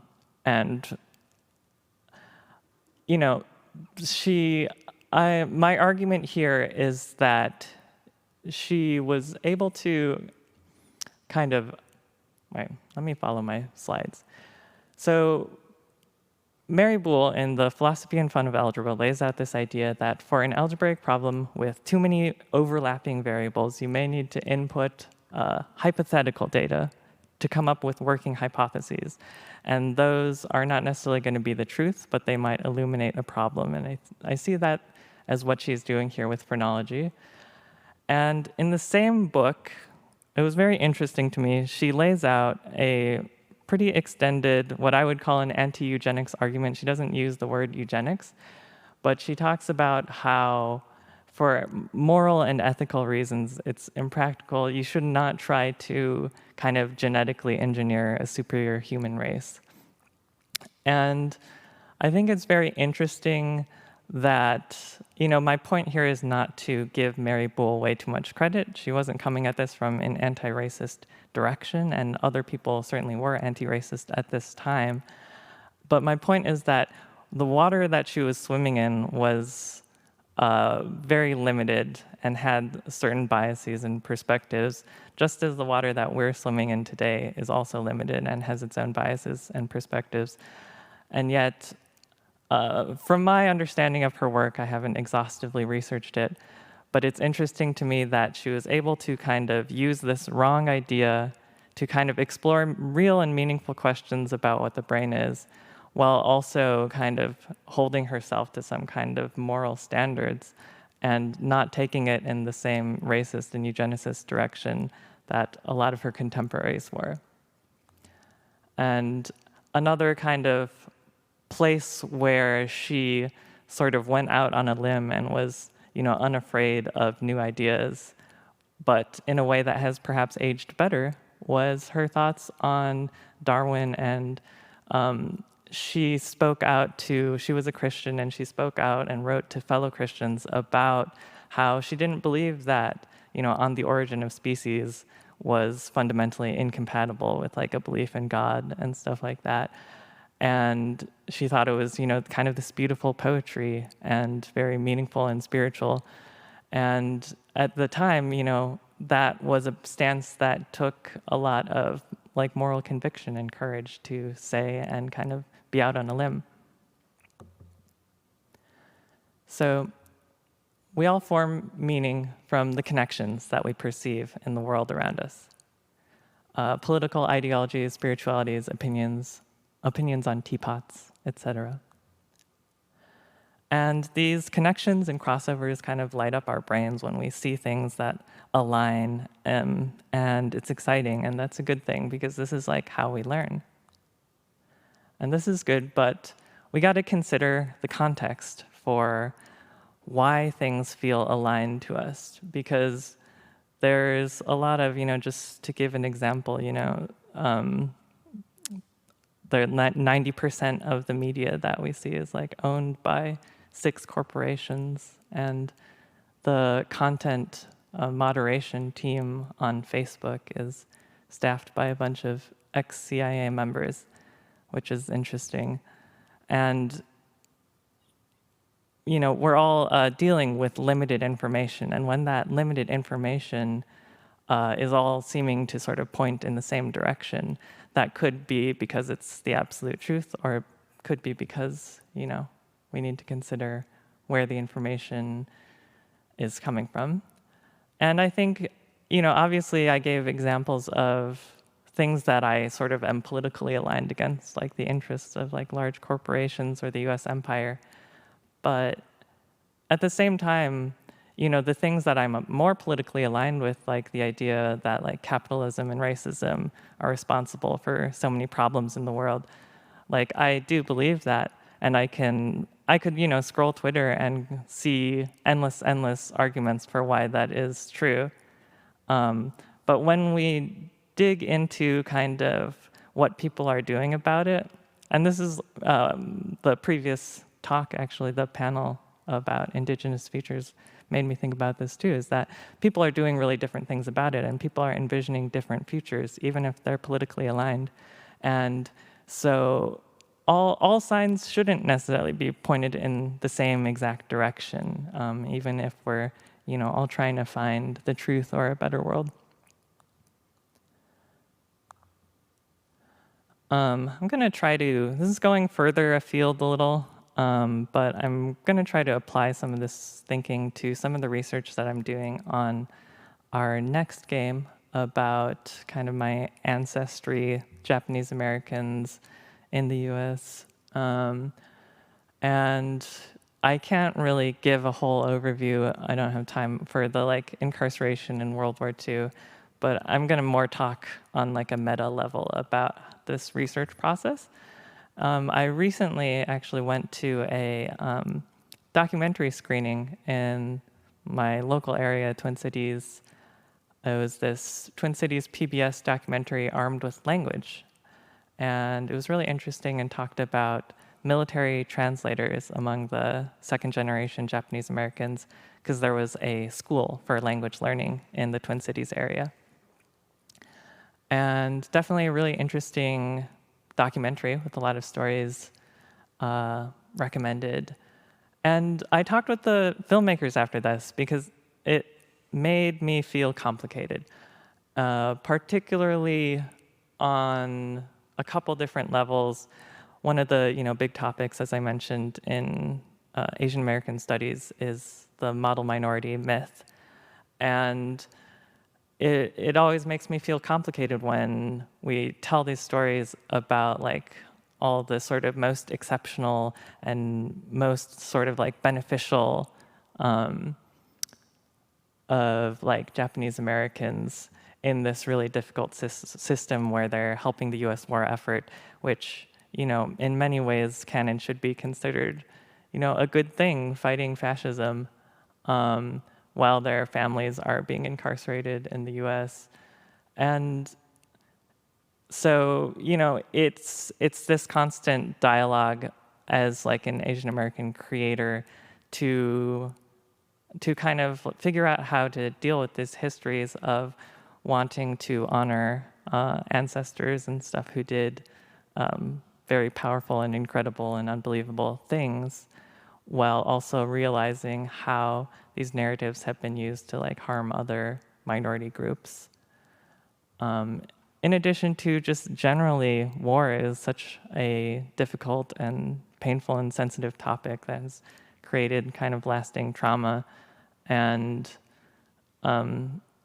it is difficult to figure out how to deal with it narratively and deal with the kind of stories that are exciting or feel really positive about it when, everyone on some level understands that it's also very ugly. And yeah.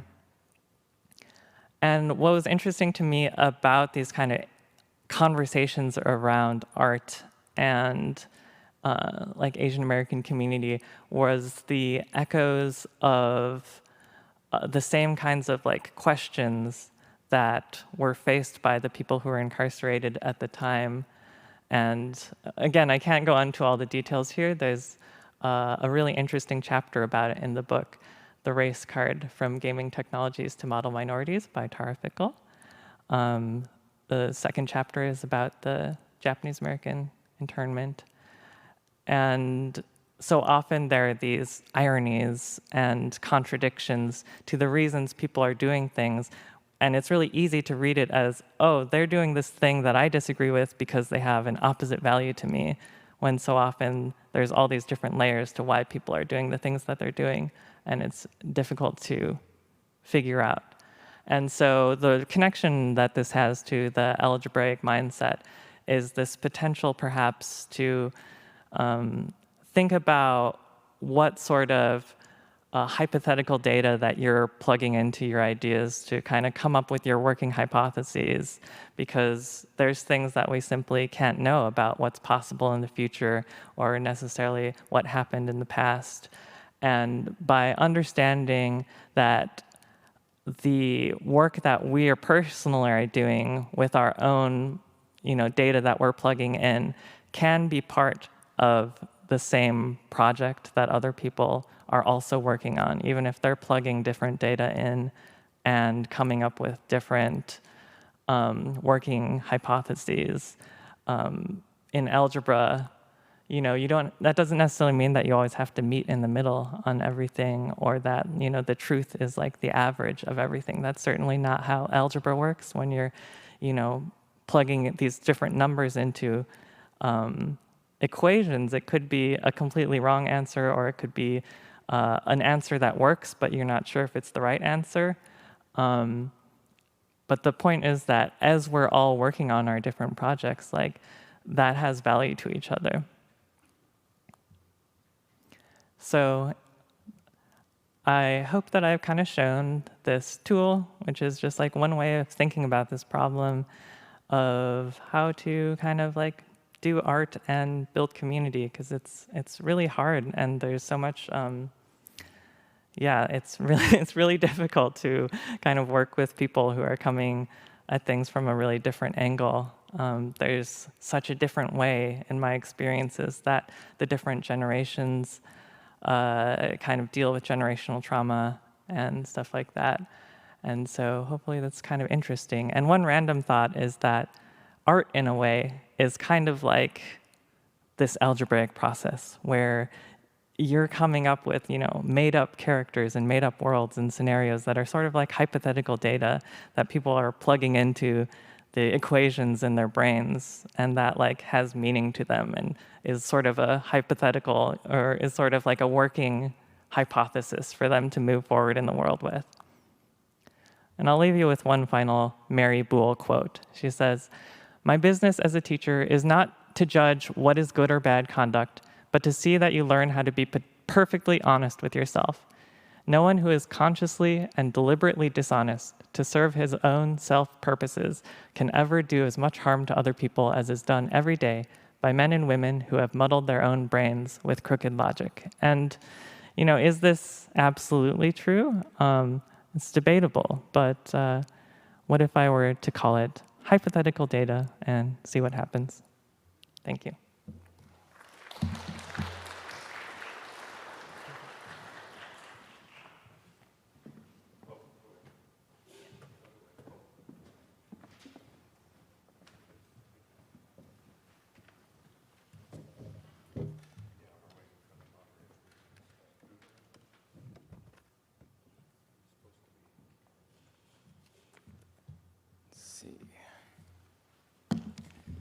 Hello. Okay, this is a bit tall for me. No, that's fine. Okay, can we get the... Oh, this is the start of the slide. Okay, yeah, so there's going to be a few questions on Slido with this one, so feel free to join. So can we get to the next slide? Oh, I can do it with this. All right, okay. The green button, okay. So hi everyone, I'm Melis Hantani, and today I'll be talking about crafting Ludo ancestry.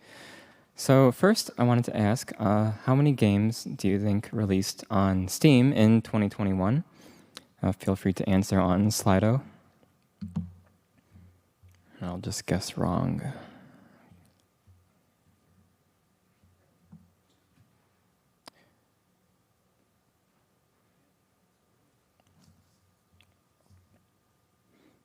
Okay.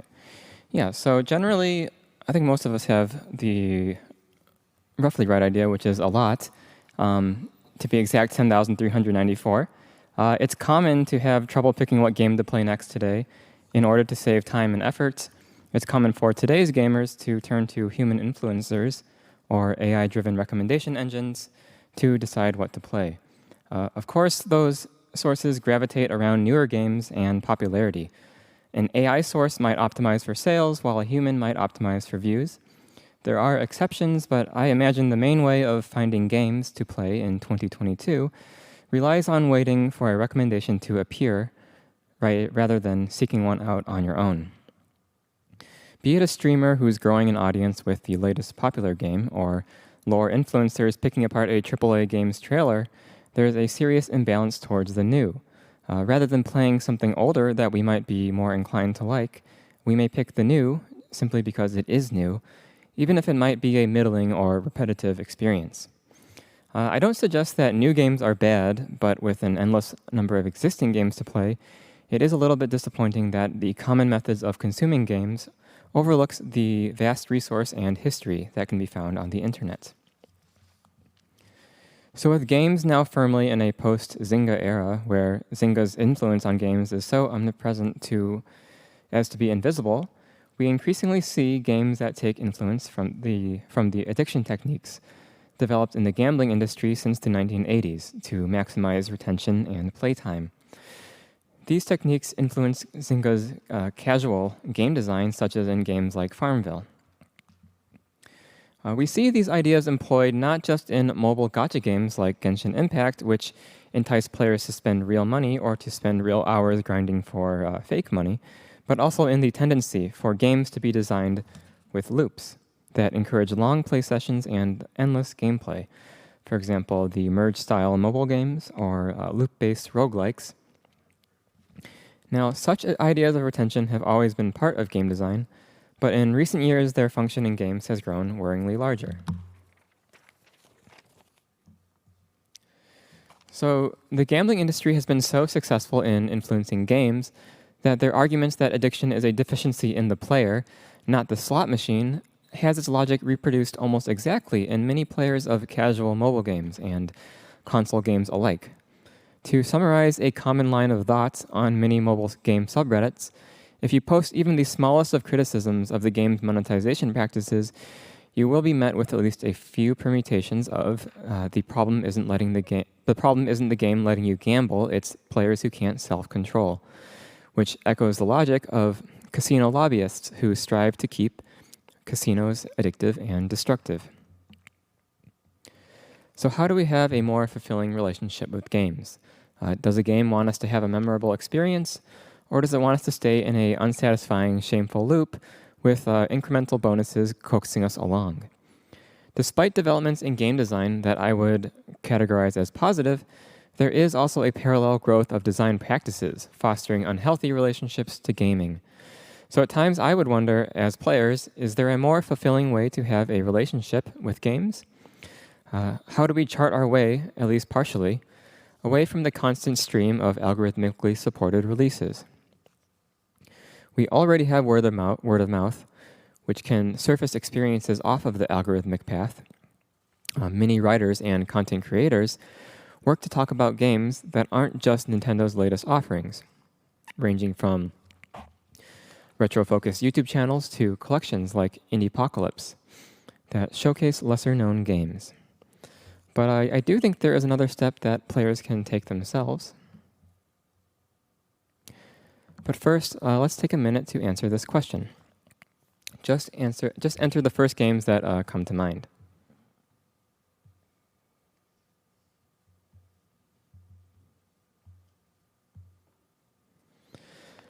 So for example, a first game that I played was Super Mario RPG, and a recent one that's related to that game could be Dragon Quest X.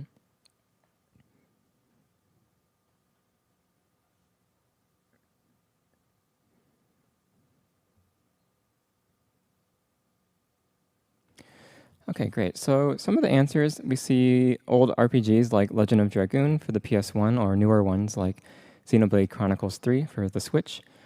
Or we see first-person shooters like Team Fortress 2 and Overwatch. So we'll come back to these answers soon, but just keep them in mind. So let's think about culture a bit. So consider foods, languages, or hobbies that you feel define yourself, from speaking Chinese to growing up near a McDonald's. The things that we take interest in part, stem from the people that we grow up and live around. Now, while ancestry is usually just family, what if we redefine ancestry to be a bit broader?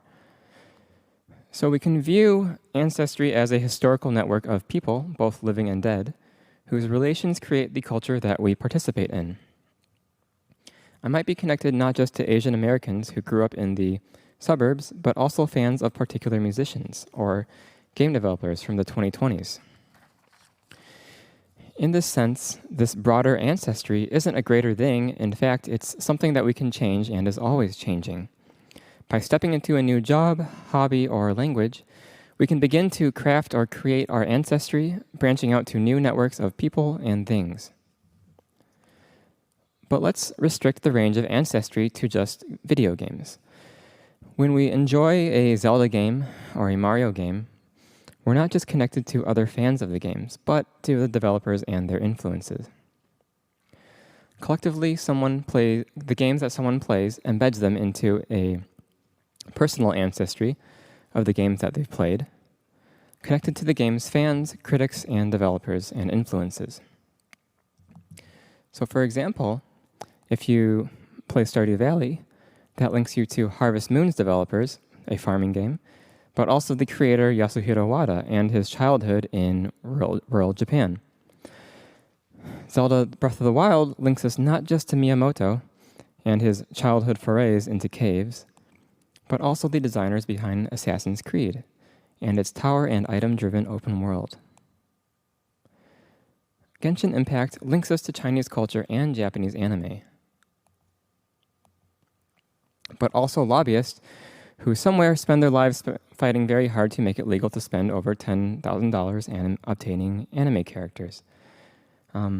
So if I can think about my Ludo ancestry in relation to, say, Final Fantasy IX, I might see the influence of Western fantasy, which brings up the question of what other lesser-known Japanese games were influenced by those ideas. So with those questions in mind, I might be able to explore the space between those two games and find out about new games. So I'd like to take a moment to talk about how this idea of Ludo ancestry came to mind. The games that I worked on often feature a periphery, whether it be within the context of religion, race, or nationality.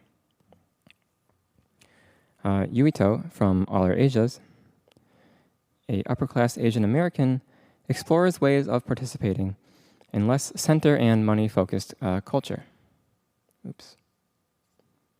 Nova from Anodyne 2 finds a new life path inspired by the lifestyles of the less powerful Dustbound, who live on the borders of the game's reality. Both characters progress more towards the periphery, away from power. And because this theme is present in many works, once I became aware of my interest in it, I could use it as a basis for finding other media that is either peripheral to some mainstream culture, for example, a small indie game, or contains peripheral themes itself. Now, games often relate to things outside of games. For example, our game Stephanie is influenced by Tony Hawk, but also a variety of novels and nonfiction books. So I feel like there are always useful connections to be made through non-games media. Now, a few years ago, thanks to an encounter at a bookstore, I was exposed to Kenzaburo Oe's fiction for the first time, taking me to his book Somersault, which critically yet earnestly explores followers of a spiritual new religion in Japan. Set both in Tokyo and the rural region of Shikoku, I found that the rural Shikoku and the fringe new religion to be an interesting contrast against the mainstream culture of Japan, despite its problems. Now, this led me to learning about his 1970s untranslated novel, The Game of Contemporaneity, which I will refer to as The Game. I've only read criticism and analysis of it, as the difficulty is beyond my Japanese ability, but to understand this work, it helps to give some context. So this is a 1948 mural by Diego Rivera, which is, quote, a panorama of Mexican history depicting significant people and events coexisting in the same space and time. In 1976, Oe saw this mural while teaching in Mexico, and it, as well as the magical realist movement, inspired him to make the game, to write the game. Taking place over 6 long letters, the protagonist must record centuries of his rural Shikoku village's history. The chronology often weaves together different times and places, creating a mural, myth-like texture of the village, where various histories blur together. Lamenting that the standardization of Japanese culture, Oe mentioned that the peripheral areas of Japan were sacrificed because of the tendency to orient everything towards the center. For instance, the Tokyo dialect or Western notions of what Japanese people are like are all effects of this standardization. When Oe considers his village's local history as the periphery against the central standardized history of Japan, there is the sense of trying to show and give voice to what narratives a standardized history might overlook. So in addition to its exciting approach to fantasy and myth, thinking about the game in relation to video games, it made me wonder what are the long-term effects of playing and making games under the narratives of newness or popularity equaling progress, or the normalization of addiction and retention techniques. Are we ceding too much of the culture of games to what amounts to optimizing for ad revenue? Like Oe focusing on his hometown rather than the narrative of the Japanese government, if we want to find something worth remembering, we might have to look outside of the standard methods and towards something closer to ourselves. That is, we don't always have to click refresh on the top new sellers page. So people can, and are, through their scholarship, games, writing, curation, or projects, creating bridges to their personal networks of Ludo ancestry, whose novel connections and insights encourage others to engage with games through frameworks outside of newness and trends. So how can I use the idea of Ludo ancestry to find a game that is not just good, but also personally meaningful? So let's think about an ancestor that many of us share, Nintendo. We all know the Marios and the Zeldas, but what about the more overlooked work? Thanks to a bag of old Game Boy Advance games that my spouse grew up playing in Taiwan, I was able to find out about Sakura Momoko's Uki Uki Carnival, a puzzle adventure game featuring an in-game internet. In it, you explore web pages in a town to help invite the game's characters to a large carnival. The internet system calls to mind later indie games like Hypnospace Outlaw, Digital Love Story, or Sub-Serial Network. Not only does Uki Uki Carnival have personality and great design, but the creative director, a woman named Noriko Miura, was an outsider to the industry. Her influences from childhood Japanese festivals and towns are reminders that knowledge of both games and things outside of games are vital to interesting game design. So it turns out that there's not many similar games to this, but Miura's sister is Sakura Momoko, who provided illustrations for the game. Now, she's little known in the English-speaking world, but she was a famous manga artist. She would write the manga Koji Koji, which takes familiar school, slice of life, and gag manga tropes and transmutes it into a setting based on Western fairy tales, with characters inspired by various mythologies. The characters are students who are studying to become brand mascots in the human world. However, school figures very little into the events of the work. They're also immortal, some of them with mythological powers.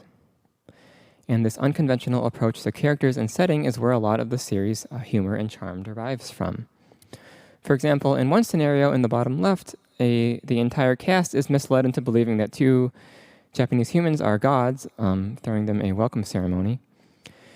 And while still unique by Japanese standards despite its popularity, Koji Koji is a welcome reminder that tropes of fantasy or slice of life can be combined in an entertaining and thought-provoking way. By playing a forgotten, never-to-be remastered Game Boy Advance game, I was able to find a connection to a work that I wouldn't have encountered in my lifetime otherwise. Further, it widened my interest in the genre of fantasy. And although I don't have time to discuss them, thinking about Koji Koji's usage of fairy tales got me looking to other older games such as Phantastep, Nappletail, Doki Doki Poyachio, or Nanatsukaze no Shima Monogatari. Each of these has a novel approach to game design and visual setting, which are potential branching points for diving even deeper into the history of games. So by using Ludo ancestry, games feel more like cultural works in conversation with other humans, past and present, rather than just new products. It's a way to view your history with games to find search queries for serendipitous encounters with other games, new or old. It makes the process of playing games feel lively, even energizing, especially when sharing findings and experiences with others.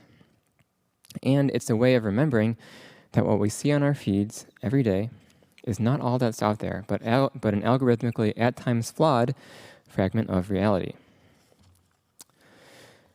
Now, as a closing thought, let's go back to our responses to that question. And what kinds of things link those two games that you picked? And what is that link related to? So some questions you could think about are there games in between as stepping stones? Did these games influence other games? What were the developers like as people? Were there games that you played that are related to your games in between that could be related to your past interests? By using our Ludo ancestries as a base for finding personal rabbit holes, the history of games becomes feasible to explore. So when it comes to our relationship with games, maybe there is the possibility of a good ending after all. Thank you for listening.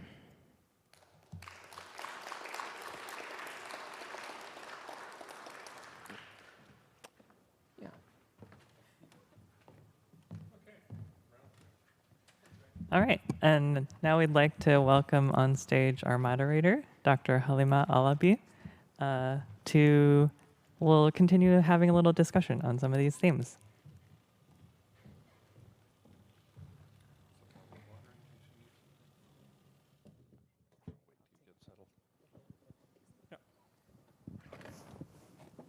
Thank you very much. So thank you both for your talks, and thank you for introducing me. That feels a little bit backwards. I am Dr. Halima Alabi. I'm a lecturer in the Faculty of Education, the Master's in Educational Technology program here at UBC. I'm a former television producer and a former console video game producer, and I am thrilled to be able to be in conversation with you. I think the main reason that I was given this opportunity is because of where we align, our commitment to storytelling, to intersectionality, and just what it means to preserve games and how we each contribute to this community. So thank you both for being here for this, and thank you to the audience who stuck around right till the last. Thank you. We really appreciate you being here. So I keep thinking about one of the things that you said, Marina, in your talk, because I keep going back to how can I be wrong better, and what does that look like? And I think that your games have kind of given me that opportunity, because it's a safe space to be in conversation with these characters you've created and these scenarios that I'm in that I otherwise wouldn't experience. And I think that's kind of a way to dip a toe in, perhaps, to having real conversations with real communities. May I ask, as designers of these experiences, how do you decide how much of yourselves to put in your games? It's a good question because it kind of comes around to some ideas around like representation, and I would say that it's always a useful starting point to kind of think about the ideas that concern you. So, for example, me like relating to the USA as an Asian American. But I also like to think about ways of going a little bit broader from just like specific experiences I have to ways that could kind of be a accessible way for people with like similar identities to think about these issues as well. So, for example, in All Our Asias, the main character Yuito is not based on my personal experience, but it's kind of used as a way to articulate some of the anxieties that I felt other similar Japanese Americans were having about sort of their place within like social responsibility. And I think as much as, you know, interacting with other people's art and playing other people's games are a way to, as you were kind of describing, have these different experiences that help us reflect on ourselves. I think it's also important to me for the creative process to feel that way. And so in that sense, I don't want to just be saying like, oh, this is what I know, now you should know it. I want to be like exploring with elements of what I've experienced and thought about, but also kind of giving it that distance where there is some safety when it's not directly about you. You're able to kind of explore uncharted territory for yourself, even if you are bringing aspects of yourself to it. I think that's one really cool thing that you can do as a designer, as a developer, is to give us the framework and explore the complexity, because you can just give us the question and then let us decide what we're going to do with it, you know. May I ask, because there are two of you, what are some of the limitations that you work with? We do have to be very like wise with our design decisions in games. So like the scale of the games can't be too large. We often have to be sort of like condensive in the game design decisions. So like we might start thinking bigger ideas, but sort of cut things down to like a smaller slice that we can manage like on our own. So we're always kind of trying to be careful about how much we like commit to, because we are doing so many different roles working together. Oh yeah, this reminds me of an essay that I wrote called Divest from the Video Games Industry, which is relevant to kind of like a lot of the things that I think about. And in particular, in regards to this question, like having a general lo-fi quality to our games, which means kind of different things depending on the game. but I think there's so much creative potential when you're sort of like straining at the seams or the boundaries of what you can possibly do, versus kind of having a more like maximalist approach and thinking of games more as like just like a increasingly better product that becomes more and more complex just for the sake of it, kind of. I want to go back to your process in a minute, but this talking about your essay, divesting from the games industry, brings me to a kind of a different question. In that essay, one of the things that you said, you quoted Adrienne Marie Brown, who said, "What we practice at the small scale sets the patterns for the whole system." In your work, what are some of the small patterns? To me, it made me think of some of your characters, but are you thinking about creating moments? Yeah, I guess, like you said, a lot of stuff is articulated through characters,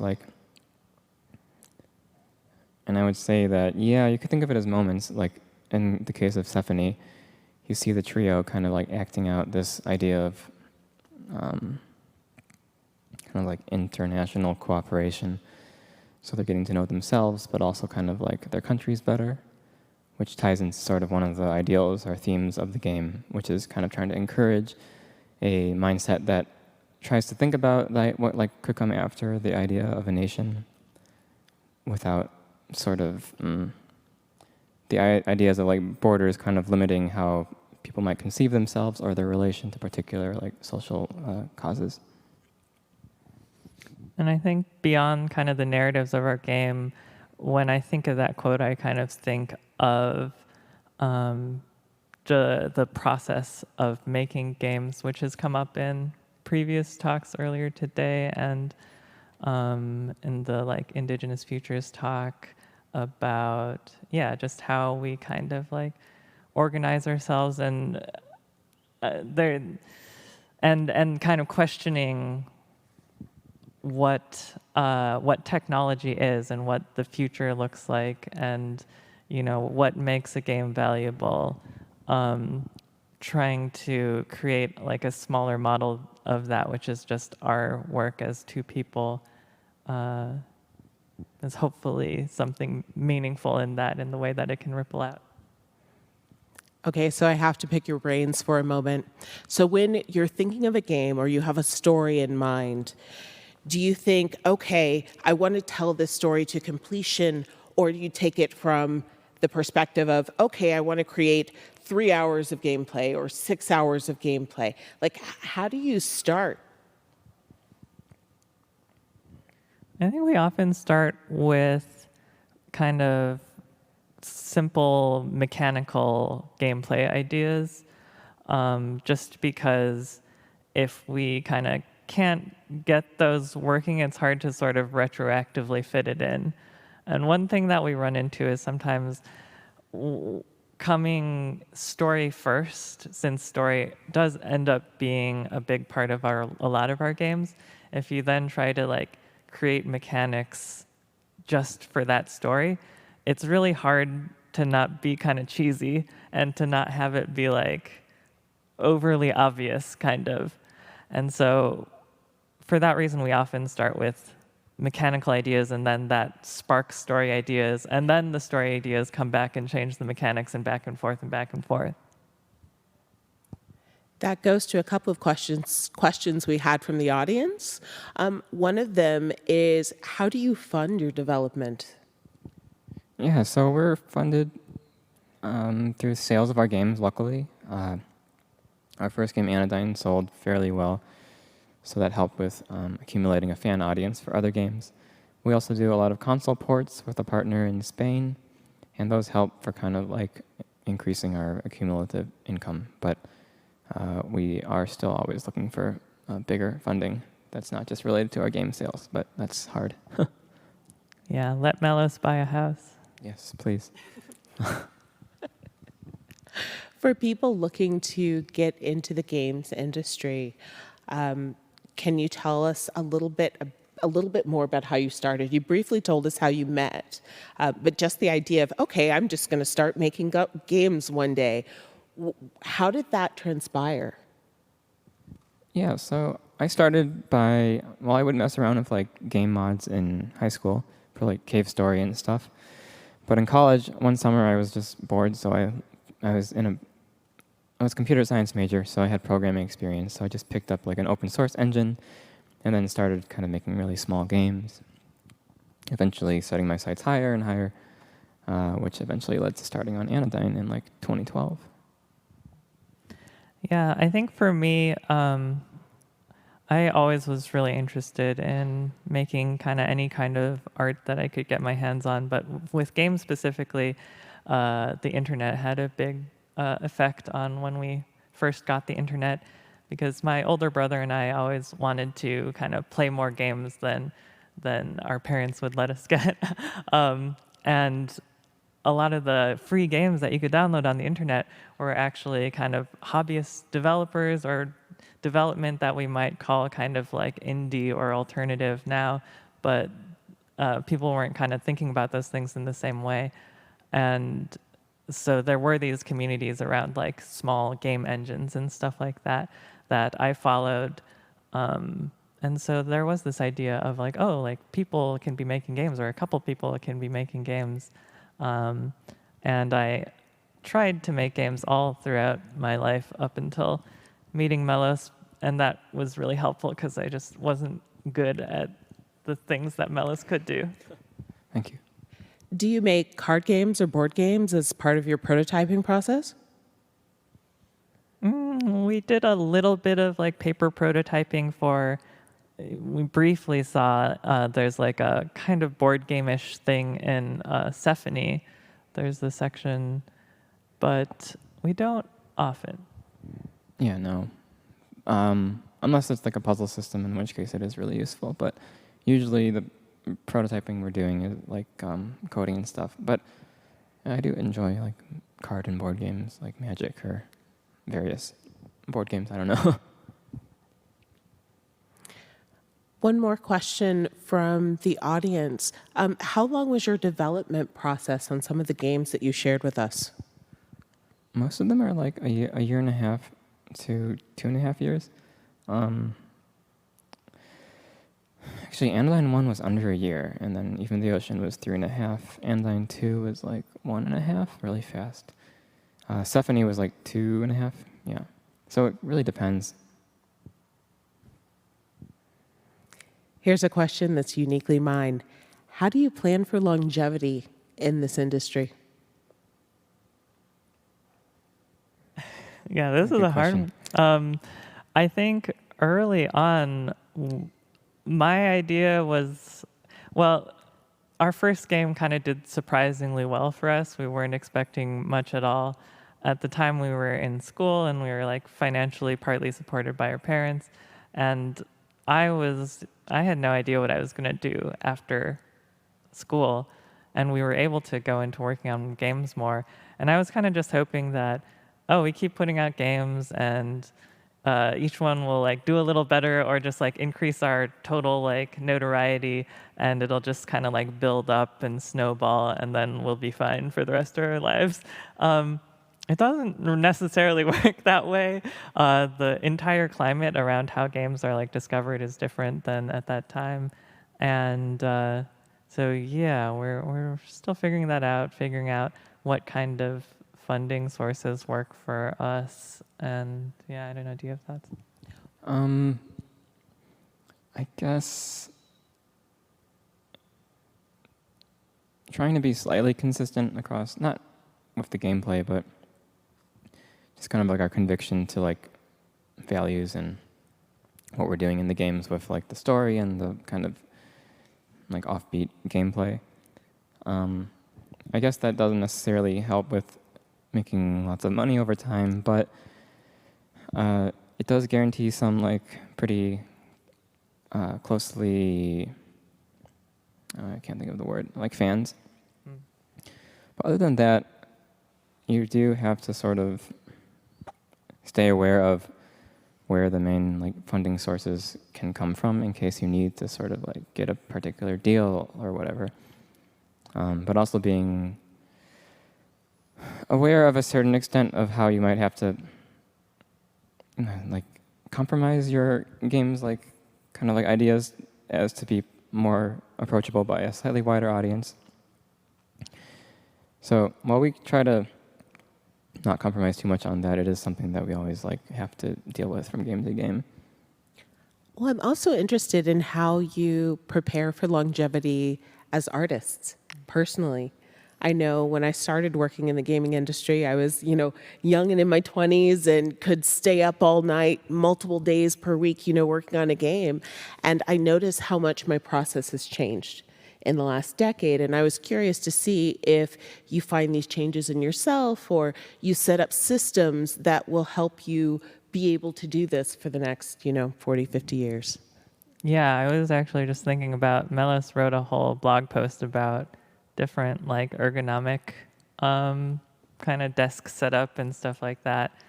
And that's definitely like pretty important and something that we've been trying to invest in more. As far as, I think we have gotten a little bit better about trying to keep to reasonable working schedules, or at least intended to. Yeah, I try to work like 9 to 5 and then sleep regularly. Otherwise, stress kind of like creates more problems. And just like thinking about a career, like long term, it does help to kind of be balanced with other activities and like studies and people, because that all feeds back into the stuff that you make. So like I was sort of talking about in my talk, I try to like keep a good balance of like interests and also think about myself outside of just the identity of a game developer. Who's your community? Where do you go for community? That's a good question. Well, I ask it too. As developers, there could be certain factions of the development community who you talk to. I know you have friends here at UBC who are game scholars. I was just curious, do you have community? Because that's one of the things that does help in terms of longevity. Yeah, I mean, I definitely consider, I guess not close, like super closely knit, but generally other developers of like independent games, smaller ones, with sort of like similar games interests. It's always fun to follow what they're thinking and following kind of the games that they're making, which is like exciting. But also, yeah, like game scholars or people researching games, it's really interesting to read their work and see kind of how they incorporate games into their thinking. So it's I guess generally the games community, like I do have like game developer friends in Tokyo, but more broad than that, I would see it as just, staying more grounded by kind of seeing what all these other people are doing in relation to games. It's always a good reminder to not get too like single-minded towards your own games practice. That's interesting because I see you both contributing to the community. You, for example, post about your music process and your thoughts about music in a variety of different games. Marina, I've seen some of your contributions to the open source movement. Can each of you speak a bit to those activities? Yeah, I think community is a very complicated word for me, and kind of like the way my brain works, I like take kind of like different pieces from different things, and it's not super unified. So like I have, local friends who have nothing to do with video games or anything like that. And that is a really important type of community to me, just on like a day-to-day interpersonal support level. And then, there's like people who I follow and interact with online, and that's like its own type of community that like serves different needs.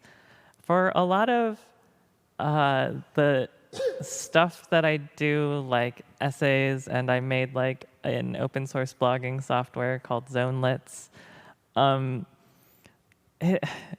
It's more about my like desire for community than an actualization of it or a result of it. It's just like some kind of drive takes hold of my brain where I'm like, oh, I would feel connected to people if this happened. And then I write a bunch of stuff. And it's, maybe it works partly or a little bit. But yeah, it's kind of, the making of those things is often it feels non-communal almost. And it's like a reaching for community. I think that's something to say for how our generation is connecting more often, because like your essay, The Divesting from the Industry, I really felt closer to you reading it because we had similar backgrounds of kind of growing up in conservative households and then going into the industry, and not everybody looks like you. They're not in the same groups. And there were things that you said that I found myself, nodding and sharing with people. One of the things that you said on there in terms of divesting from the industry, I thought was really important as a developer or for aspiring developers, and that was sucking as praxis. Absolutely love it. Could you expand on that? Yeah, that's a fan favorite line. I think the idea was that when we're reaching, and I kind of got into this a little with the lo-fi process stuff, where it's like when you are working as an artist and you kind of like fail to do the thing that's like perfectly appealing and that will capture you the most market share or looks the most polished or would represent like the pinnacle of your kind of creative craft. When you fail to do that, and yet if you're bringing something of meaning to people, they will like see that and they'll be able to connect to that. And not only will they appreciate whatever you're able to say on like a content level, they'll also like be inspired by the fact that, oh, there's all these messages from, the industries and like the people with money who say like, oh, the meaning is that it's expensive. Like the fact that this is the best or the biggest thing is what gives it power to move you and to touch your life. And when you are able to kind of like work outside of that, then it maybe has the power to like make people feel better about their ability to make work and touch each other. I certainly have experienced that with like seeing other people's work. I think I'm going to write that and stick it on the wall so I can remind myself that it's okay to take risks and it's okay to fail, just to keep trying. Melos, I'd like to go back to, it sounds like such a simple concept, but it's so fraught. The idea that new is better when looking for games and thinking about the role that game engines play in the games that we find. Could you speak more to that and the idea of, where do we go? How do we curate games? In fact, how do you curate the games that you play? Yeah, like I said in the talk, like newness is not necessarily like a bad thing. It's important to play like people's new games, but I think the way it's always framed in games is like, oh, like the future, new games are going to kind of, this new game is going to be the ultimate game of all time. Whereas really, when you're viewing games as like new and old in that way, you're kind of discarding everything that came before. So it creates this like way of valuing games that is not like sort of based in some of the humanity they contain, but mostly just kind of like a marketing thing, which does have like value sometimes, like if you're following some creator's new work, but I feel tends to be more constraining generally. So yeah, the whole idea with that like Ludo Ancestry was to not discard new games, but just to kind of think about games without the sense of the words new or old, like as much. I think it places a lot of value on emulators too, and being able to find some of those older games and find people who are talking about not necessarily the newest thing, but the thing that touched them or the thing that gave them new perspective. The time's going really quickly, so we have time for one last question. And I think it's a quite interesting one. It's, how would the concept of Ludo Ancestry improve our understanding of remakes of earlier games or game adaptations of other media? Hard question. I will note that I do want to answer these on a blog post version of the talk, like maybe within the next week. So how would the concept? Can I go? Yeah. Okay, so there's like so many things going on with remakes, and I think a lot of the time on an emotional level they like make me sad because I'm like, but the like you're taking away like the like specificity of what the people who are working on it was doing, and like, you know, trying to say that like, oh, it's like better now because it's like modern looking. But on an intellectual level, I'm like, it doesn't actually have to be a bad thing, especially like if people can't, you know, play this game otherwise. But the larger picture of like why it makes me sad is that oftentimes it's tied into kind of this like copyright claims against the things, like the access to the old thing. It's like overwriting the old thing because of how capitalism works and the kind of discourses around that and how we think about games. But the idea of a remake in and of itself is almost like, you know, like putting on a different performance of a play. Like it's an interesting thing that adds meaning to the work, but because of like the world we live in and the context, it has kind of downsides. Okay, and perfectly on time. Thank you both for giving us the space to think about the games we play and to critically analyze our choices when it comes to what we play and how we choose to contribute to this community. Thank you both. Yeah, thank you so much. Thank all of you. Yeah, thank you for being here. Note down the questions now.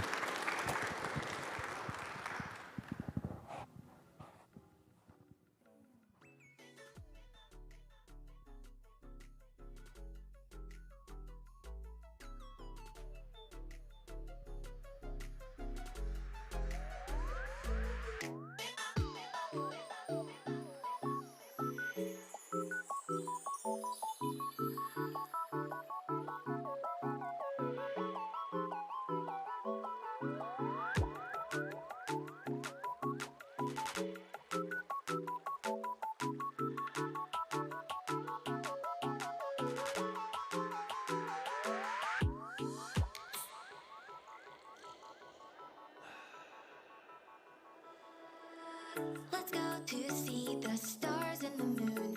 I'd fly far into space as long as I am with you. The light in my bright eyes when you're near. The fluttering, I feel it might just when you are here.